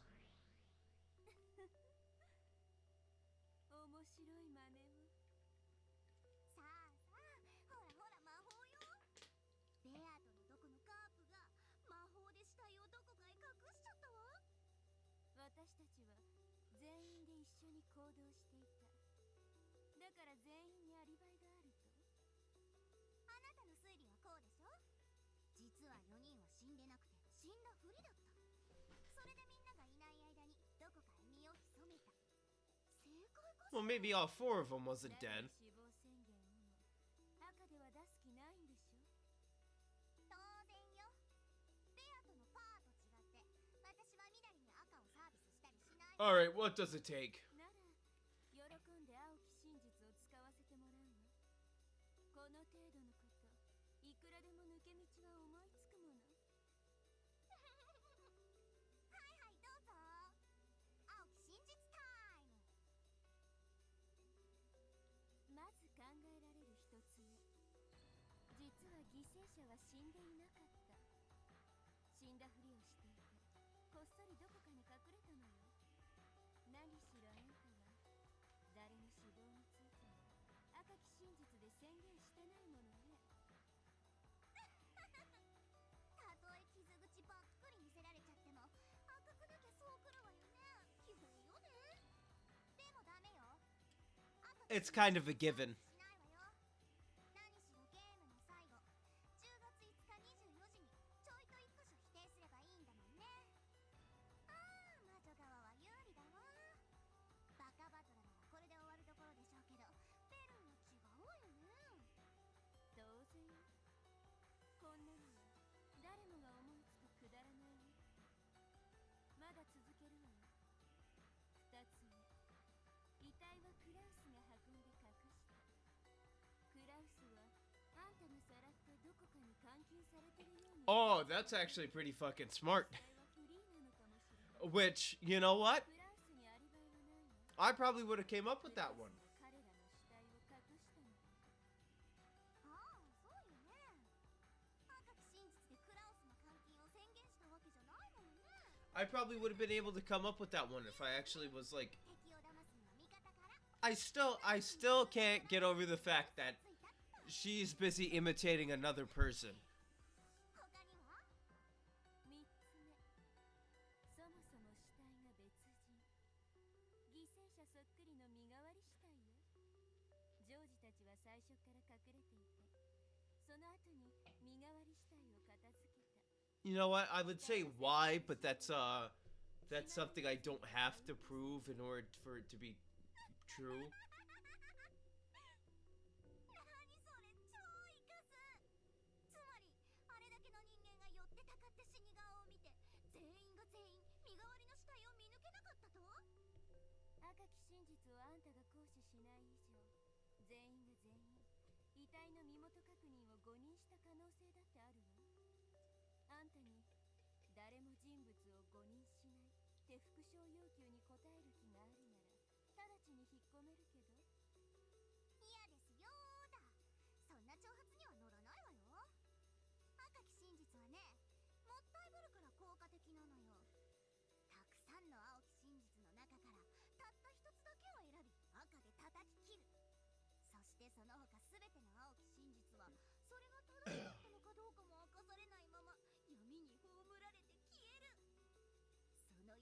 そ魔女の世界。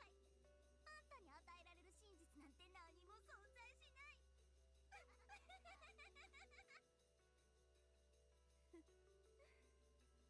この子バカそうなふりしてなかなかだわ。決して挑発に乗り I mean, she did call all blondes dumb, and she's blonde, so let's not speak of her too highly. よっぽど理解してるじゃない。そしてどうやらダークもそれをよく理解してるみたい。この死体消失の一手、ラムダとベアとの双方にとってなかなか有効だわ。とりあえず私も死体消失について I like the Kraus one. The Kraus one seems more plausible than anything else. 一つの謎に対し三つの青き鎖。だから三つのうち一つを否定すればいいわけじゃない。三つのくさびをすべて抜かない限りこの謎は貫かれている。それが魔女狩りの鉄則。くさびは一本じゃ全然足りない。くさび一本で死んでくれるのは吸血鬼程度。魔女に比べりゃ吸血鬼なんて貧弱なもんだ。本物の魔女はくさびでめった刺しにしなきゃ死なないのよ。殺し屋だってそうでしょ。殺し屋が綺麗に一発の弾丸だけで相手を殺すなんて日本の漫画の中だけよ。本当の殺し屋なら弾倉が空になるまで全弾ぶち込む。 Not in the manga that I'm reading called Sakamoto Days. 無論私もよ。でもこんなのこの子のことだから赤一つで一刀両断にしてくるでしょうね。彼らの死亡宣言とクラウスの無実、この辺をちょいちょいっと赤で語るだけで私のくさびは3本とも抜けてしまう。まあそれでいいんだけどね。赤き真実が出てきたらそれに合わせて再び青きくさびでめった刺しにしてやるだけのこと。それが魔女のゲームの進め方。ああ楽しい。バトラのまどろっこしい戦いにずっとイライラしてきたから本当に楽しい。ええ、分かってるわラムダ。こんなの第一の番の最初の最初。前哨戦でしょ。そうでなくっちゃ。あんたをボロボロに負けさせて悔し泣きさせて床を這いつくばらせてかきむしらせて、その可愛らしい髪の毛を掴んで床になすりつけながら笑い転げる楽しみが薄れちゃうもの。 More kinks, as far as I'm concerned.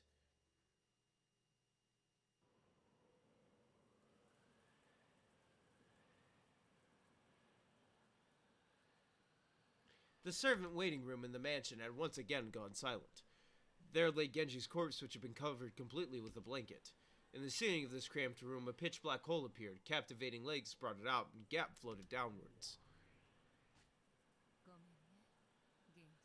Why can't you just not appear anywhere? Granted, this time it makes sense, but all the other times you just... Ah, I'm here again. Now, finally.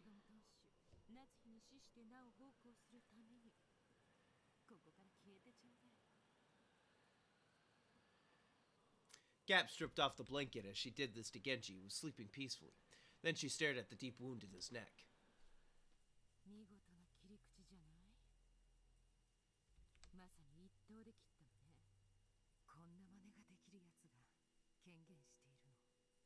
いやね、これが可能な心当たりのあるやつにろくなやつがいないわ。 It goes without saying, but witches are capable of summoning beings with a strength proportional to their own ability. The great Lady Lambda Delta called that being here as a trump card, 19th person.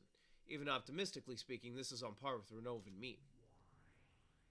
A pitch black hole opened on the bed and Genji disappeared as though the bed had swallowed him up. Just like the four in the guest house, Genji's corpse was also hidden in some unknown place. It was a place that no one could find, located neither within this world nor the next. No longer would anyone be able to find their corpses. No longer would anyone be able to confirm their deaths. She carried Genji's corpse to this place of endless silence, where it would never be disturbed. 行方不明扱いとは Ah, yes, Schrodinger's cat box. I know it well. You've mentioned it so many times ever since bringing it up.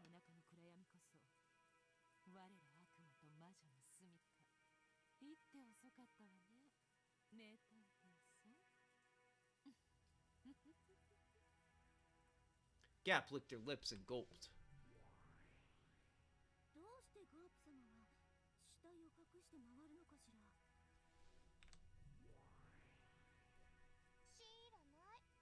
でもガープ様ってなんかかっこいいよね。なんていうのか惚れるわ。バカ言ってんじゃないわよ。見張りはどうしたの？人間たちがゲストハウスから戻ってくるわよ。ガープ様。ええ、退散するのよ。これでなんとか夏日の逃げ道を作れたはず。 Gap jumped into a pitch black hole that had opened near her feet.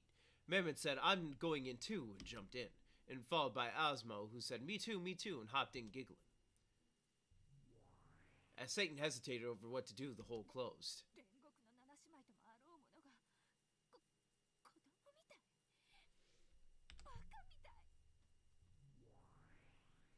I thought she was gonna get caught. Satan went bright red and got angry all by herself, then turned into gold butterflies and disappeared. ガープが5人の死体を無事に移動させたようです。ご苦労であった。しかし次が厄介であるぞ。源氏の死体の消失に多少は驚くでしょうが、彼らの次の関心は再び金蔵の書斎に向くでしょう。書斎の鍵は2本。夏日が全て所持していて幸運であったな。もし源氏に1本を預けたままであったなら、それは今頃ラムダデルタ教の手に落ちていたであろう。どうやらラムダデルタ教は金蔵の死を隠すつもりはさらさらないようですな。お嬢様が築き上げてきた堀も塔も城壁も全て見捨てて戦われるつもりのようだ。おかしな三角対決になったものよ。我らはそれぞれが敵であり、時に意図せずして連携しておる。三つどもえが2対1になったかと思えば、逆に1対2にもなる。ほらあれだ、中国のバトルロイヤル、三国志とやらに似てるとは思わんか？は？半分の計ですが、お嬢様にしては随分と高尚な例えですよ。三国志って3つ国があったではないか。義と呉と蜀だったか？まるでわらわたちであるな。はて、最後に勝ったのはどの国であったか。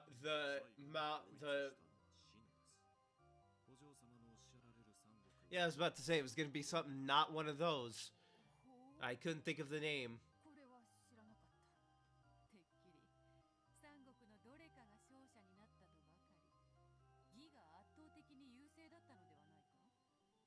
帝位を腹心に奪われ、国を乗っ取られて滅びました。The Sima clan, a noble family that Cao invited in as advisors, eventually gained central control in a power struggle and took over the country. I probably fucking made all of China angry at me.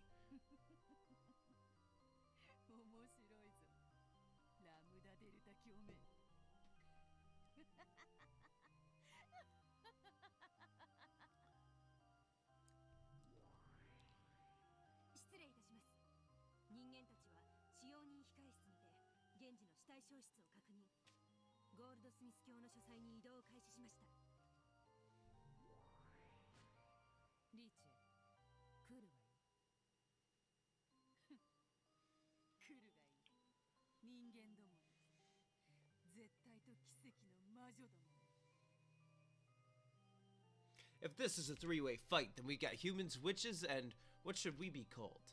If the things we're protecting for the time being is Kinzo's phantom. You are Legado del Fantasma. Or the Phantom Force, whichever one you want. Personally, I like Legado del Fantasma. Because I'm a fucking nerd. Tick. Tock. 10 wedges to pierce witches.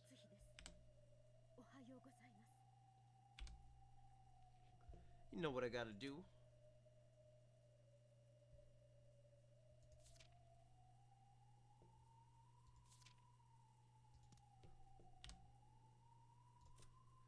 Check the tips, then check the Grimmy.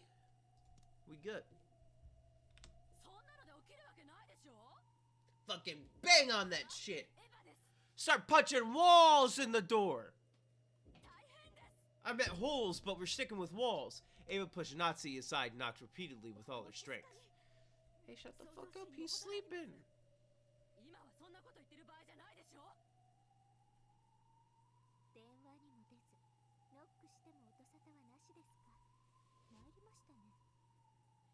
Use a key. 金蔵さんは時にほんのわずかの変化であってもそれに吉凶を感じ、本人以外には預かり知れぬ理由で機嫌を損ねたりします。そうですわね。こういうのは何も今日だけに限ったことじゃありません。 Oh yeah, Nanjo knows. じいさまってそこまで書斎に閉じこもってんのかな。はい。1ヶ月以上も書斎を出られないことも珍しくはありませんので。ここだけの話、勤めている私でさえ時折親方様がいらっしゃられることを忘れることがあります。ゴーダ、使用人にあるまじき発言ですよ。失礼しました奥様。誠に失礼しました。 Wow, you want to get mad at him? He just helped you. He just helped you literally solidify that Kinzo in that study is perfectly fine. Keenly noticing that people are starting to doubt Kinzo's existence, Kanon mumbled those words.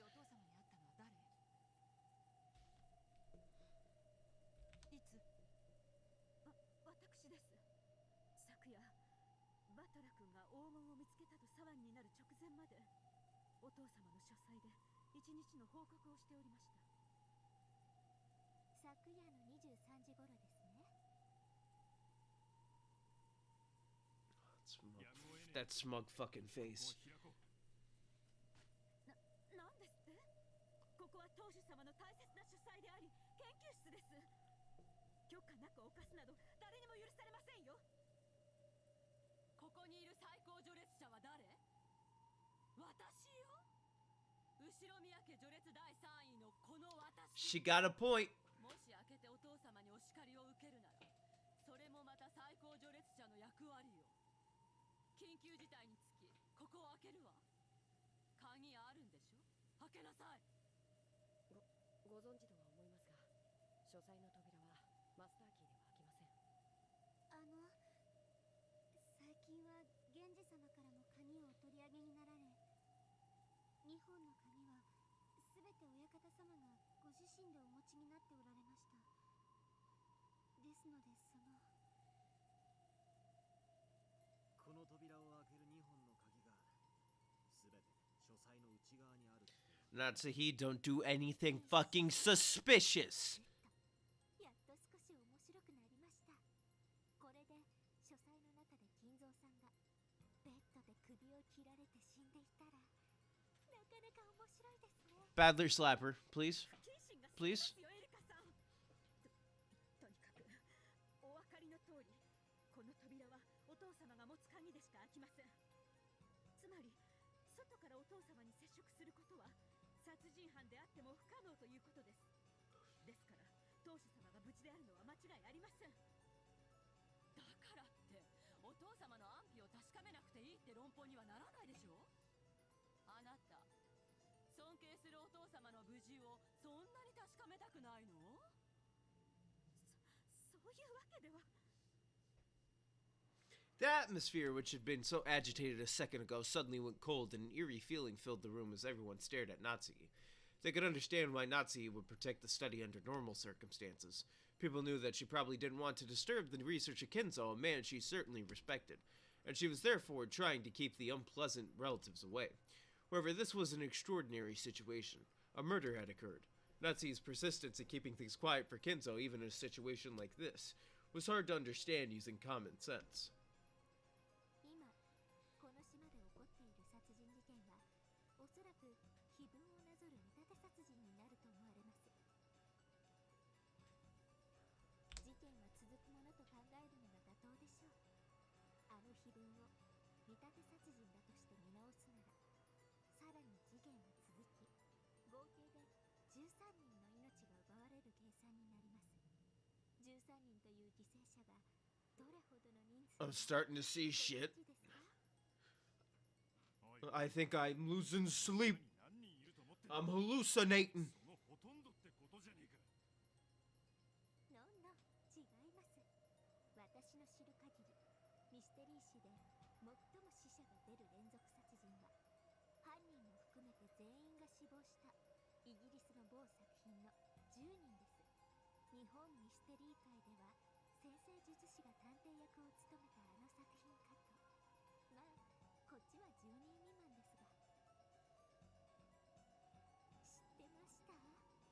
このまま13人死ぬと世界ミステリー史で最悪の快挙、最高の名誉、13人連続殺人事件が完成するんですよ。それどころか、もしこの島の全員を殺してしまったら、なんと世界最高の連続殺人ミステリーと日本最高の You understand it's not hard to do certain shit like this, right? 歴史的快挙の連続殺人ミステリーが起こってしまうことになるかも。ねえ、知ってました？皆様方。 Can we, like, kick her out? この事件の犯人、全世界全歴史のミステリーを塗り替えかねないとんでもない挑戦をしてるんですよ。もちろんそんなの皆様方はとっくに気づいてましたよね。 I need to cut to everybody giving her, like, the most stank-ass face さらに日本 ever. 人なら新本格ミステリーくらいは読破してて当然ですから。皆さん本当に読書足りてます？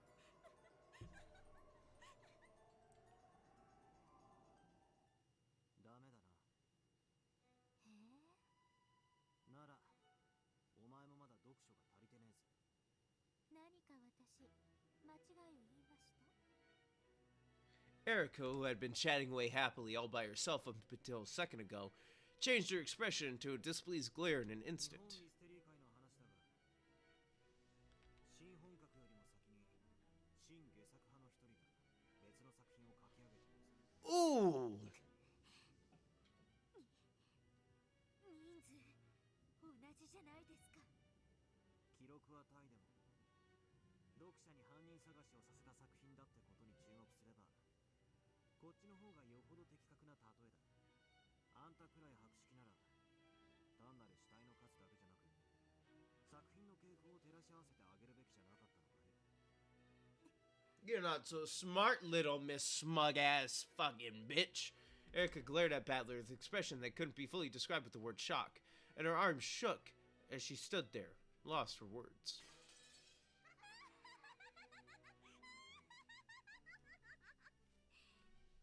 何これダサい、超ウケる。まあ仕方ないわよね。新本格の方がミステリーとしての知名度は高いもんね。新原作派の中に推理物があったなんてうっかり見落としちゃうわよね。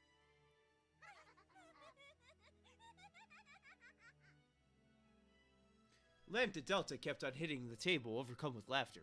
Even Bernkastel had been struck with humiliation, snorted and started pounding the table and laughing in the same way.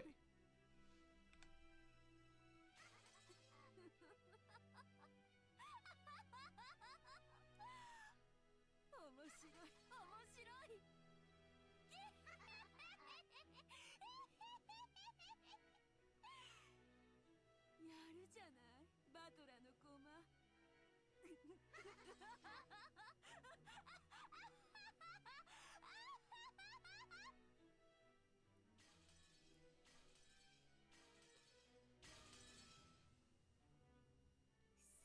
Nice. バトラさんって結構読んでますね。 Hey, I tried to read a lot too. 読まねえよ全然な。嘘ばっかり。かなり博識じゃないですか。本を読んでるなんてご大層なこと、俺にはとても言えやしねえぜ。本を読んでるってのはな、年にほんの100冊も読まないようなやつがうかつに口にしていいことじゃねえ。I can't. What? 100 books a year?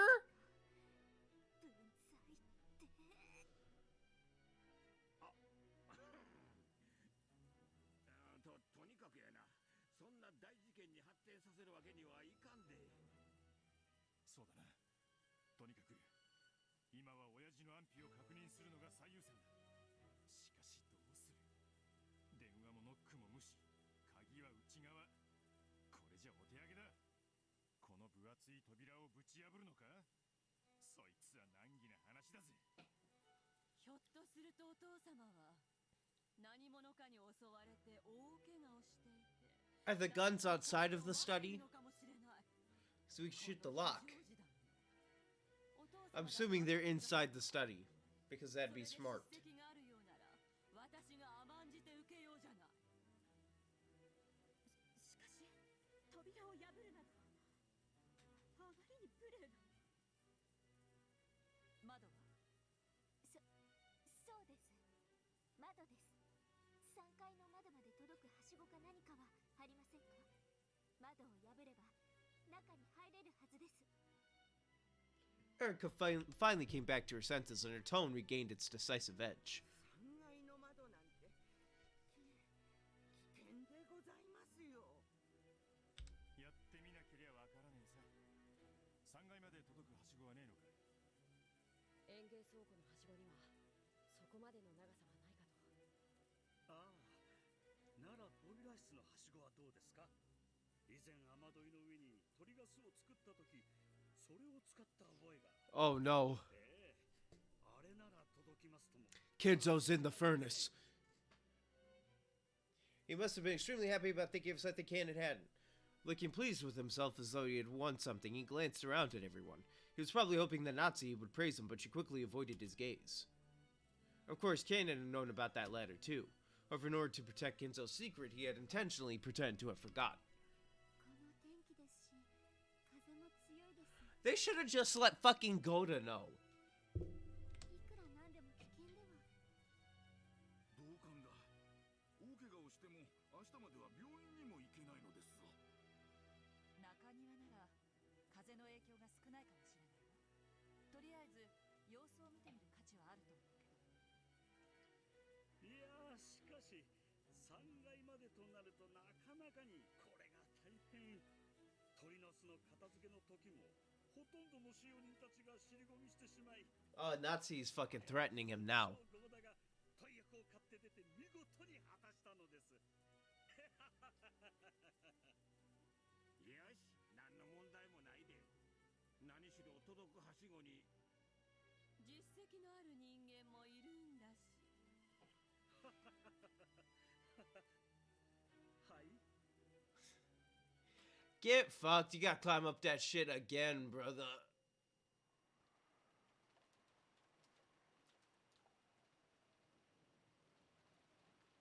The courtyard was surrounded on all four sides, so while the rain was still fierce, the winds had almost no effect. Fortunately, the ceiling jutted out a bit, so even the rain wasn't so bad.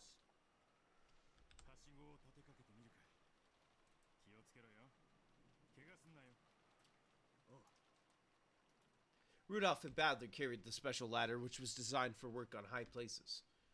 2 umbrellas followed the pair. Shannon and Cannon were holding umbrellas and sheltering them from the rain.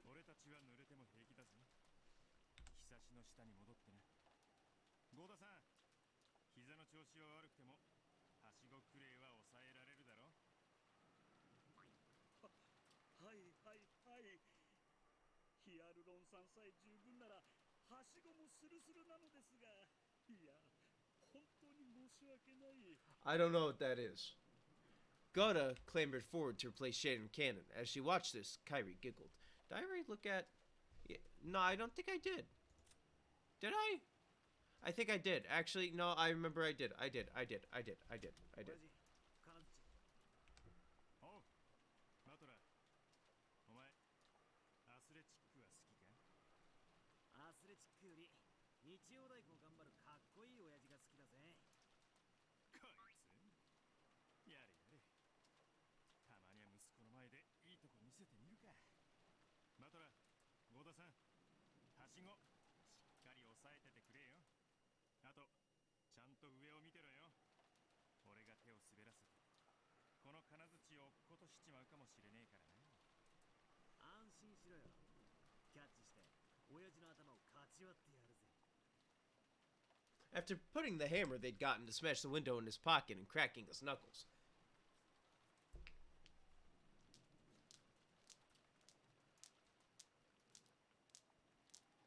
Rudolph started climbing. ルドルフ様、大丈夫でしょうか？大丈夫よ。あの人アクション映画向きだし、それにスポーツだって得意なんだから。Dun, dun, dun, dun, dun, dun. Oh my god.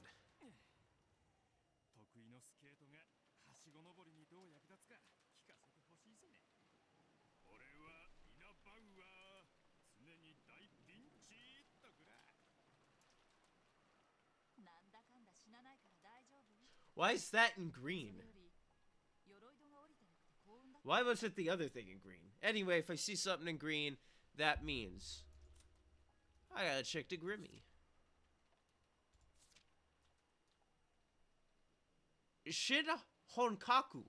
Shihonkaku, New Orthodox, is a genre of Japanese mystery novels intended as a pure logical puzzle. Puzzles to be solved by the reader, taking inspiration from the works of Golden Age detective fiction and the ideas of S.S. Van Dyne. The rise of the New Orthodox movement, which revived and revolutionized the genre of Orthodox detective fiction in Japan, can be attributed to Shimada Shoji's The Tokyo Zodiac Murders in 1981 and Yatsuji Yukito's seminal work, The Decagon House Murders in 1987.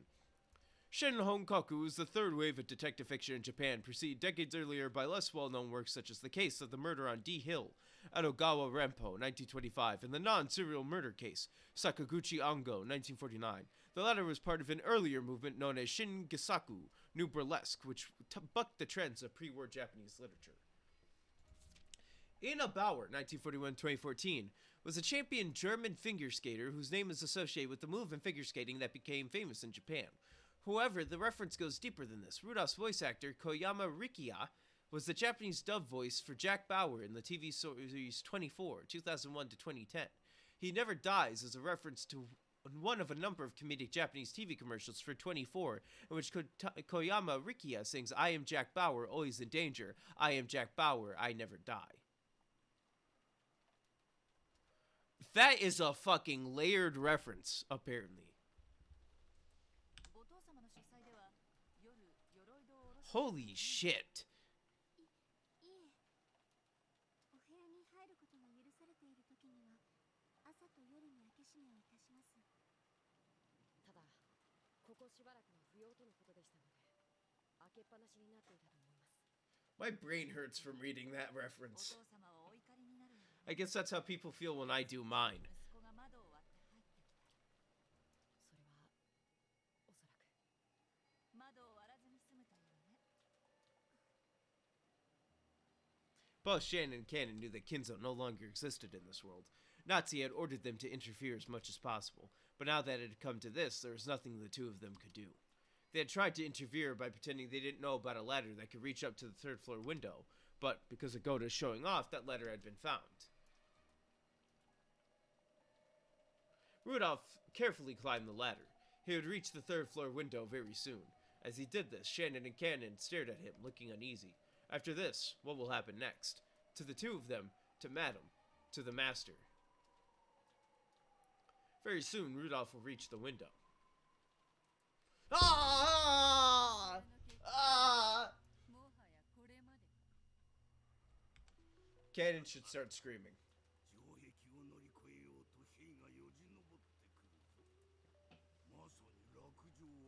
Cannon needs to fucking gut himself.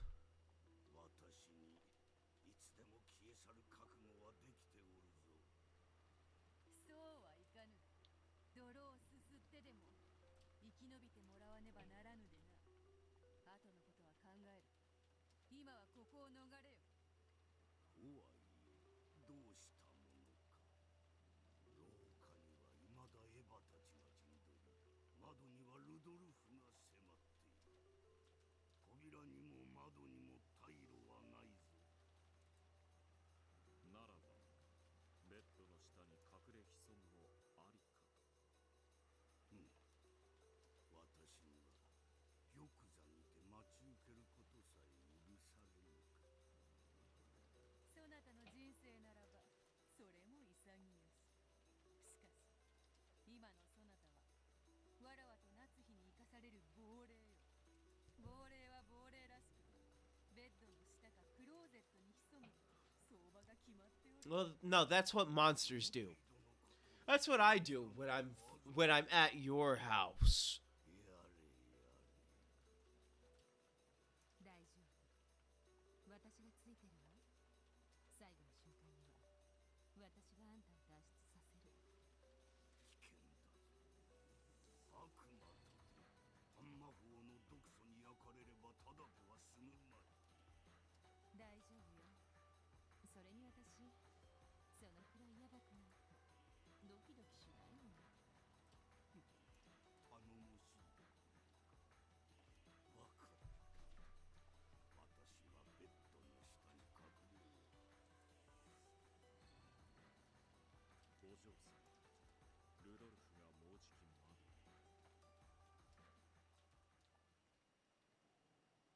が気が変わった。わらわがここを守る。そなたは炉の上で身を隠す。なんですって。話が違います。ここはガープに任せ、お嬢様は非難されることになっていたはずです。Though Renova should have been used to her fickleness, this surprised him for the first time in a long while. Beatrice may have been a powerful queen, but she was also an important piece that mustn't be exposed to danger. Though she was strong, running to the front lines without any plan would not be a praiseworthy move. 何の気まぐれ？ただの気まぐれだ。そなたに任せて紅茶をすすってられるほどわらわは退屈を愛してはおらぬのでな。早速暴れてみたくなっただけだ。わかっ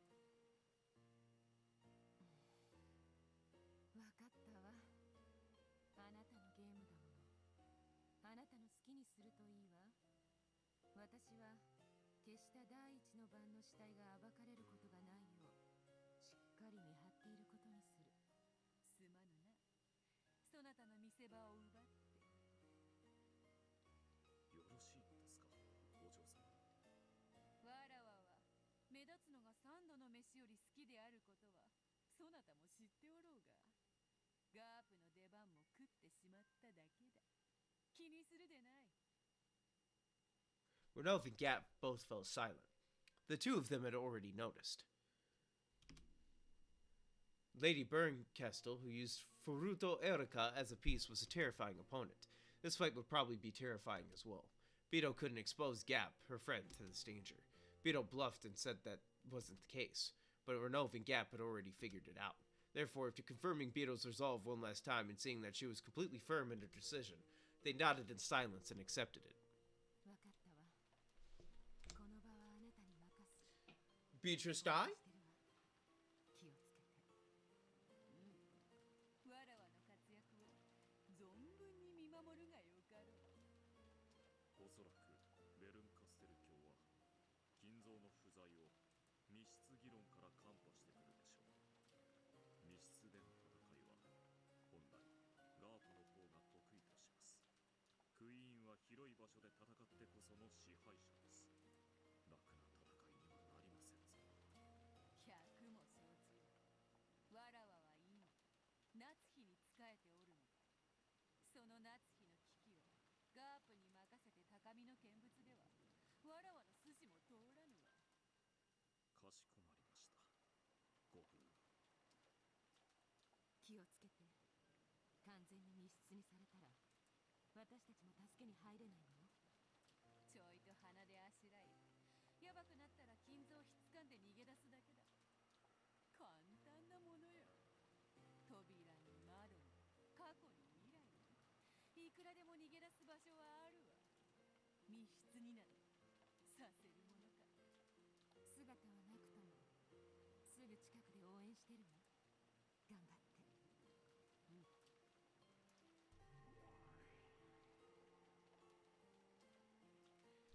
Gap and Renault became a swarm of gold butterflies and disappeared, and Kinzo melted into the darkness beneath the bed.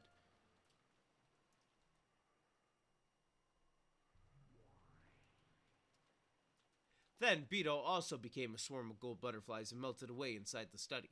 After that, all figures and signs of life had disappeared from the study and once more regained a silence as though no one had been there from the beginning. Then, Rudolph's outline slipped into view from beyond the window's curtain. Thumbnail.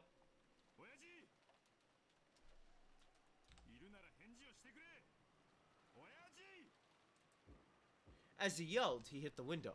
His foothold was so uncertain that just hitting the window felt life-threatening. But of course, this was Rudolph the show-off.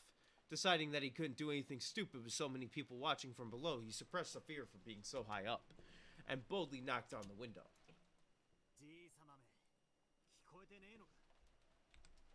どうでしょう。金槌を落とさないでくれると嬉しいのですが。何秒経った？窓に叩いてから今30秒経ちました。やっぱり割るのですか？親方様が大層お怒りに。その怒りを受けるのは自分の役目と豪語してくださる方がいるから大丈夫よ。ルドルフさん、十分よ。やって。おう、親父め、割った後で文句言うんじゃねえぜ。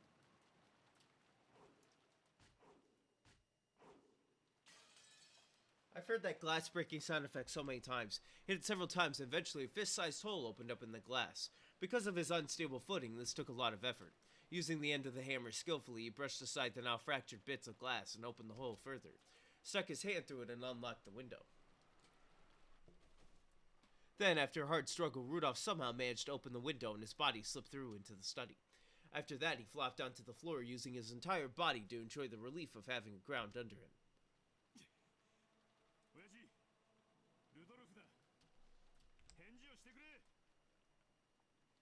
It wouldn't be an exaggeration to say that Kinzo's study was a small villa he had created inside the mansion.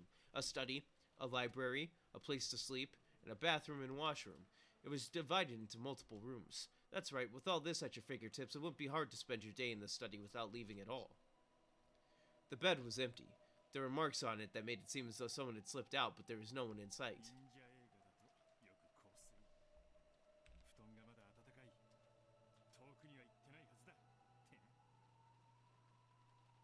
Rudolph tried placing his hand on the bed, but he couldn't feel any heat at all.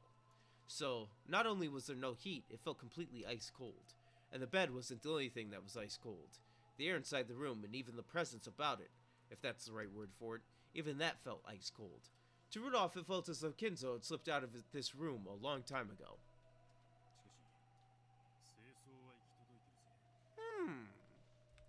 A clue!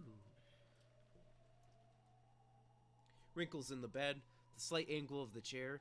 Here and there are many marks that would doubtlessly have been cleaned or fixed up if someone had come in to make the beds.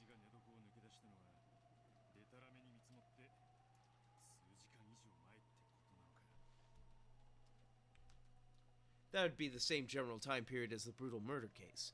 Guess we can't be sure Kinzo's absence and the crime aren't completely related. For the time being, he leaned out the window and told Kairi and the others in the courtyard to come back up since he was going to unlock the door. Then he pushed the button on the study desk and released the door's auto-lock. There's a heavy clunking sound and Natsuhi and the rest dashed in immediately.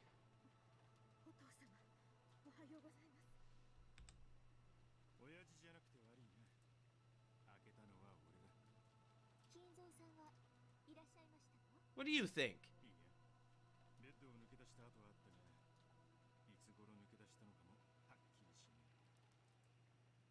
最後に会ったのは夏日姉さんよね。昨夜の11時頃。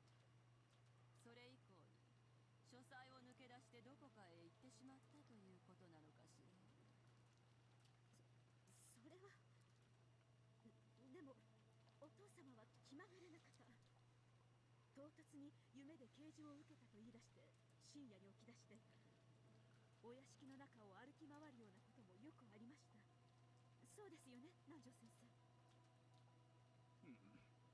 確かにそういうこともありましたな。とにかくその気まぐれな方だ。なあ熊沢さん。They're passing it around. Kumasawa's the only one who's like, oh, I can fucking lie for you. よくあることでございますとも。じゃあ抜け出してどこに行ったっちゅうや。お父さん、ひょっとして事件に巻き込まれた可能性も高いんとちゃうんか。ほらね、お父様の安否を確かめるべきだったでしょ。この部屋にいないとは限らないわ。Search everywhere. 犯人に縛られてクローゼットの中に閉じ込められているということもあるかもしれない。Sorry, Natsuhi, I gotta check something for you.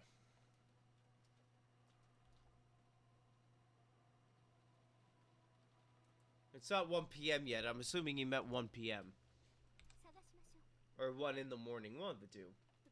当主様の大切な書斎ですよ。みだりに物に触れないように。ああ、そうだ。犯人さんに申し上げておきます。 When Natsuhi heard this said right in front of her, her heart froze. But Erika had only just happened to be standing right in front of Natsuhi when she said it. She had directed her words to the room at large. She hadn't been speaking to Natsuhi in particular. Natsuhi turned her back on Erika, trying to prevent her faltering expression from being noticed. 私、記憶力は写真並みですので。 Oh shit. 何かの証拠を隠蔽しようとして現場を改ざんすればすぐにわかります。こんなところでボロを出して私を失望させない。 But what if Rudolph already hid some shit? 犯人のボロや出現で特定できるミステリーなんて三流だと思いません？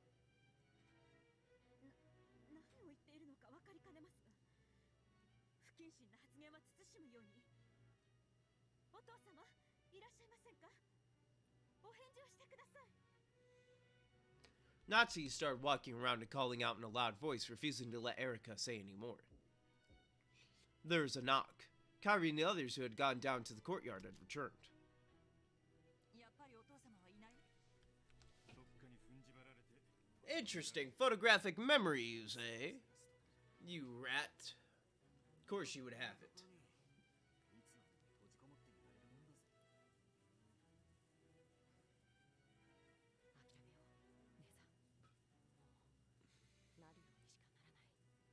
奥様はどうなさるつもりかしら。自分でついてきた嘘のつけさ。運命は神様に委ね。 There is no God here, only Beatrice.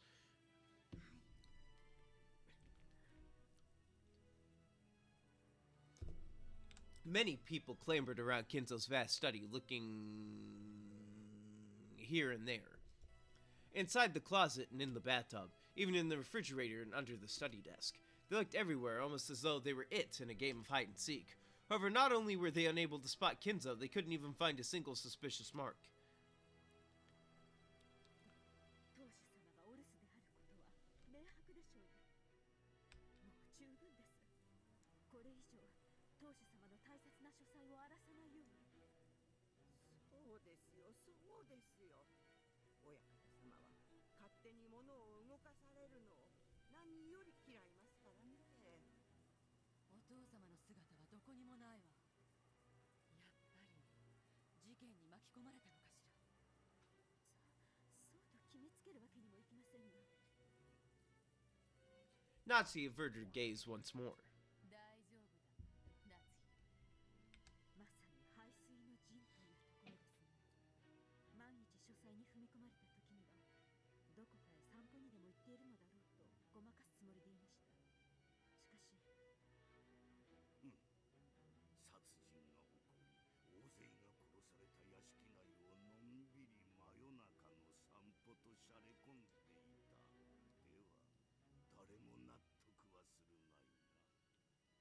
私ならばむしろ本当にやりかねん。こらこら金蔵、おとなしくベッドの下に隠れておれ。大丈夫だ夏日、落ち着くがよい。いるものをいるとは断じれようが、いないものをいないとは断じれぬ。すなわち人間の世界はいようといまいといることのできる世界なのだ。そのいることのできる影こそが我ら魔女の悪魔の世界。悪魔の証明ですね。だから安心するがよい。悪魔の力がそなたを絶対に守るぞ。お父様と夫の名誉が守れるなら、私はこの身を悪魔に捧げようとも構いません。良い覚悟だ。案ずるな。絶対に金蔵は殺させぬ。 At that time, a dry sound suddenly rang out twice. Erica clapped her hands, seeking everyone's attention. Though such an action should have been above a guest's place, for some reason it already felt like a natural right of hers. After all, she was the detective.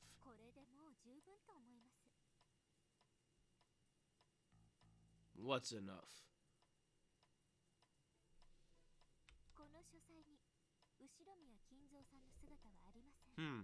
Interesting. 隠れられる場所はすべて探したぜ。親父の姿はない。そして不審なものも何も見つけられなかったわ。No, Erica's looking mighty suspicious, even though she can't be it. Erica said it again. They hadn't been able to discover anything. ならこの部屋にいつまでも長居するべきではありません。これほどの大勢で書斎を物色したなど、当主様が知られたらどれほどお怒りになられることか。エヴァさん、あなたは責任を取られる覚悟があるとおっしゃいましたね。生涯絶縁されるくらいの覚悟はおありなのでしょうね。それを決めていいのはお父様ご自身だわ。あんたが決めることじゃないわよ。お静かに。状況を整理したいと思います。昨夜の23時に最後にこの部屋で金蔵さんにお会いになられたのは夏日さんですね。それをどなたか証明できますか？証明？ええ、そうです。だって夏日さんが本当に昨夜の23時にここを訪れたかどうかは夏日さんしか自称していません。金蔵さんが昨夜確かに夏日さんがやってきたと証明してくれればいいのですが、その肝心の金蔵さんがおられませんので。アリバイはミステリーの基本ってわけ。ええ、そうです。アリバイは大事です。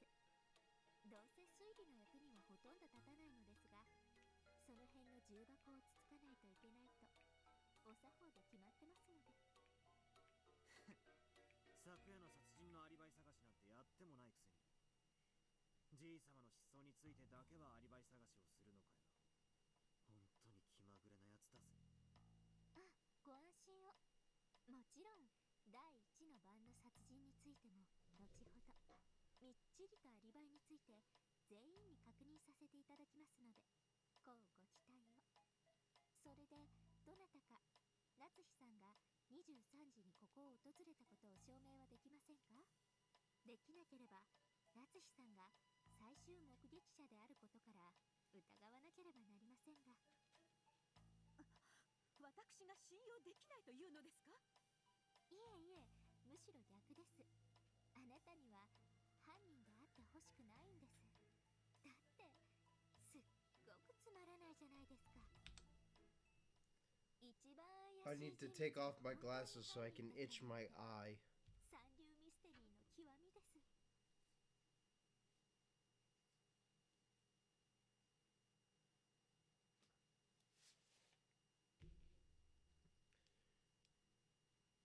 Alright, what'd you say? Only the worst third-rate mysteries have the most suspicious person as the culprit. 夏日さんが怪しい。待ってくれ。どうしてそういう論法になるんだね。そうですとも。奥様が怪しいなど出現にも程があります。 I mean, she was the only one keeping us away from entering this room. そうだ、ありがとう。エリカさん、それだけの無礼な発言をなさるに足る根拠は終わりなんでしょうね。すっごいシンプルで嫌なんですけどね。テレビドラマレベルの根拠で恐縮ですが、それでもよければ。聞かせてもらおうぜ。 When Badler glared at her, a cold expression rose to Erica's face for an instant, but it was only for an instant. After all, after smiling peacefully and gazing around at everyone, she started to talk. She looked like the main character in a play, who had come out onto the stage bathed in a spotlight. I don't like you being the main character, okay? 殺人が起こって大騒ぎになった時のことを思い出してください。事件のことを金蔵さんに伝えたいけれど、いくら電話しても出てくれない。その時のことです。とにかく連絡が取れんのはまずいとちゃうか。下手したらお父さん事件が起こってることさえ知らんのやでな。さあどうでしょう。 Keenly noticing that people were staring to doubt Kinzo's existence, Kanon mumbled those words.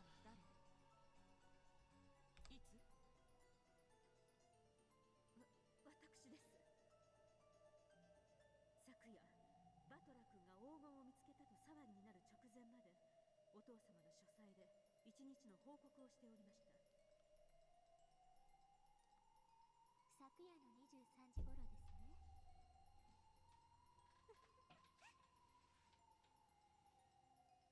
Erica chuckled significantly. それが何だというのですか。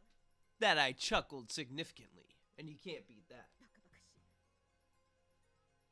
多分キリエさんも狙って振ったんだと思います。そうですね。振ったとはどういう意味でしょうか。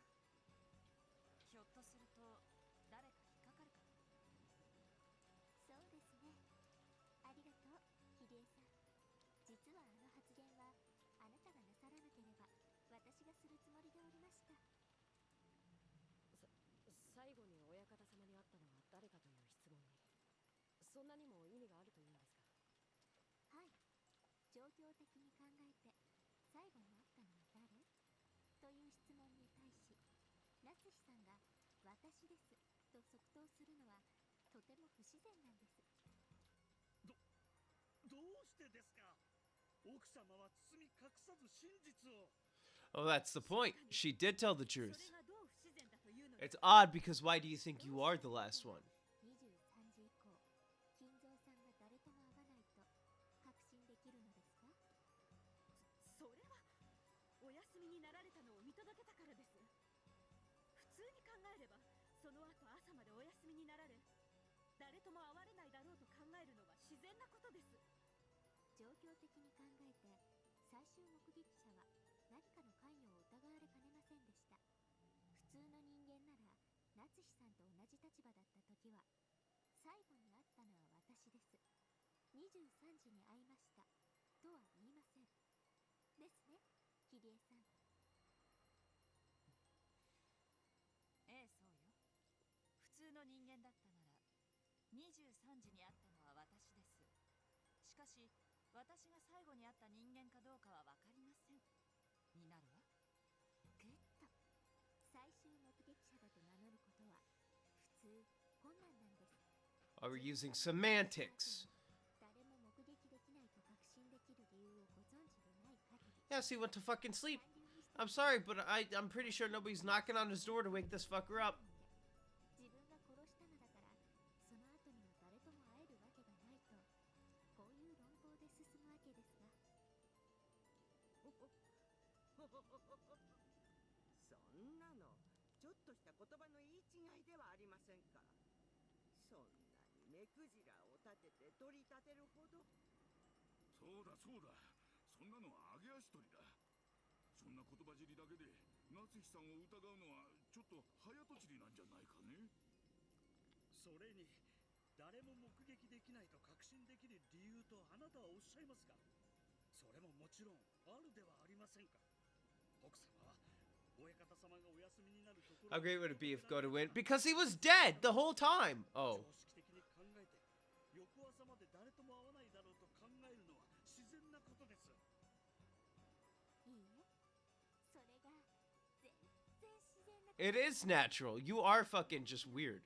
夏日さん、南條先生、そして熊沢さんの3人がついさっきご証言されました。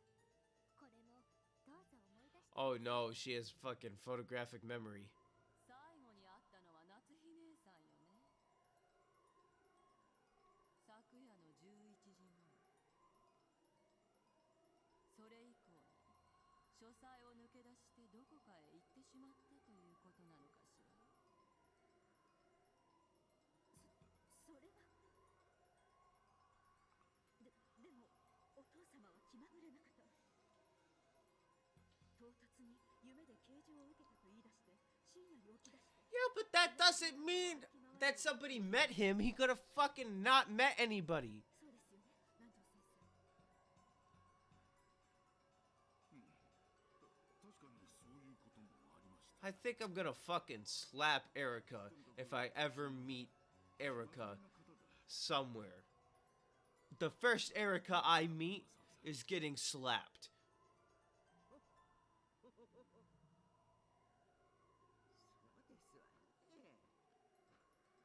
And I'm talking about one of my fans. If any of my fans is named Erica, you better not tell me, because you're getting fucking kicked, slapped, and dogged on. That's a promise and a spoiler. ああ、じいさまが深夜に突然寝床を抜け出すこともよくあったと証言してるな。グッド、バトラさん、なかなかの記憶力です。つまり夏日さんをはじめとした後ろ宮本家の方々は金蔵さんが深夜に気まぐれに起き出して徘徊する可能性があり得ることをよくご存知でした。そしてそれはよくあることだと認識されていました。おかしいじゃない。お父様がよく夜中に徘徊することがあると知っていながら朝まで寝床を絶対に抜け出さないなんて確信できるわけがないわ。ねえ。確かに三流ミステリーだな。よくラストの5分で犯人がいつから自分が犯人だと分かってたのかと聞くと探偵が答えそうなシチュエーションだ。ですよね。だからげんなりしてます。これで本当に夏日さんが犯人だったらお茶の間ミステリー以下ですから。だから私、夏日さんの疑いを真っ先に晴らしたいんです。このミステリーが三流じゃないってことを一番最初に確かめたくて。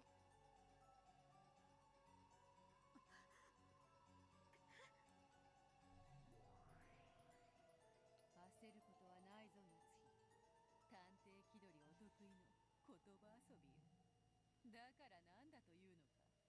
この発言だけでそなたをどう追い詰められるというのか。地獄の法廷とて陪審員の悪魔たちは全員そなたの。 I don't know if I want to be in the court of hell. If hell needs a court, that means some motherfuckers down there be doing some weird shit. そういう風に言われりゃ夏日おばさんが不審そうにも見えるさ。だが俺にはただの揚げ足取りにしか聞こえねえぜ。でも怪しいわ。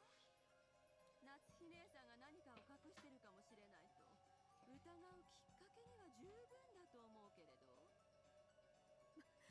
全くの言いがかりです。それに卑怯ですよ、エヴァさん。私が23時に確かにここにいたことは他ならぬあなたが証明できるではありませんか。そうなんですか、エヴァさん。あら、そうだったかしら。ごめんなさいね。何しろあの時は黄金が見つかったと気が動転していたから。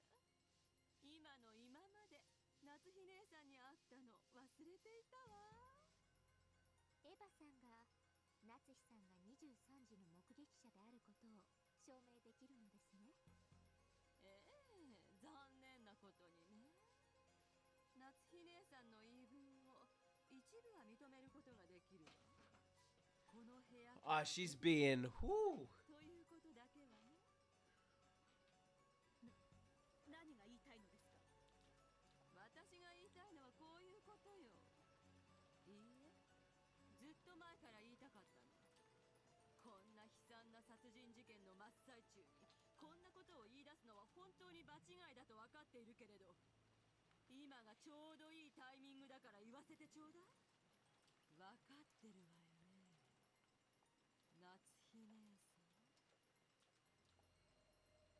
The servants gulped and held their breaths. It seemed that they hadn't been able to hide it after all. In the middle of this heavy silence, Ava fingered her trump card, and Natsuhi tried to act calm. Both space and time grew heavy as lead and swallowed up everything. 金蔵さんっていつからいらっしゃられないんですか？ Erica's words, spoken almost casually, tore that atmosphere to pieces like shattering glass. はっきり言うと、俺たちは今年はおろか、去年の親族会議でさえ会っちゃいねえ。 They figured it out! そうや。 They know! 去年の時点から疑っとった。息子たちが殺されたこんな時にこんなことを追求するのは場違いかもしれんとは思っとる。だがひょっとしたら事件と関係があるかもしれんから今追求させてもらうで。夏日姉さんたちにはお父さんの死を隠す動機があり得るの。お父さんの財産を横領しているかもしれない嫌疑よ。もしお父様が死ねば財産分配のために調査が行われ、横領は白日のもとにさらされる。だからあんたはお父様がすでに亡くなっているのを隠しているのよ。なるほど。ホワイトニットは十分というわけですか。ますますにもって三流です。ああ、つまらない。 Then leave if it's too boring for you. 私が当主様の死を隠していると？そんな暴言断じて許せません。そうですとも。奥様だけでなく日頃から他の使用人たちも親方様のお世話をし、その姿を見ていますとも。源氏さんやシャノンさんやカノン君や南條先生に熊沢さんだってよくお会いしている。私は信頼がないのか、昨年からずっと姿をお見かけしていませんが。黙りなさい、ゴーダ。申し訳ございません。夏日さん以外の目撃者はすべて雇用関係にある使用人だけではありませんか。金を握らせて口裏を合わせたなんて。はあ、本当に三流。くだらない、くだらない。がっかりですよ、夏日さん。だからもう断じてしまおうと思います。何をですか？後ろ宮金蔵さん。何か招かれざる客人。あなたは存在していませんね。遺産問題であなたの I ran out of things to talk about, to be honest.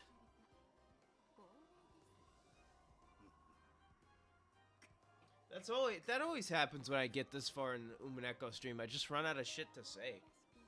とっとと現世を立ち去るべきです。初めてお会いしたのにご挨拶もまだでしたね。これは申し訳ない。はじめまして、こんにちは。そしてさようなら。 So close to Erica's face that she could barely have wedged a sheet of paper between them, Beato's pipe came to a sudden stop. そしてこんにちはだ。後ろ宮家顧問錬金術師黄金のベアトリーチェ。そなたの見解、ここよりはわらわが買い取ろうぞ。どうもはじめまして。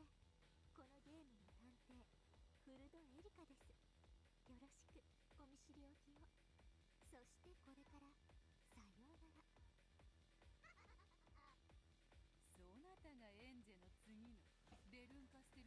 駒であるか。たやつとは結局満足に戦えなくて残念だった。今度こそ手合わせできて嬉しいぞ。ベルンカステル教の駒。我が主は全能にして万能。Omnipotent. 間抜けならあなたとは比べ物になりません。どうかよろしくお手合わせを。冷静よな。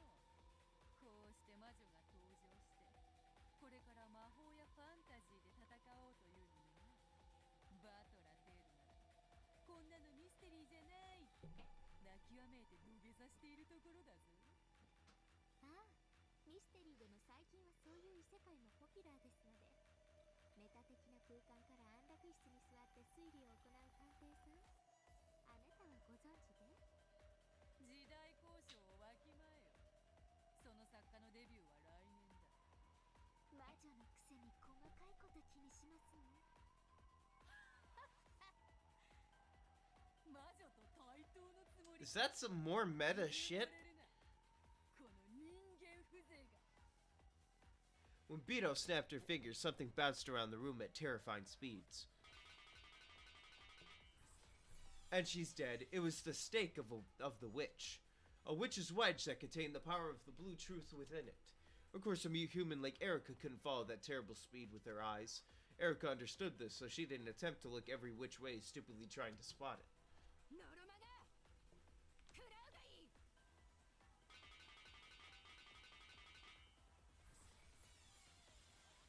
With a terrible sound, Lucifer's blue stake buried itself into Erica's right collarbone. It pierced all the way through her back. Lucifer spun and rebounded, landed in front of Beto, and vanished with a shrill laugh. Erica wasn't blown back, but she had been run through by the blue wedge.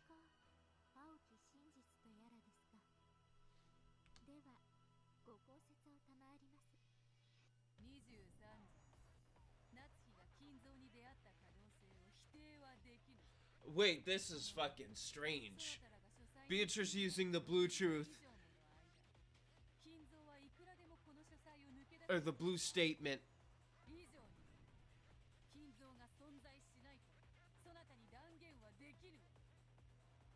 Beto announced that with an expression worthy of her title as a witch. Erica was silent.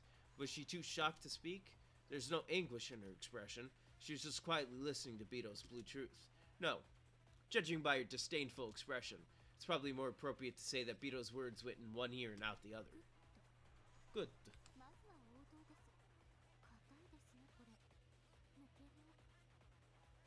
She tried pulling from the front and the back of the blue wedge that pierced her, but it didn't budge an inch. However, her indifferent, relaxed expression didn't budge an inch either.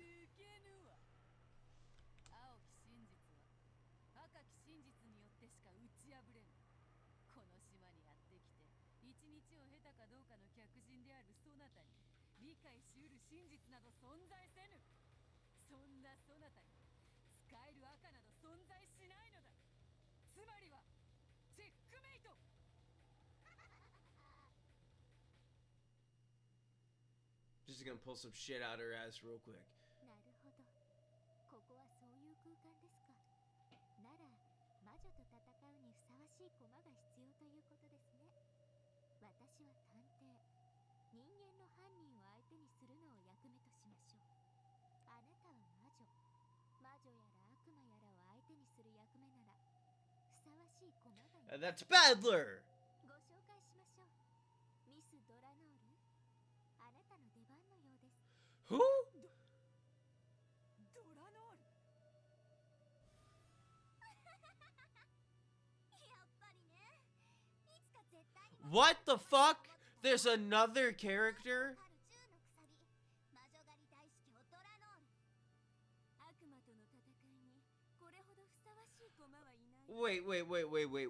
Wait. There's another fucking character.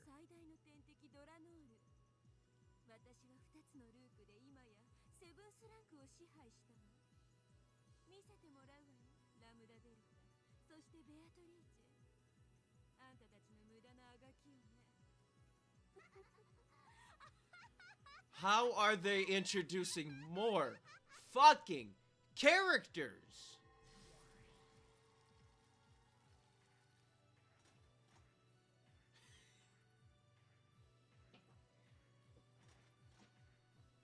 They're shown brightly, and the piece Erica had guided there showed its form. That form resembled a clergy member perfectly suited for confronting an evil witch. はじめましてドラノルエノックスと申します Even though this space was like a bomb just waiting to go off, she introduced herself in a neat and frank manner. Fucking shoot me now, holy fuck. A member of Eastern Jungfrau, the 7th District Repentance Enforcement Agency of the Great Court of Heaven. Where the fuck do they get this shit from? Chief Inquisitor ranked Archbishop First Class goes by the name Delanor of the 10 Wedges, or Death Sentence Delanor. She gets the name Death Sentence because though Inquisitors normally judge their target— oh my god, it's like a fucking half of a page! To determine whether they deserve the death penalty or not, Delanor, as the Chief Inquisitor, is only dispatched after a case has been vigorously inspected by the Great Court. Therefore, the very act of dispatching her is equivalent to a death sentence. Her father was a legendary Inquisitor, but he broke the rules and was executed. She was the one who interrogated and executed him. What the— what's the lore on this character? Where the fuck do they get this from? Since that time, she has stopped growing, and both her body and mind remain eternally those of a young girl. It is whispered that her heart also died at that moment, but she does not see it that way. Her primary weapons are the conceptual arms Red Key and Blue Key. They take form of a long sword and a short sword. Excuse me, what? Some of this lore, man, is just fucking insane. Check the Grimmy. Her out-of-place appearance, completely different from those of the demons and witches, felt blatantly odd and had a kind of severity to it. そなたとは初対面であるが、噂はかねがね聞いておるぞ。ゆえに、初対面という気は全くせぬでな。こちらこそミス・ベアトリーチェアイゼルネ・ユングフラウはあなたについての詳細な資料を600ページにまとめました。それに常に目を通していますので、私も初対面の気がしません。地獄の書記官なら600ページを6文字でまとめてみせる。お伺いします。Why'd it go or some shit? I swear I heard it do something. Oh.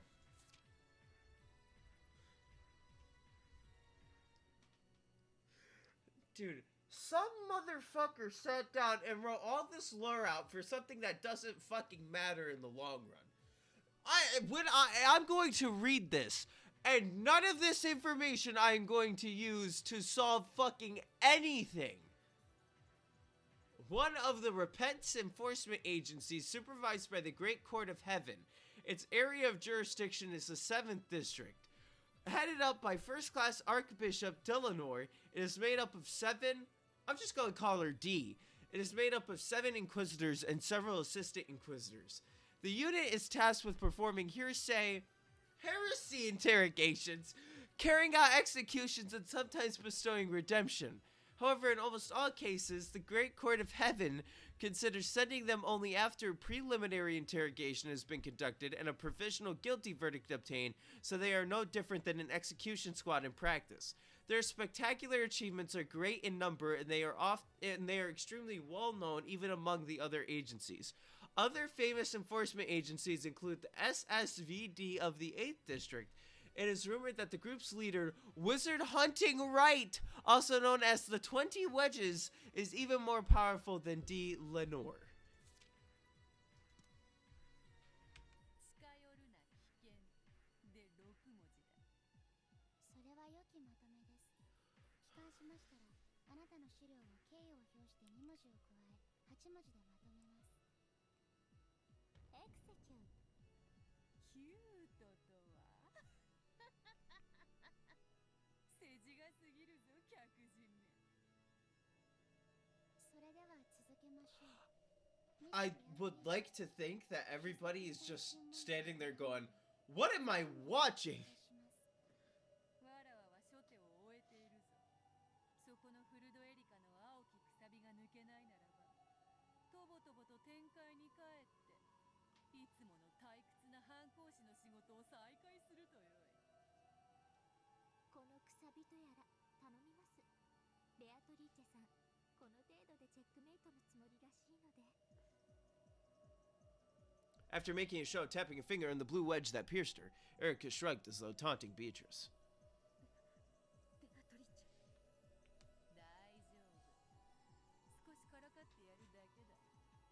I'm just gonna be quiet now.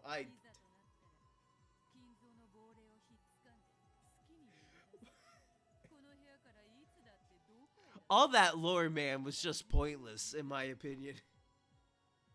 Nobody's seeing this because it doesn't matter. This does not matter in the long run.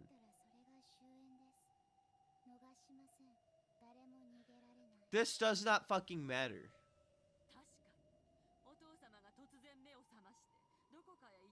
This is what matters when people start fucking talking. And it's actual people, not some bullshit that only Natsuhi is seeing.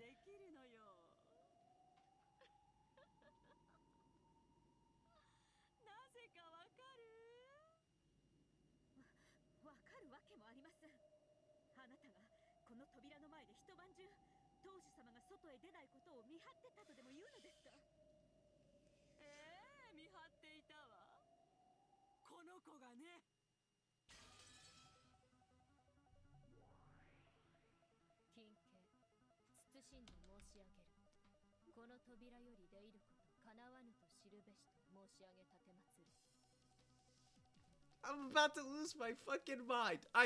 What?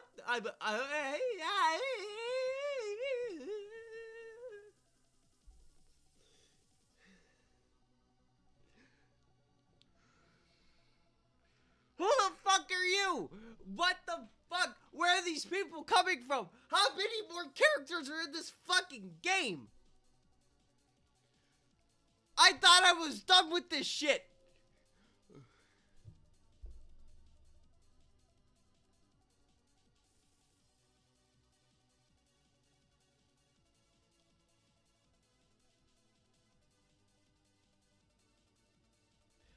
Okay.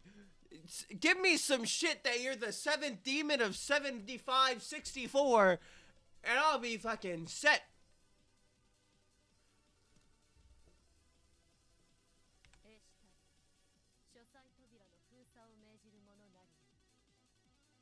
The doors to heaven open with strong, unrelenting radiance like the sun's, announcing the arrival of Delanor's underlings. Those words were clad in the red truth and cut off the witch's method of escape.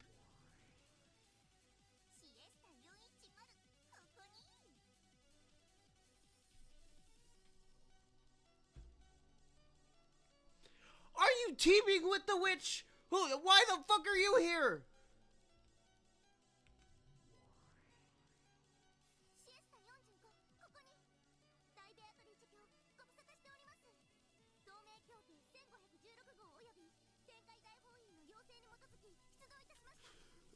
What the fuck is this lore? What the fuck is this lore?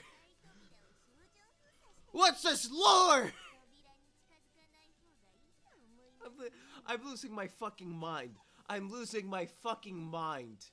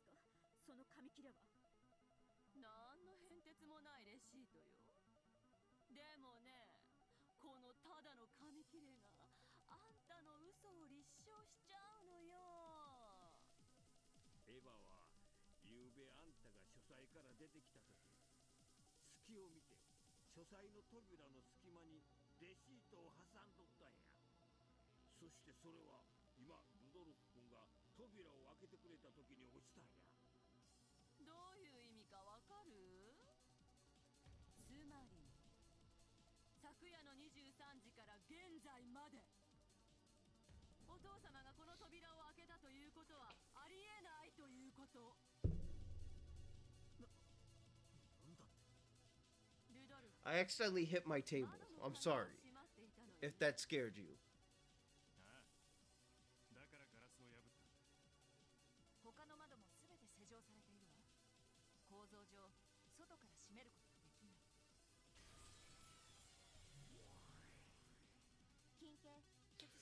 Cordelia!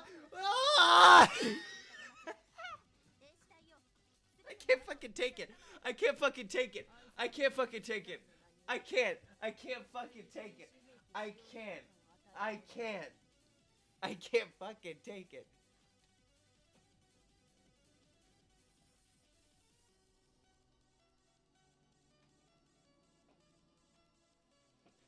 They're gonna bring out all the fucking heaven here in a minute, even though that lore doesn't make sense.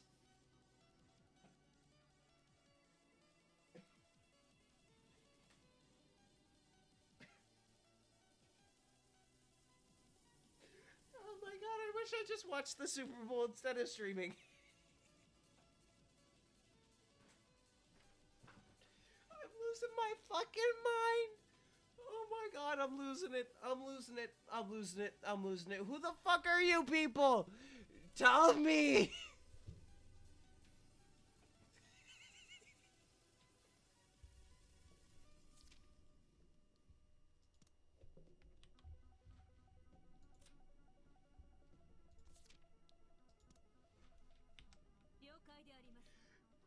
Oh, thank god it's just a blow.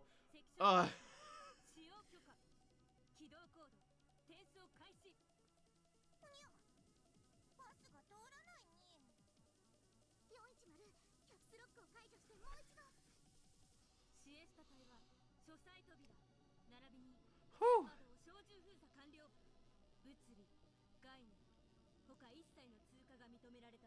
I thought there weren't going to be any more characters, but the fact that all of a sudden it's like, here's Gertrude and fucking Cornelia and fucking Delanor, even though they don't matter in the slightest, we're just gonna fucking add them in.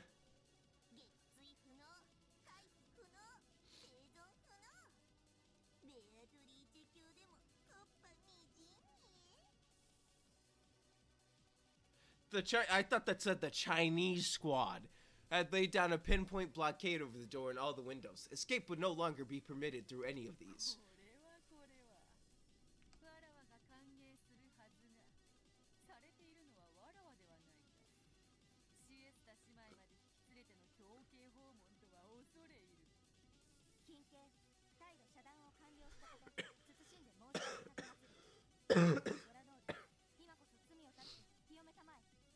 I swear to God, if another one shows up, I'm just gonna end the stream. Just straight up, you're not gonna get any, like, goodbye. The stream just ends.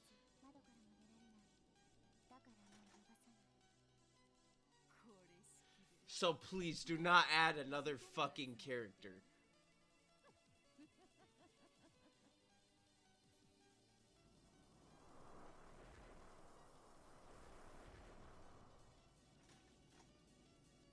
The Inquisitor of Heresy in Heaven and her subordinates surrounded the witch. The subordinates used a powerful barrier to cut off Beto's methods of escape. Do they have fucking characters now? Oh, they do.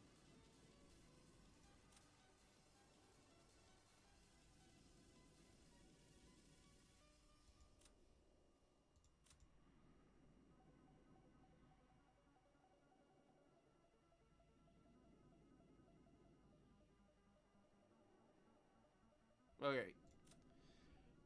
A member of Eastern Jungfrau, the 7th District Repentance Enforcement Agency of the Great Court of Heaven.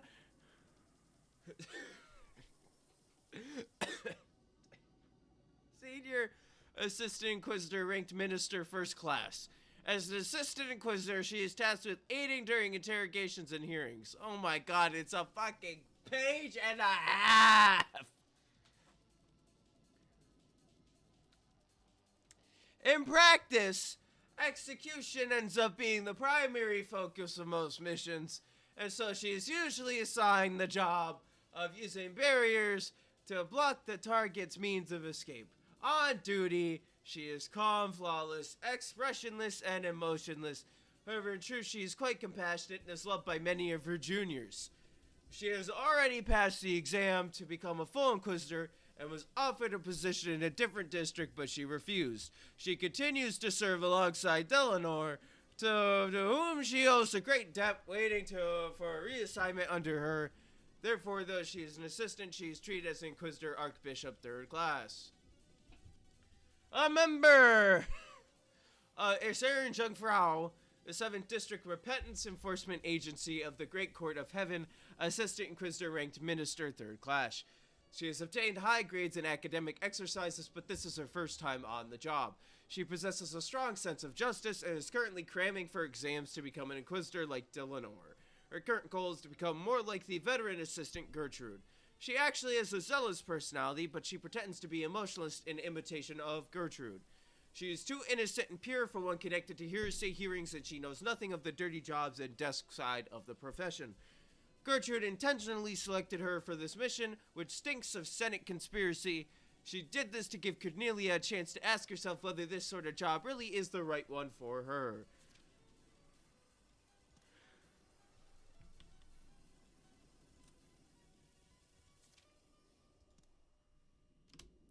Demons tend to resist capture, and as a result, they sometimes escape.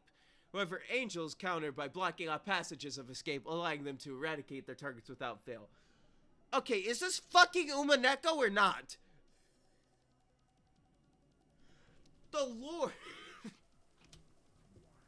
I can't fucking take it.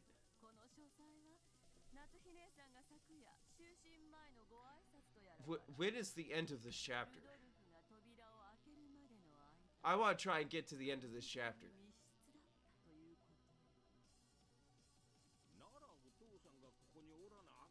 If I can, I'm ending it. I'm done after this chapter. I need a break. I cannot. Three new characters.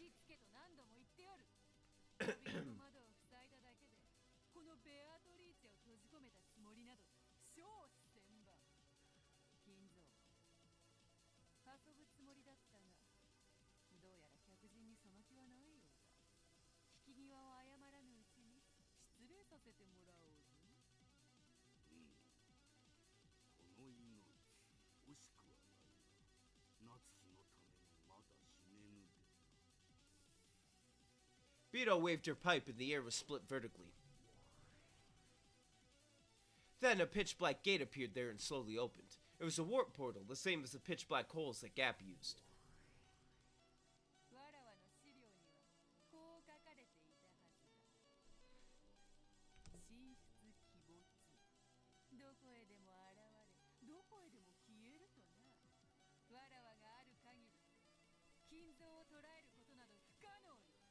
I'm tapped out. The pitch-black gate opened. That gate led from everywhere and to nowhere. Both Beto and Kinzo would be sent to a place where no one could catch them. A place where no one could set foot in, much less chase after them. All this fucking lore being thrown at me just is insane. And it's not important. There's no reason for me to retain that information if I'm busy trying to solve who actually killed the people. What human? I don't need to know about fucking Heaven's little fucking divisions of heresy. If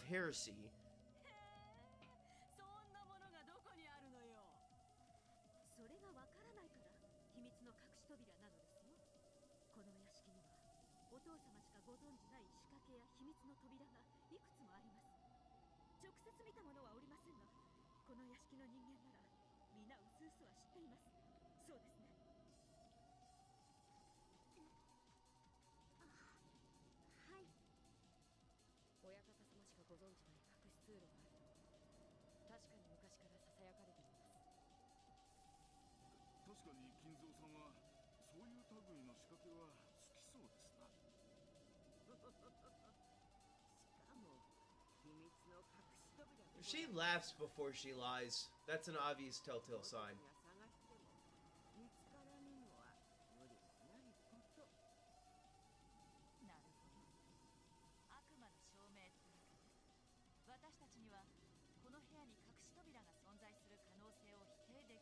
Well, I took a look at the blueprints, and there's no hidden room.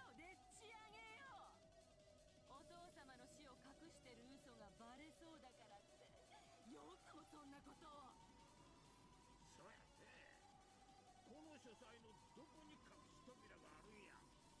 その存在を証明してみんかい。証明不要。悪魔の証明である。隠し扉の存在は発見不能にして否定不能。I mean, you've denied it many times before. Like, actually.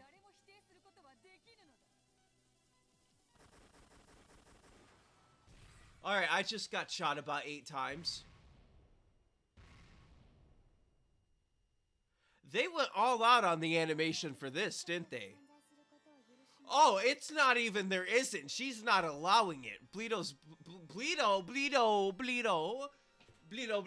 which had been fired off as a farewell gift, was crushed with the flash of Delanor's longsword, and the pitch black gate was crushed as well. She's not allowing it. And it wasn't just crushed visibly and physically. The warp portal conceptualizing hidden doors would have remained destroyed from that point forward. Onward.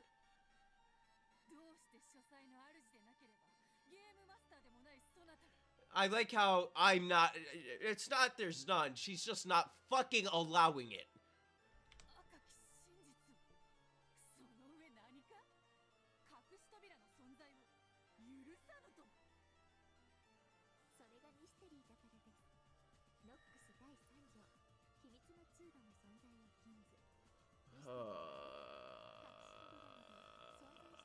Fuck Nox's third. He doesn't write good shit then.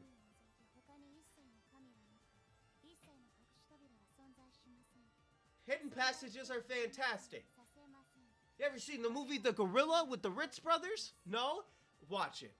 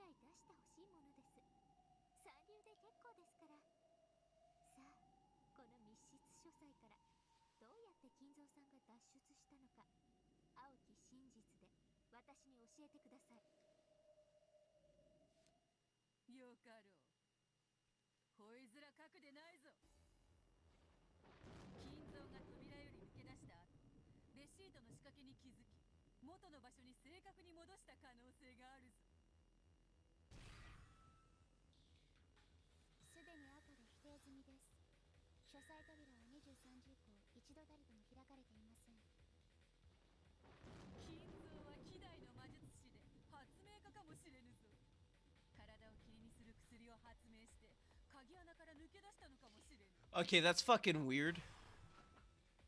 That's a fucking weird one.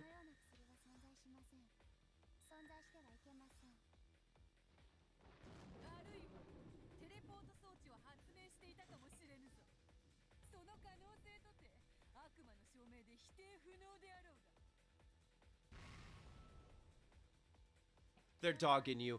They're dogging you. She is not permitting it.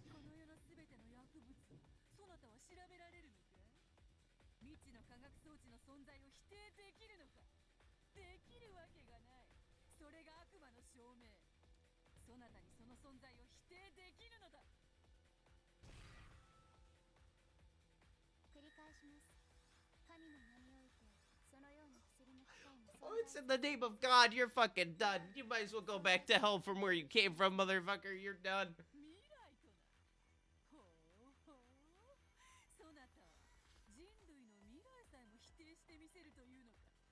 What is going on?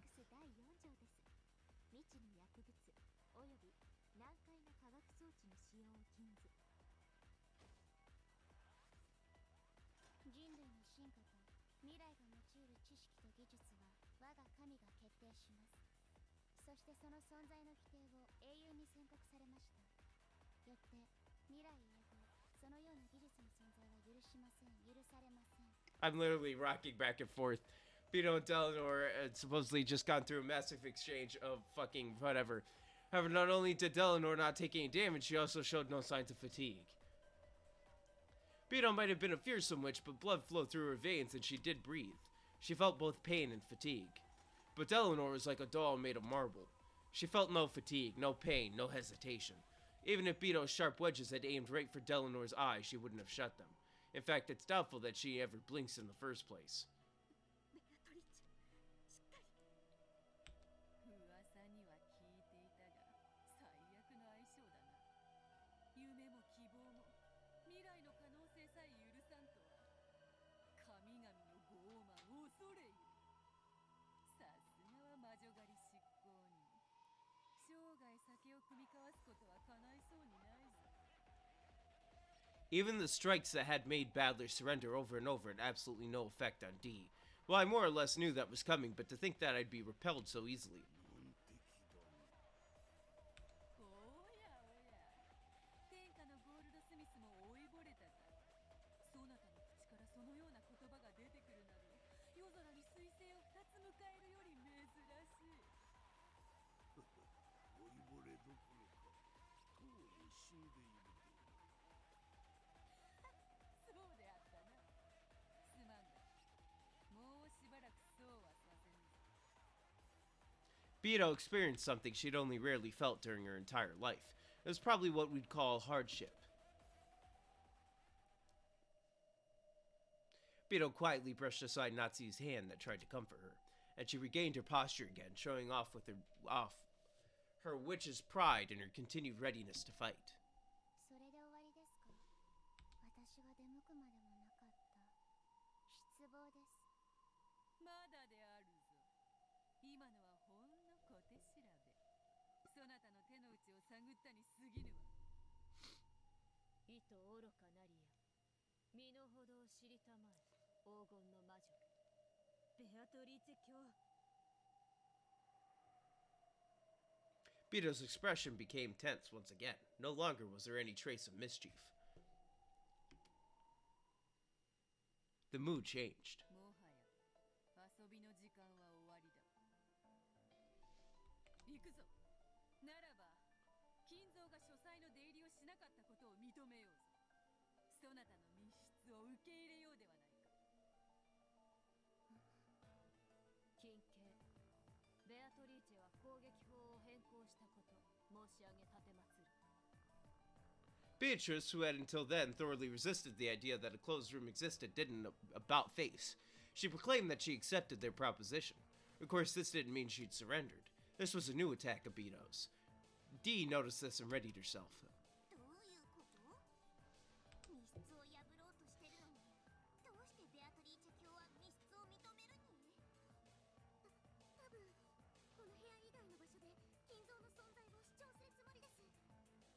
大ベアトリーチェ卿のワークポータル再起動を確認。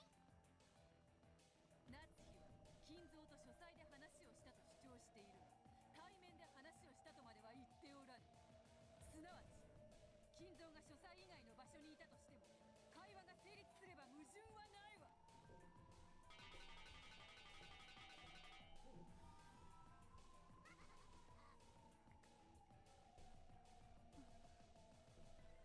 After bouncing at an erratic angle, the witch's stake pierced the top of Dee's foot. Yeah, you slow bitch. She's a feet girl. ナツヒはこの書斎で内線電話を使い、別の場所にいる金蔵と会話をしていたのだ。親族たちを嫌う金蔵が書斎に立ち入られることを予見して別の場所に避難していたとしても何の不思議もないわ。おそらくそれは隠し屋敷、クアドリアンかもしれんぞ。 Asmodeus' stake, which contained the power of Beto's blue truth that pierced Dee's foot, changed into a blue wedge. 青く金だ。有効であります。A cyclone of gold butterflies swept up with Beto at its center. The magical power of the once smashed black gate was once again refilled. If I can manage to hold D off here, I'll be able to warp Kinzo out of the study this time, all the way to Kuwadorian. D moved clumsily, trying to pull the blue wedge out of her foot, but it didn't even budge. Of course, Beto didn't miss this chance. No witch would.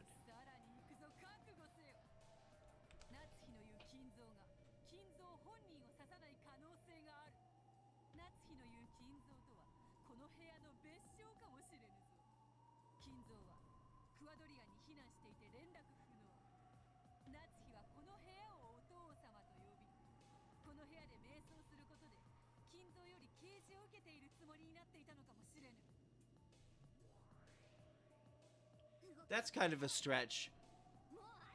Just a tiny bit, but...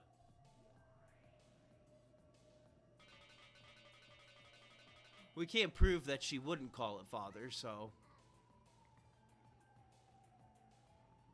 Beelzebub's blue wedge pierced the base of Dee's neck. Of course, even this didn't cause her to flinch, but her movements were restricted even further.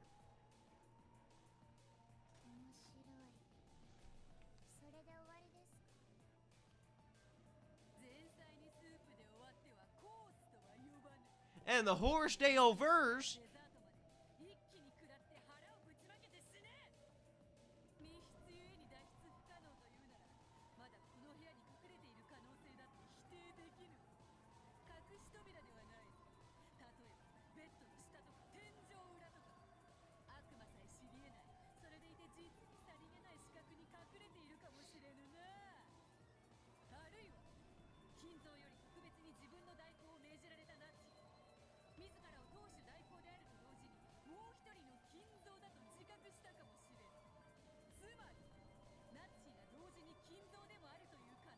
Never mind, Beatrice is throwing more.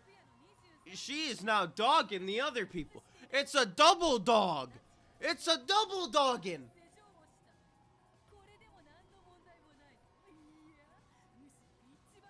Holy shit. It's a double dogging.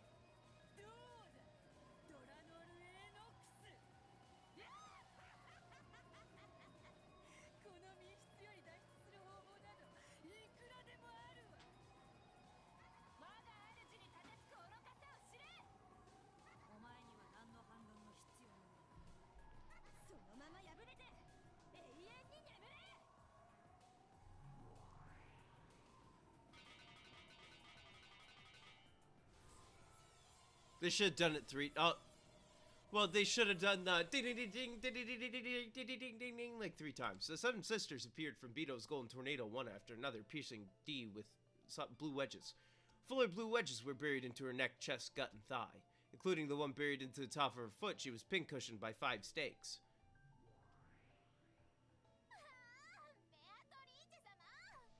Oh, we got it.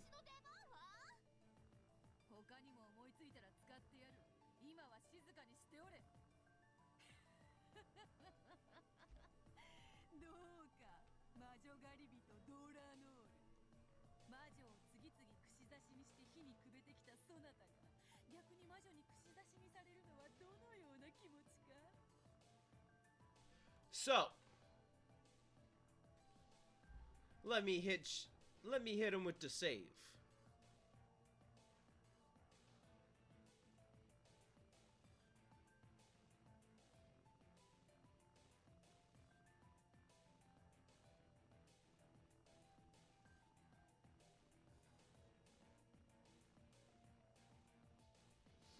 Okay.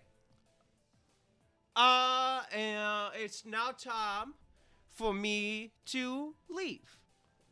Leave it at a good old cliffhanger. See how D gets out of it. So I shall head back to the title screen. I shall wish you all adieu. Once again, for the people here, I'm going to mute the desktop audio because I do not want this audio muted. For the people here, and the people watching the VOD, go vote on that poll on my YouTube channel under my community tab. And that's essentially all I got. I'm going insane from this game, and it's fantastic. I'm out. See you guys. later.